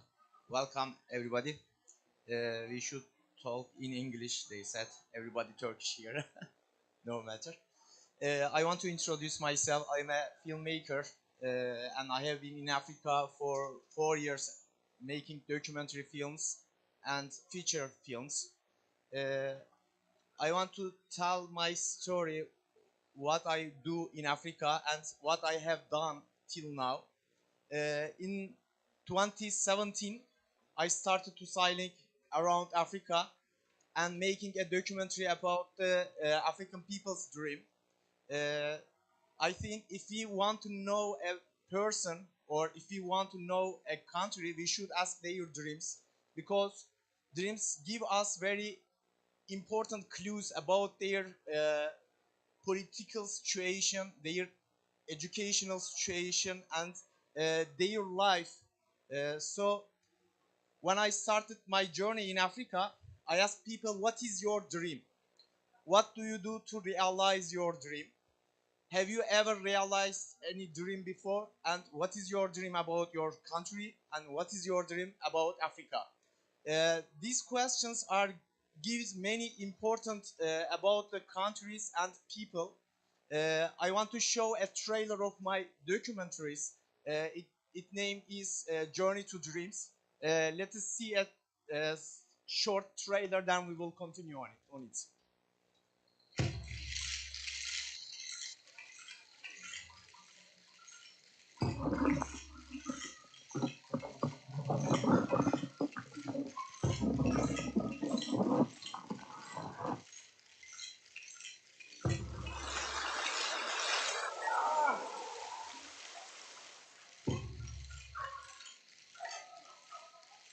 Egzozu boşaltıyor. Bu da bizim halimiz. How are you? I am not good.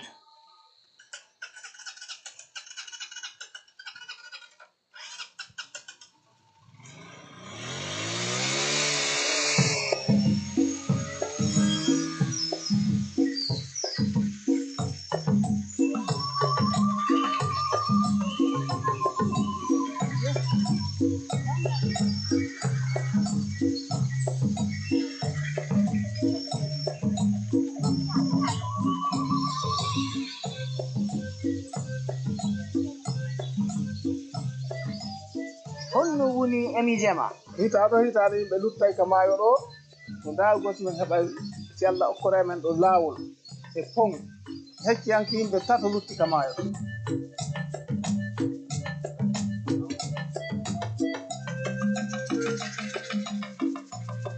Mon plus grand rêve d'aller à Nigeria, de gagner beaucoup de l'argent.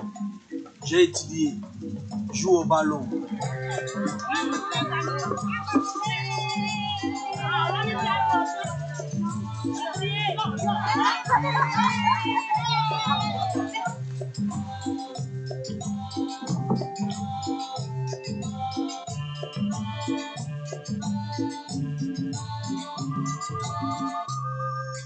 koygo lango no ɗuuɗi boyi masmini mi ala mi jon kam ton koygo ton musique danse avec mon travail.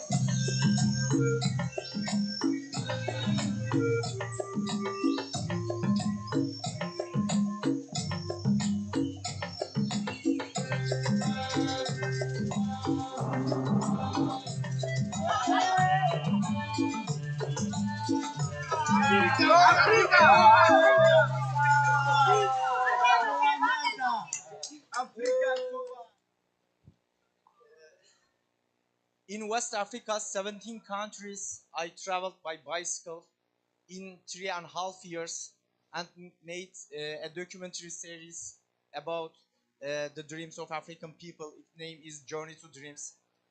During that journey, I found a picture on internet.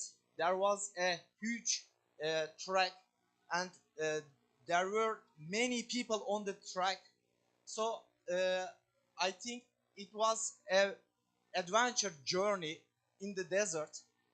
I said myself, if I reach to Niger, I will make a journey on that track to go to the Libya. But when I arrived to Niger, I saw that it was not an adventure journey because it was a tragic journey. Millions of people try to pass the desert to go to Libya, then try to go to the Europe. You know, on the TVs, newspapers, on magazines, we hear many stories about the people who die in the Mediterranean Sea. But before they arrive to Mediterranean Sea, they die in the desert. The people who die in the desert is triple times more than the Mediterranean Sea.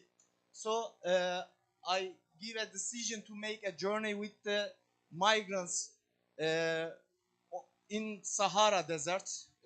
I wanted to learn how they feel, and I wanted to learn why they try to make this kind of deadly journey. You know, climate change and resource isn't enough for people to leave their homeland.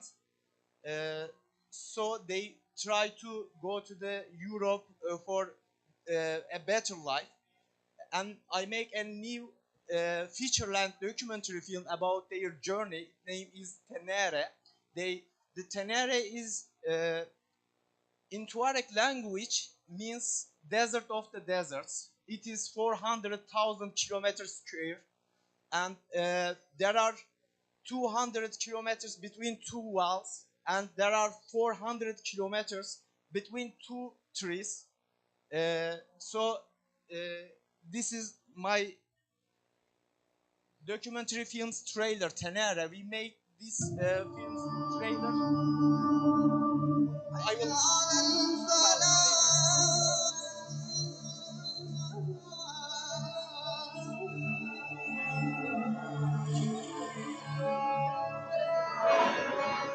Kula da ita da kyau wannan da muka amfani sosai kuma kakka taɓa kowa ko mutum ya sha kakkame abin ga. Insha Allah ya rabbul alamin. In dai bisa hanya wagga ta Libya ka samu labari iri. Ana accident a mutu, ana yin fan a mutu, kuma ana bacewa kuma a mutu.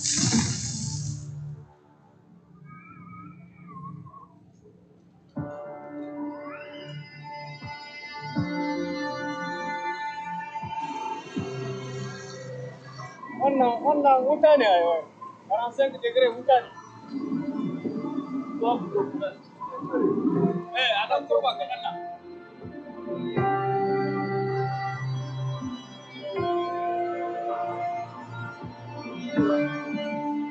Saboda ma mun sami niyyar za mu karya da ba mu kai ma.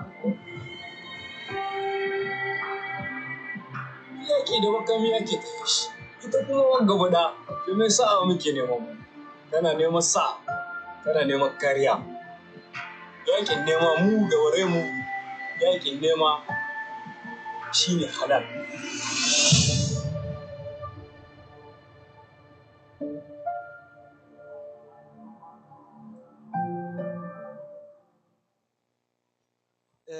Tenere is a feature-length documentary film. This film's world premiere was in Los Angeles. Then European premiere was in UK.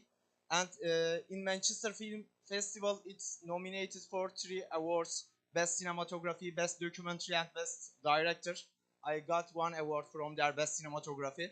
And it is screened on movie theaters and on TVs, on digital platforms, and now you can watch it on Mubi. Over 5 million people watch this film in the world, and now I am trying to make another film about a butterfly and a butterfly hunter in the Central African Republic. This is very important for me, not only for me, for the world, because you know, I think all of you have watched the Don't Look Up a film. It is on Netflix. If we want to tell the story about the climate change, we should tell a real story to people to make them empathy with the nature. So my story is now about a butterfly, the largest butterfly of Africa. It is 18 to 25 centimeter large, and it is an endemic butterfly in Africa. My new film story, I have to read it. Please be patient about it, because I have to make a good expression about that film, so I want to read it. This is my main character. I was in Central African Republic. He is a real butterfly hunter. They hunt the butterflies, and why they hunt the butterflies, I will read it. The logline of the new film is that a butterfly hunter living in a poor life with his family in the tropical jungle of the Central African Republic, with the dream of getting rich, chases for the most precious butterfly of Africa. The journey of the prey and the predator in their respective life cycles continues in $1 million trade network after the butterfly encounters the hunter. The background of the story is, this is the film's credit. We will start the shooting the film from April 2023 to April 2024. The process of shooting the film will take 1 year in the jungle of the Central African Republic. I will live with them 1 year in the jungles. In the Lobaya region of the Central African Republic, there are many people who make their living through hunting butterflies. This is a profession preferred by the poor villagers, especially in the forest land with a high butterfly population. Another job where villagers can earn money is cutting down trees in the forest for the timber industry. Stuck between 2 difficult choices, the villagers must choose one or the other to survive and care for their families. They will either hunt butterflies or cut down the trees. These are very difficult choices for them and for the nature. Central African government authorities also hold meetings with the villagers from time to time to protect the forest and encourage hunting over lumbering. The destruction of forests and certain species within a very important issue discussed by scientists under the heading of climate change. Butterflies emerge once a year during the period when trees are budding. Their life cycle consists of 4 periods: the egg, the caterpillar, the pupa, and the adulthood period when it becomes the butterfly that we know. When the eggs laid by the female butterflies on the tree leaves in the forest hatch a few weeks later. A caterpillar emerges. The caterpillar begins to eat leaves and grow as soon as it hatches from the egg. In this process, it splits its skin and sheds it frequently. Then it creates its own cocoon, and a great metamorphosis takes place inside the pupa. The butterfly that emerges from the pupa opens its wings slowly by pumping blood through its veins, and after waiting for a while, it begins to fly into adulthood by fluttering gently in the forest. Meanwhile, with the onset of spring, butterfly hunters who complete their preparation with great hopes go hunting for butterflies in the depth of the forest. Tens of thousands of butterflies from hundreds of species are hunted with the interesting traps set by the villagers. Among these butterflies is the majestic endangered Papilio antimachus, the largest in Africa with a wingspan of 17 to 25 centimeters and one of the largest butterfly species in the world, feeding on leaves of a poisonous plant during the pupa period.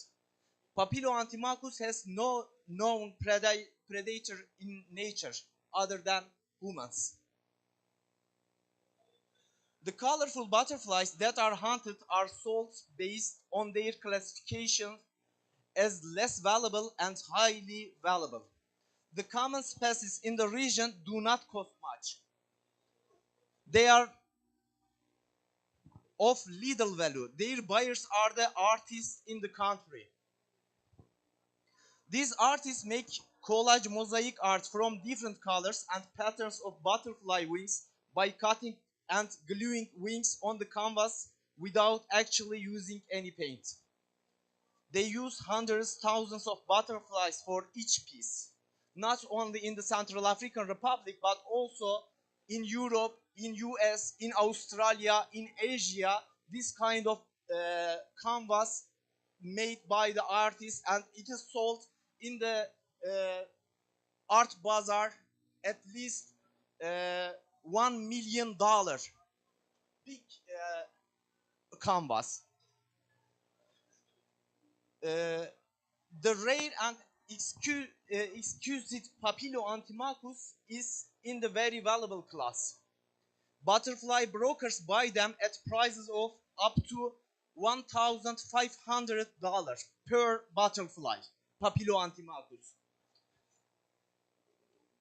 But put in special envelopes and send it to Europe, US, Asia, Australia, Canada, and other countries in the world. Papilio antimachus is also put on an artwork just like other butterflies. However, it is not cut. It is carefully prepared in one piece and placed on the canvas. Then a collector buys it, or it's exhibited in a museum, or someone with a passion for aesthetic hangs it on the wall of his house. Butterfly thread has a market of over hundreds of millions of dollars annually in the world. It is very important. Nobody knows about butterfly trading in the world. Everybody knows about the ivory and other animals, but no information about butterflies trading in the world. The story of two main characters. I will tell the main story of the film. The story of two main characters, a butterfly and a butterfly hunter, is told through these striking realities that start in the Central African Republic and continue in different remote parts of the world. The dramatic structure of the story begins when a butterfly hunter who has to make a living on butterflies pursues Papilio Antimachus with a dream of getting rich. The journey of the prey and the predator in their own life cycle continues with the butterfly's transformation into a commercial commodity after an encounter with the predator and the tense relationship in a trade network of hundreds of millions of dollars. The life of a butterfly hunter who leads a poor life in his small village with his pregnant wife, a toddler, and other adult children will be recorded day and night for a year. Happiness, sadness, relationship, fights, conflicts, culture, lifestyle, hunting, preparation, hunting, etc. of the family will all be recorded by the moment. Each individual in the family represents a period of metamorphosis. While witnessing the daily entire journey between countries, including the butterfly trade route, from hatching as a caterpillar to the cocoon period, from turning into a butterfly and encountering the hunter to the fires bargaining with brokers and collectors, from dirty dealings behind the skins and finally to hanging as a piece of an art on a wall. While watching these two parallel stories, we will also witness the emotional conflicts and similarities between the prey and the hunter. The evolution of their characters will forest of the Central African Republic, lumberjacks, butterfly trade, and painters who make art with butterfly wings. In the film, there are no head interviews or voice-over narration through the film. We will learn everything from the casual dialogues among the characters and from the event that unfolds.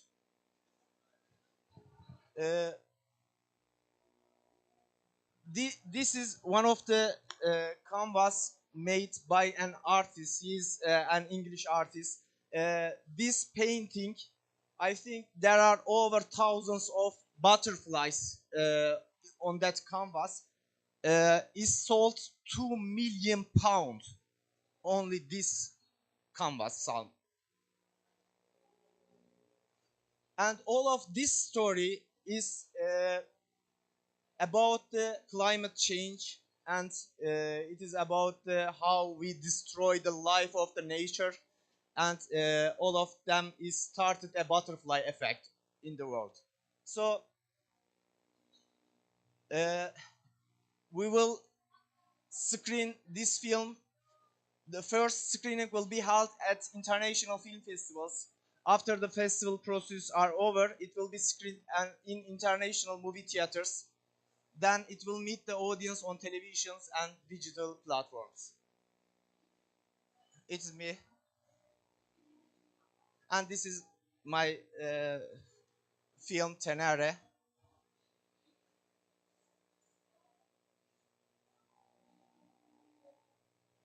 This is my other documentaries. This is my producer.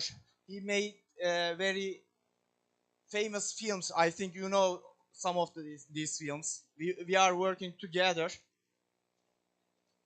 Charlie's Angels, Inferno, for example, taken to the international Kelebekler. And they are supporters of this film project. During the filming process, we will also do something else for the villagers, for the people who live in that region. It is that we will build smart villages. That smart villages are made by Idea Universal, and I think Eda will tell about the smart village. If you don't have any question to me, Eda will talk about the smart villages. Thank you. How to follow up this amazing presentation? Wow. So I will introduce to you my organization, my NGO, Idea Universal. And I will talk a bit about smart village projects, which I promise it's really interesting and impactful. So first of all, you can find us on ideauniversal.org, ideauniversal.org. So first of all, I want to talk a bit about our NGO. It was founded in 2017 by a group of visionary impact leaders. And of course, as an NGO, we have certain principles and values that we follow deeply. So you might have a look at them here. We are a transparent, independent, accountable organization. And we are currently based in Istanbul. Our HQ is in Istanbul, Kadıköy, but we work in 7 countries, in Africa, in Asia, and in Turkey. So the countries that we are working in currently, Nepal in Asia, Turkey. On the West Africa, it's Gambia and Senegal, and then we are in Tanzania, Uganda, and Madagascar. So we are really working in the most challenging countries, most challenging climates in the world. And one of the things that I think make us unusual and unique is that we really work in the last mile communities. And what do I mean when I say last mile communities? It's basically, imagine a village in the middle of nowhere in Africa with no access to clean water, clean and safe water, no access to energy, and no access to food. And our director and founder, Hayri Dal, came up with this amazing idea, which is Smart Village, that really puts all of these 3 aspects into one project. Because what we often see in the international development area is that we are trying to fix a problem, but then because we don't fix the other problems, like we fix the water problem, but we don't really tackle the energy or food problem, the problem of the community, how they sustain their life, is not solved. So we don't really impact their life. We just solve one of their issues, but we don't really change their life. So this is the logic behind the Smart Village project. And we are hearing more and more about WEF Nexus, which is Water, Energy, Food Nexus. Even the, yesterday, I think it was yesterday, head of US Climate Conway talked about it. So WEF is something that you will hear more and more. And I'm really proud to say that we are already tackling it. We are an organization that is almost a step ahead of the global development trends. So far we have completed over 2,000 projects in the countries that I just mentioned.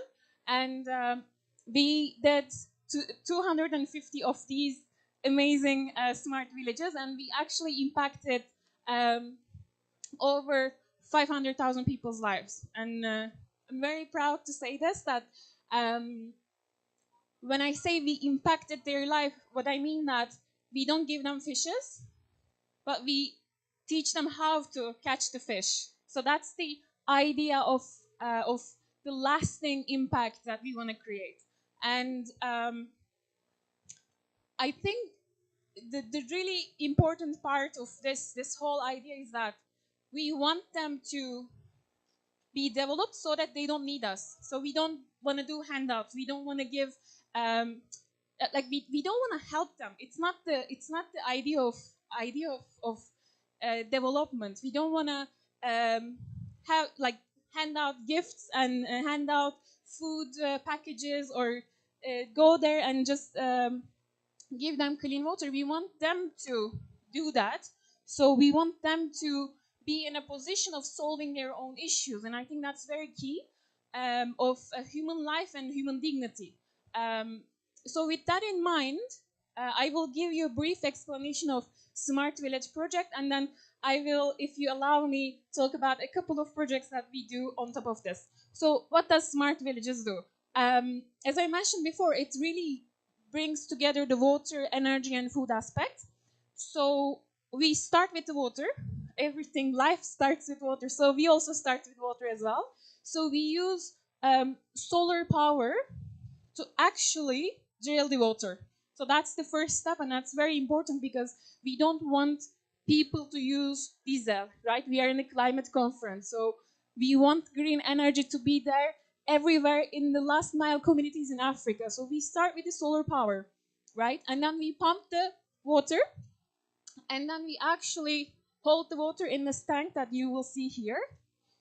And then we will distribute this water to the water points so that actually people have safe and clean water in front of their houses. And of course, this water is managed by the standards of WHO. And through this tap points, through these water points, they have this access. And then we also use this water for agriculture, because we also want them to raise their, grow their own food so that they are not dependent on us or anyone else. So we have this water distributed in the common agricultural area. And the idea behind this is that we will provide them with seeds that are actually appropriate for their land. So they are not dependent on foreign companies for seeds, that they can have actually seeds that are okay for them to really reuse.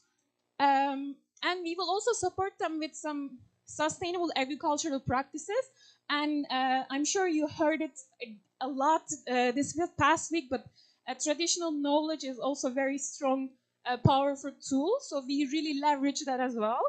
And then as a last step in the energy, we provide solar kits so that they have up to 15 hours of electricity in their house. So when you put this all together, you have especially women and girls who are normally taking very dangerous journeys that last for hours each day just to access very dirty water. And then you have communities, you have children dying. Actually, Africa has the highest rate of children dying before the age of 5. So you have children not going to school. We have people not accessing a good amount of food. And then when you implement this project, you change the whole scene. You really turn the tables around. And then you have people really accessing the water in front of their houses. And then you have a garden that actually produces food for everyone in the village. And then you actually have through the solar kids, you have the kids actually doing homework at night in their own houses.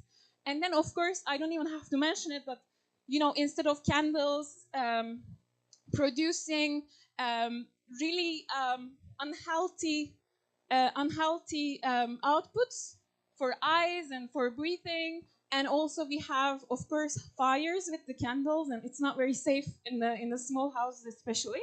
So with these small interventions that we do, we really change the life of a whole village. And then you change the mood of the village as well. And then on top of this, once that we got this covered, we can talk about education, we can talk about health, we can talk about livelihood. So we do also some projects really tackling the livelihoods issue, because when you don't have water, energy, and food, which are really the basic needs and also human rights, you cannot really talk about the education, and you cannot really talk about the next step. Like, what's your dream? What's your, we are talking about the livelihood side of it, because people have to make different choices, and often they are, the difficult choices. And what we do here is that we provide them with the basics so that they can start really building their lives up. So we also provide, of course, if they want, everything is voluntary. If they want, we provide them with entrepreneurship trainings. For example, we had the soap making workshops in Gambia, which was a big success, because women actually learned a skill that they can turn into money.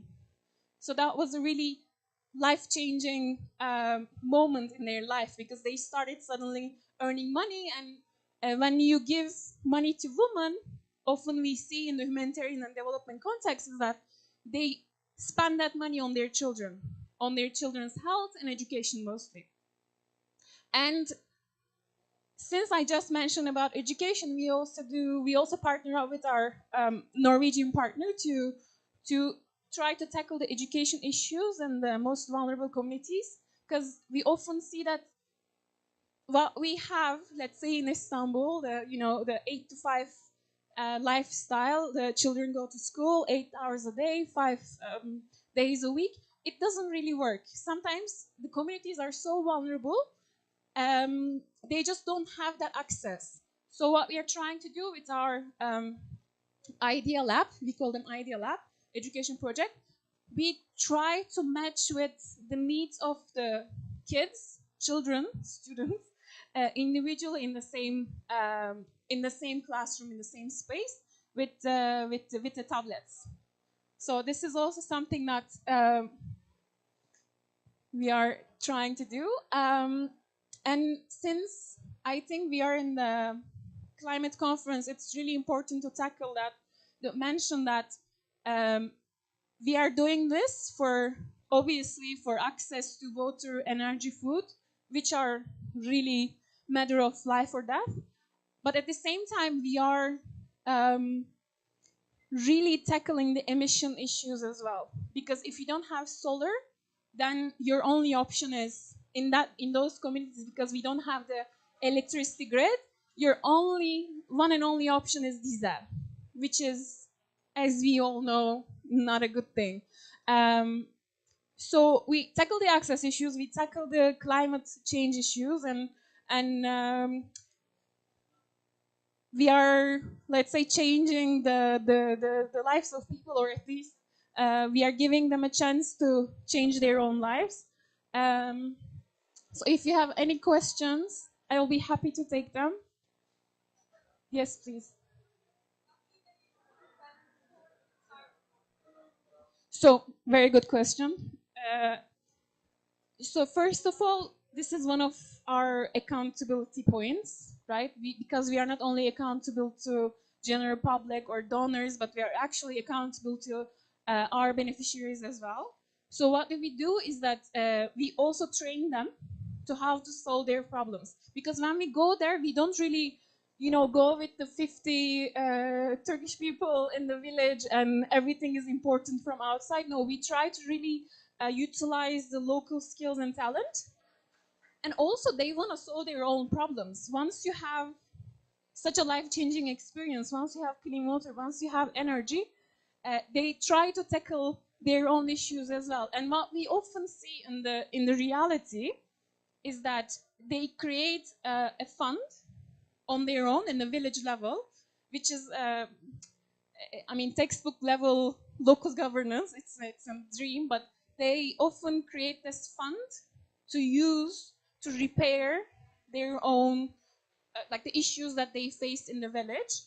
And of course, we also, as Idea Universal, this is the ideal scenario, but when it doesn't work or when it's not available, we are also there. We leave them with our number, information, so that we can really go back and support them again, solving their own issue. Any other question?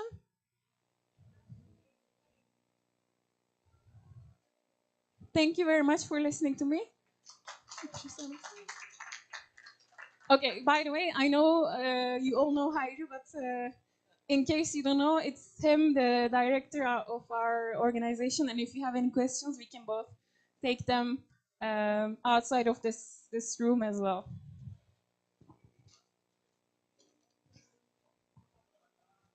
Any further questions? Thank you very much for your time. Fotoğraf alalım isterseniz.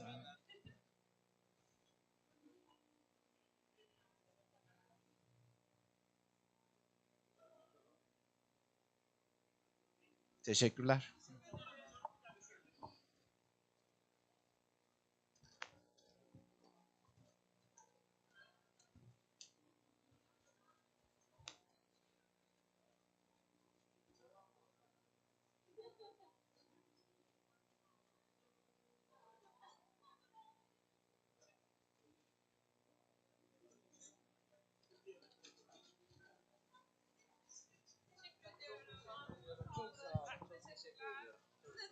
Çok memnun oldum efendim. Hep maillerden geliyorum. Çok güzel oldu. Çok teşekkür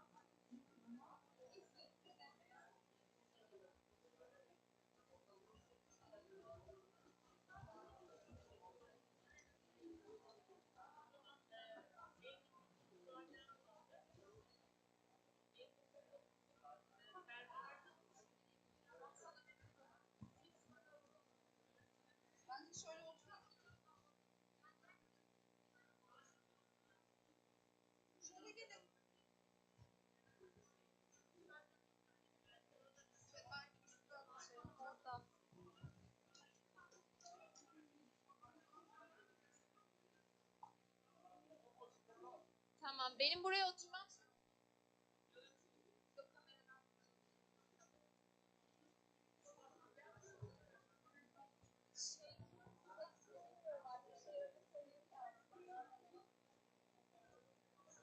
Ses prova 1, 2, 3, 4.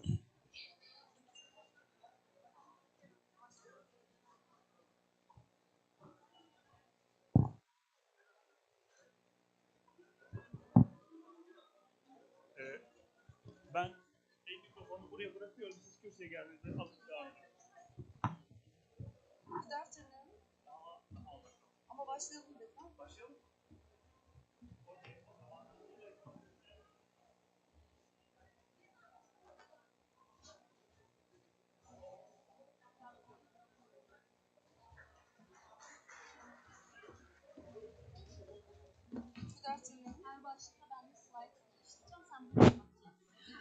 Good afternoon, distinguished guests, ladies and gentlemen. I would like to welcome to you all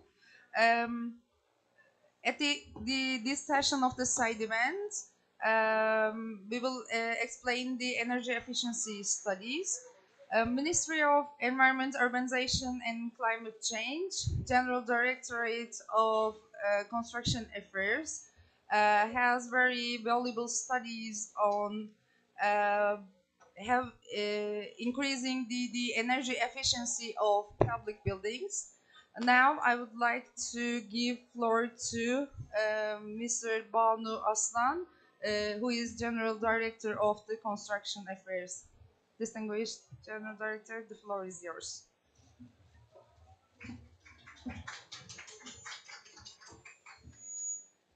Teşekkür ederim. Ben sizler gibi akıcı yabancı dil konuşamadığım için Rabia Hanım bana yardımcı olacak. Thank you. I'm not a fluent native speaker actually, so that my interpreter will be here for me. Öncelikle Çevre Şehircilik İklim Değişikliği Başkanlığı Yapı İşleri Genel Müdürlüğü adına hepinizi saygıyla selamlıyorum. I would like to welcome you all on behalf of Directorate General of Construction Affairs under the Ministry of Environment, Urbanization and Climate Change. Son organizasyon olması sebebiyle de sizi yormayacağım. Baştan söylüyorum, kısa tutacağım. It is the last event, so that I will not be here for a long time. Çevre Şehircilik Bakanlığı Çevre Şehircilik ve İklim Değişikliği Bakanlığı'nın Yapı İşleri Genel Müdürlüğü 1848 yılında kurulmuş. O günden bugüne de hizmetlerini hiç kesintisiz, adı bile değişmeden sunan bir genel müdürlüktür.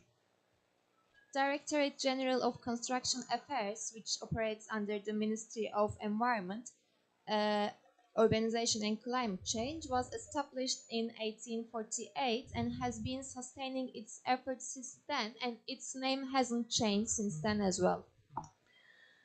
Genel müdürlüğümüzün yaptığı çalışmalar kapsamında kamuya ait tüm üst yapıların, talep edilen tüm üst yapıların projelendirilmesi, etüt edilmesi, tadilatı, tamiratı, sıfırdan yapılması gibi çalışmalar. Bunun yanı sıra özel sektöre ait yapımı devam eden tüm yapıların denetiminin gerçekleştirilmesi, kırsalda iskan faaliyetlerinin, köy konutlarının, muhtar evinin, köy evlerinin yapılması gibi çalışmaların gerçekleştirilmesi vardı.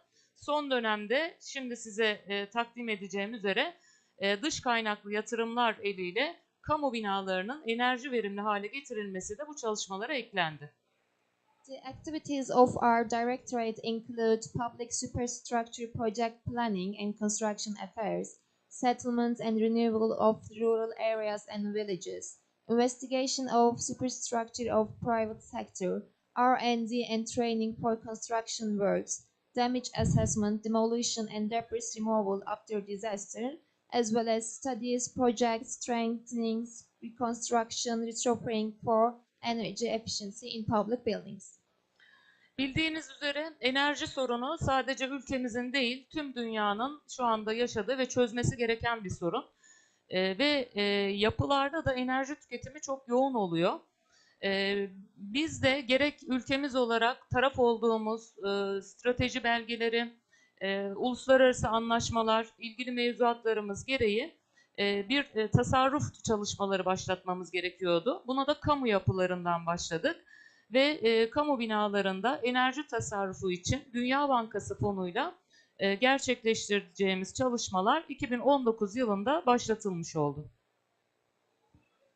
The energy issue is a critical and strategic problem that needs solution in the world as well as in Turkey. And as per the strategy documents, target documents, and other agreements to which Turkey is a party, Turkey has started to receive funds from World Bank and has started its activities to this end.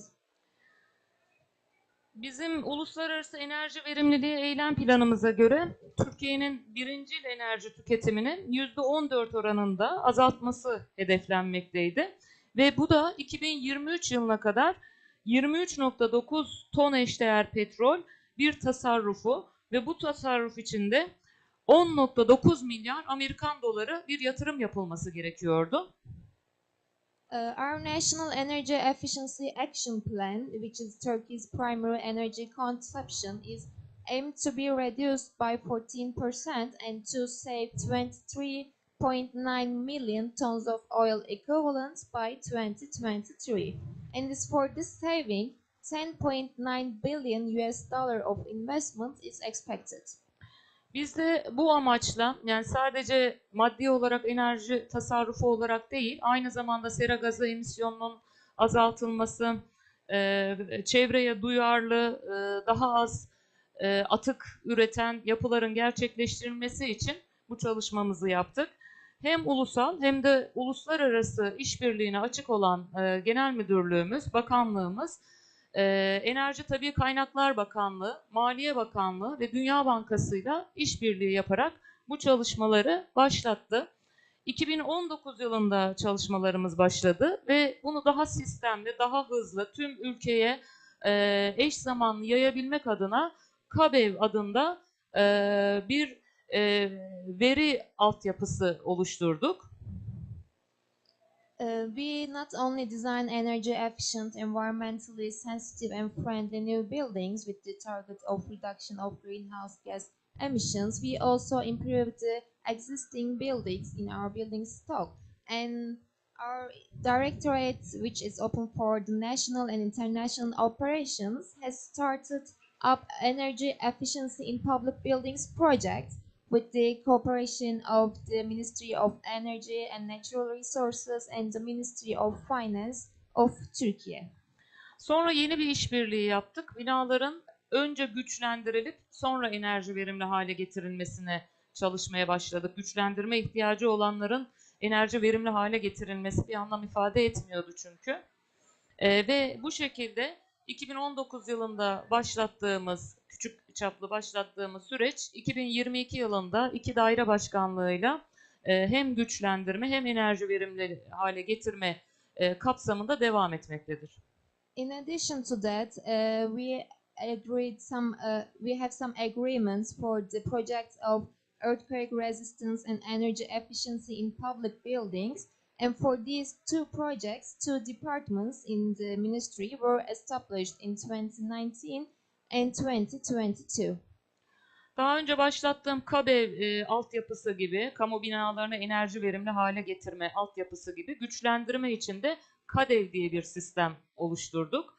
Ve bu da kamu binalarını depreme karşı dirençli hale getirmek için ve bu işi de sistemli ve hızlı yapabilmek için geliştirdiğimiz bir modeldi. KABEV platformuna şu ana kadar 26 milyon metrekarelik bir giriş yapıldı tüm kurumlarımızda.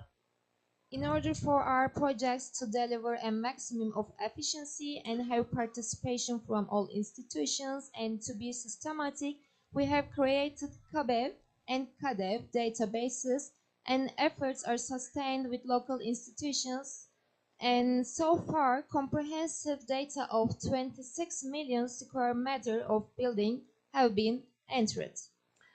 KABEV projesinde Dünya Bankası'nın koşullarından birisi minimum %20'lik enerji tasarrufu yapması.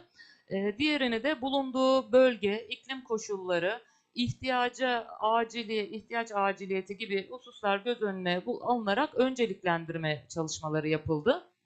Buildings are prioritized according to the parameters of World Bank, such as selection criteria, climate zone, emergency beneficiaries, and for the target of 20% energy efficiency, our efforts are sustained and carried out. Biz bunu şu ana kadar, yani 2019'da görüşmeler başladı, anlaşmalar imzalandı. Daha sonra 2020 yılının ortaları gibi fiili olarak sahada çalışmaya başladık. 3.9 milyon metrekarelik bir çalışmayı 4 paket halinde başlattık. Bunlardan 500 bin metrekareliği tamamıyla bitirdik. 850 bin metrekarelik şu anda sonlanma aşamasında. Arkadaşlarımız yoğun bir gayretle sonlandırmaya çabalıyorlar. Kalanı da farklı seviyelerde devam ediyor. The negotiation process started in 2019, but we were on the site in 2020. And so far, works for 3.9 million square meters have been started under 4 packages. And through the package 1, approximately 500,000 square meters have been completed, and for others, our efforts are still sustained. Burada ilk defa kamuda ilk enerji performans sözleşmesi, Türkiye'de ilk kamudaki enerji performans sözleşmesi çalışması bu KABEV kapsamında yapıldı. Yine bir güzel tarafı şu oldu. Dünya Bankası'nın bize sunduğu koşul %20, minimum %20 enerji tasarrufuydu. Bizim şu zamana kadar yaptığımız o 3.9 milyon metrekarelik projelendirme ve bir kısmını bitirdik. Çalışmalarda minimum enerji tasarrufumuz %50 oldu. Within the scope of the project, the first energy performance contract was signed in Turkey for public buildings, and the good part of is that the World Bank criteria actually were 20%, but our minimum energy efficiency in public buildings was 50%. Yine bugün burada bulunmamızın da konularından birisi olan iklim değişikliğine katkısı da bu sadece birinci etap 500 bin metrekarelik işi bitirdiğimiz anda yapılan izlemelere göre 64 ton karbon emisyon azaltımı, 760 bin kilowatt saat gaz tüketiminden tasarruf sağlandı. Bu alanlarda kullandığımız PV paneller sebebiyle de 313 bin kilowatt saat enerji üretimi sağlanmış oldu. In terms of the contribution to the climate change, 64 tons of carbon emission reduction and 760,000 kilowatt-hour gas consumption saving, and about PV panels, 313,000 kilowatt energy production have been achieved so far. 2023 yılının sonuna kadar bu proje kapsamında sadece 700 tane kamu binasını, kamu kampüsünü, tek bina gibi değil, bitirmiş olacağız. Ancak bu çalışma bir yandan da yenilenerek devam ediyor. Başka kaynaklar bulunuyor, farklı yapılar inceleniyor ülke genelinde. Ve çalışmanın devam edilmesi sağlanıyor. Tabii ben şu anda size bütün teknik detayları anlatmam mümkün değil. Şu andaki böyle bir gündemimizin olması, gündemde değil zaten. Ama yoğun bir şekilde ve gayet başarılı bir şekilde devam ediyor. Yeni fonlarımızla inşallah bu çalışmaları tekrar sürdüreceğiz ve GES'lere başlayacağız. Tamamıyla güneş enerji sistemine başlayacağız. Tabii ben çevreyi falan unuttum teknik detaylara girince. Özetle şunu da ifade edeyim. Burada işbirliği yaptığımız bütün kurumlara, Dünya Bankası'na ve ekibime de teşekkür etmek istiyorum. By the end of 2023, within the scope of only this project, we will have finalized 700 public buildings. Attention please, this is actually campus, not buildings. And then we will sustain our efforts further with a busy schedule. We will have new funds from our cooperation institutions. We will also have solar energy systems as well with the World Bank. And I also would like to thank you to the World Bank and my team for their efforts. Son organizasyona kadar beklediğiniz için ve sabrınız için de sizlere teşekkür ediyorum. İyi akşamlar diliyorum. Thanks for listening to me and thanks for your attention.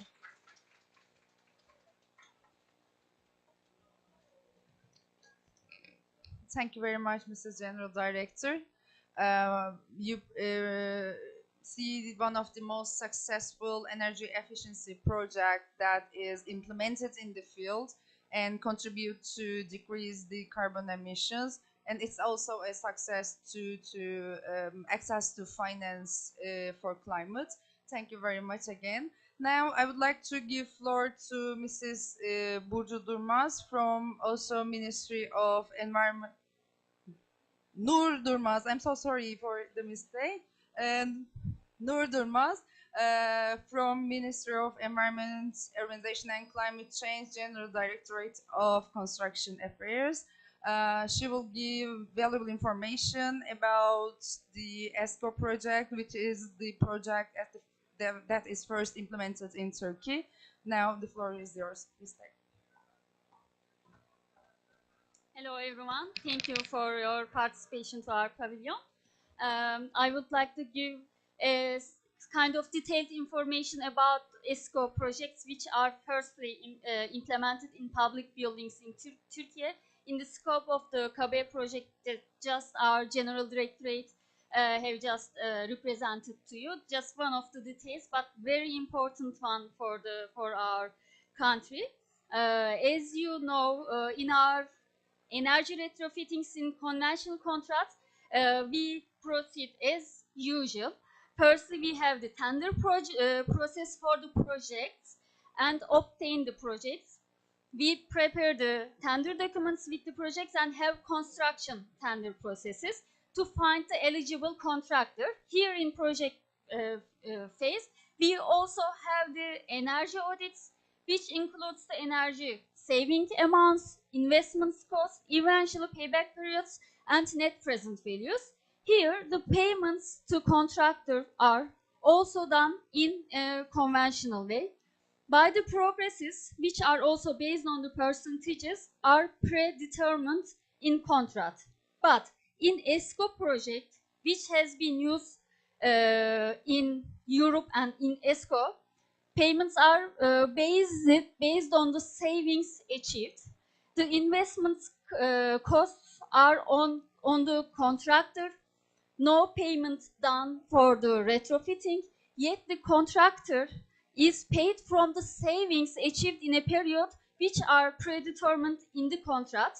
In EPC contracts, payments are completely done after monitoring and verification period. Actually, there are two types of ESCO. One is a complete ESCO, the other is EPC contracts. Here we are implementing EPC contract type. So we are paying all the amount after monitoring and verification period, after we are sure that the building is totally energy efficient. And this is actually a transition method for the ESCO method. Here in this KABE project, the investments are paid from both CTF loan and IBRD loans. In our experience, in EPC contracts, it was the first public energy performance contract, and it was implemented in Bursa Kız Lisesi. It is a school. Here, for us, it was very important to inform the bidders priorly. So we organized a pre-meeting to bidders to explain our expectations from them. In the bids, we expected to see the investment costs, net present values, payback periods, and energy saving percentages. Here we have limitations about payback periods and energy saving percentages, which are 12 years and 20%. The competition between bids are based on the net present values. The highest bid is awarded. Here the contractor prepares it, when he signs the contract or she signs the contract, he prepares a detailed audit based on the proposed saving measures and then prepares a drawing to start the implementation. In our case, we share the, today I will tell you about the lessons we had here in the first EPC contract. So I summarized what we learned here.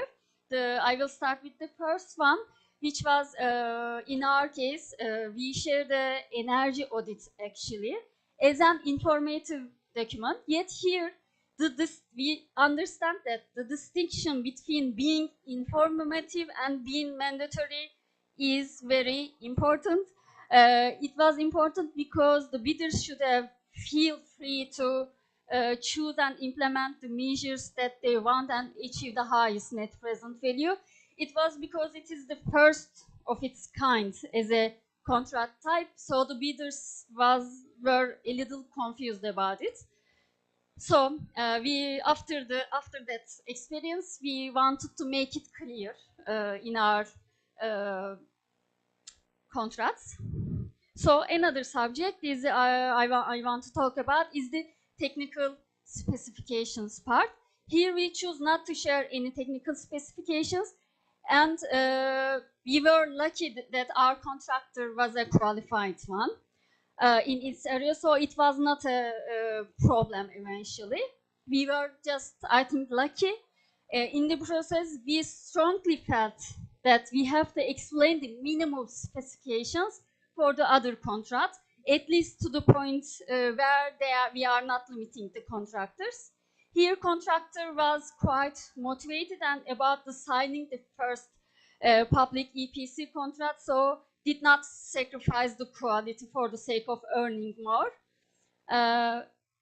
Another lesson we learn here is the in this first experience, there was a confusion about the estimated costs, which was actually may not be known as it is based on the proposal.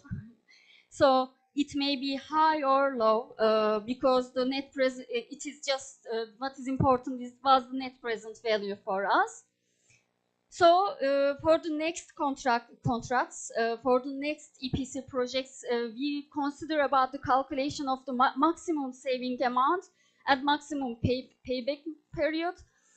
So in the end, we will calculate the estimated costs based on this because we will not know what will be done to the building in terms of energy efficiency. And another challenging problem about the EPC contracts was necessary renovations which are not related with the energy efficiency. We consider these renovations to be listed and come to the point where the specifications about this renovation should be clear as in the conventional contracts. So all the bidders will include these interventions to their prices, because if not, we know that none of the companies would include this kind of mandatory renovations because it may lower their net present value. It is inevitable. So we may work, at this point, we may work with the consultant to specify the investment costs of these specific interventions to make the building, it may have some kind of problems about the water, it may have some problems with the walls which has to be completed, because when you finish the building, you want to see a good environment. You would not choose to see in a bad condition. And so another challenge was about the energy audits, energy measures. we saw here the problem was it has to be distinguished into two main titles. One is about obvious problem, one is about the hidden problems. So we for the if the company examined the equipment or area poorly in the tender period and cannot foresee the related problems, which will be obvious after the construction phase, no additional payment will be done. We are indicating that more clearly in our bidding documents, and for the hidden problems, we need to make payments. It is not the fault of the contractor. And the last problem that we understand in our experience is the mandatory measures. We already had the preliminary energy audit to choose the candidate building for the EPC. Actually, we see the potential, so we decided to list that couple of mandatory measures in our EPC contracts. So thank you for listening. These are the lessons we learned in the first EPC contract. Have a nice evening.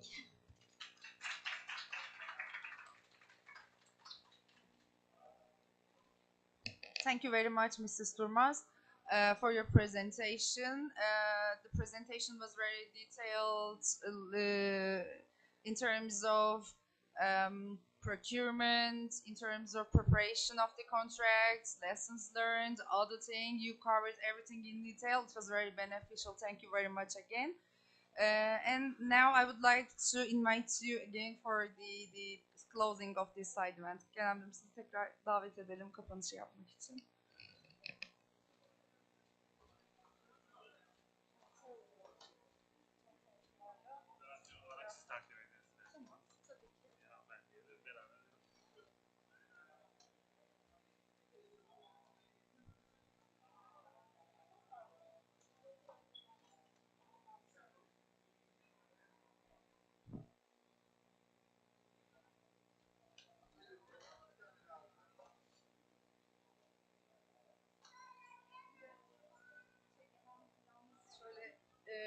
Personeliyle sizin çalışmanız bence ikiniz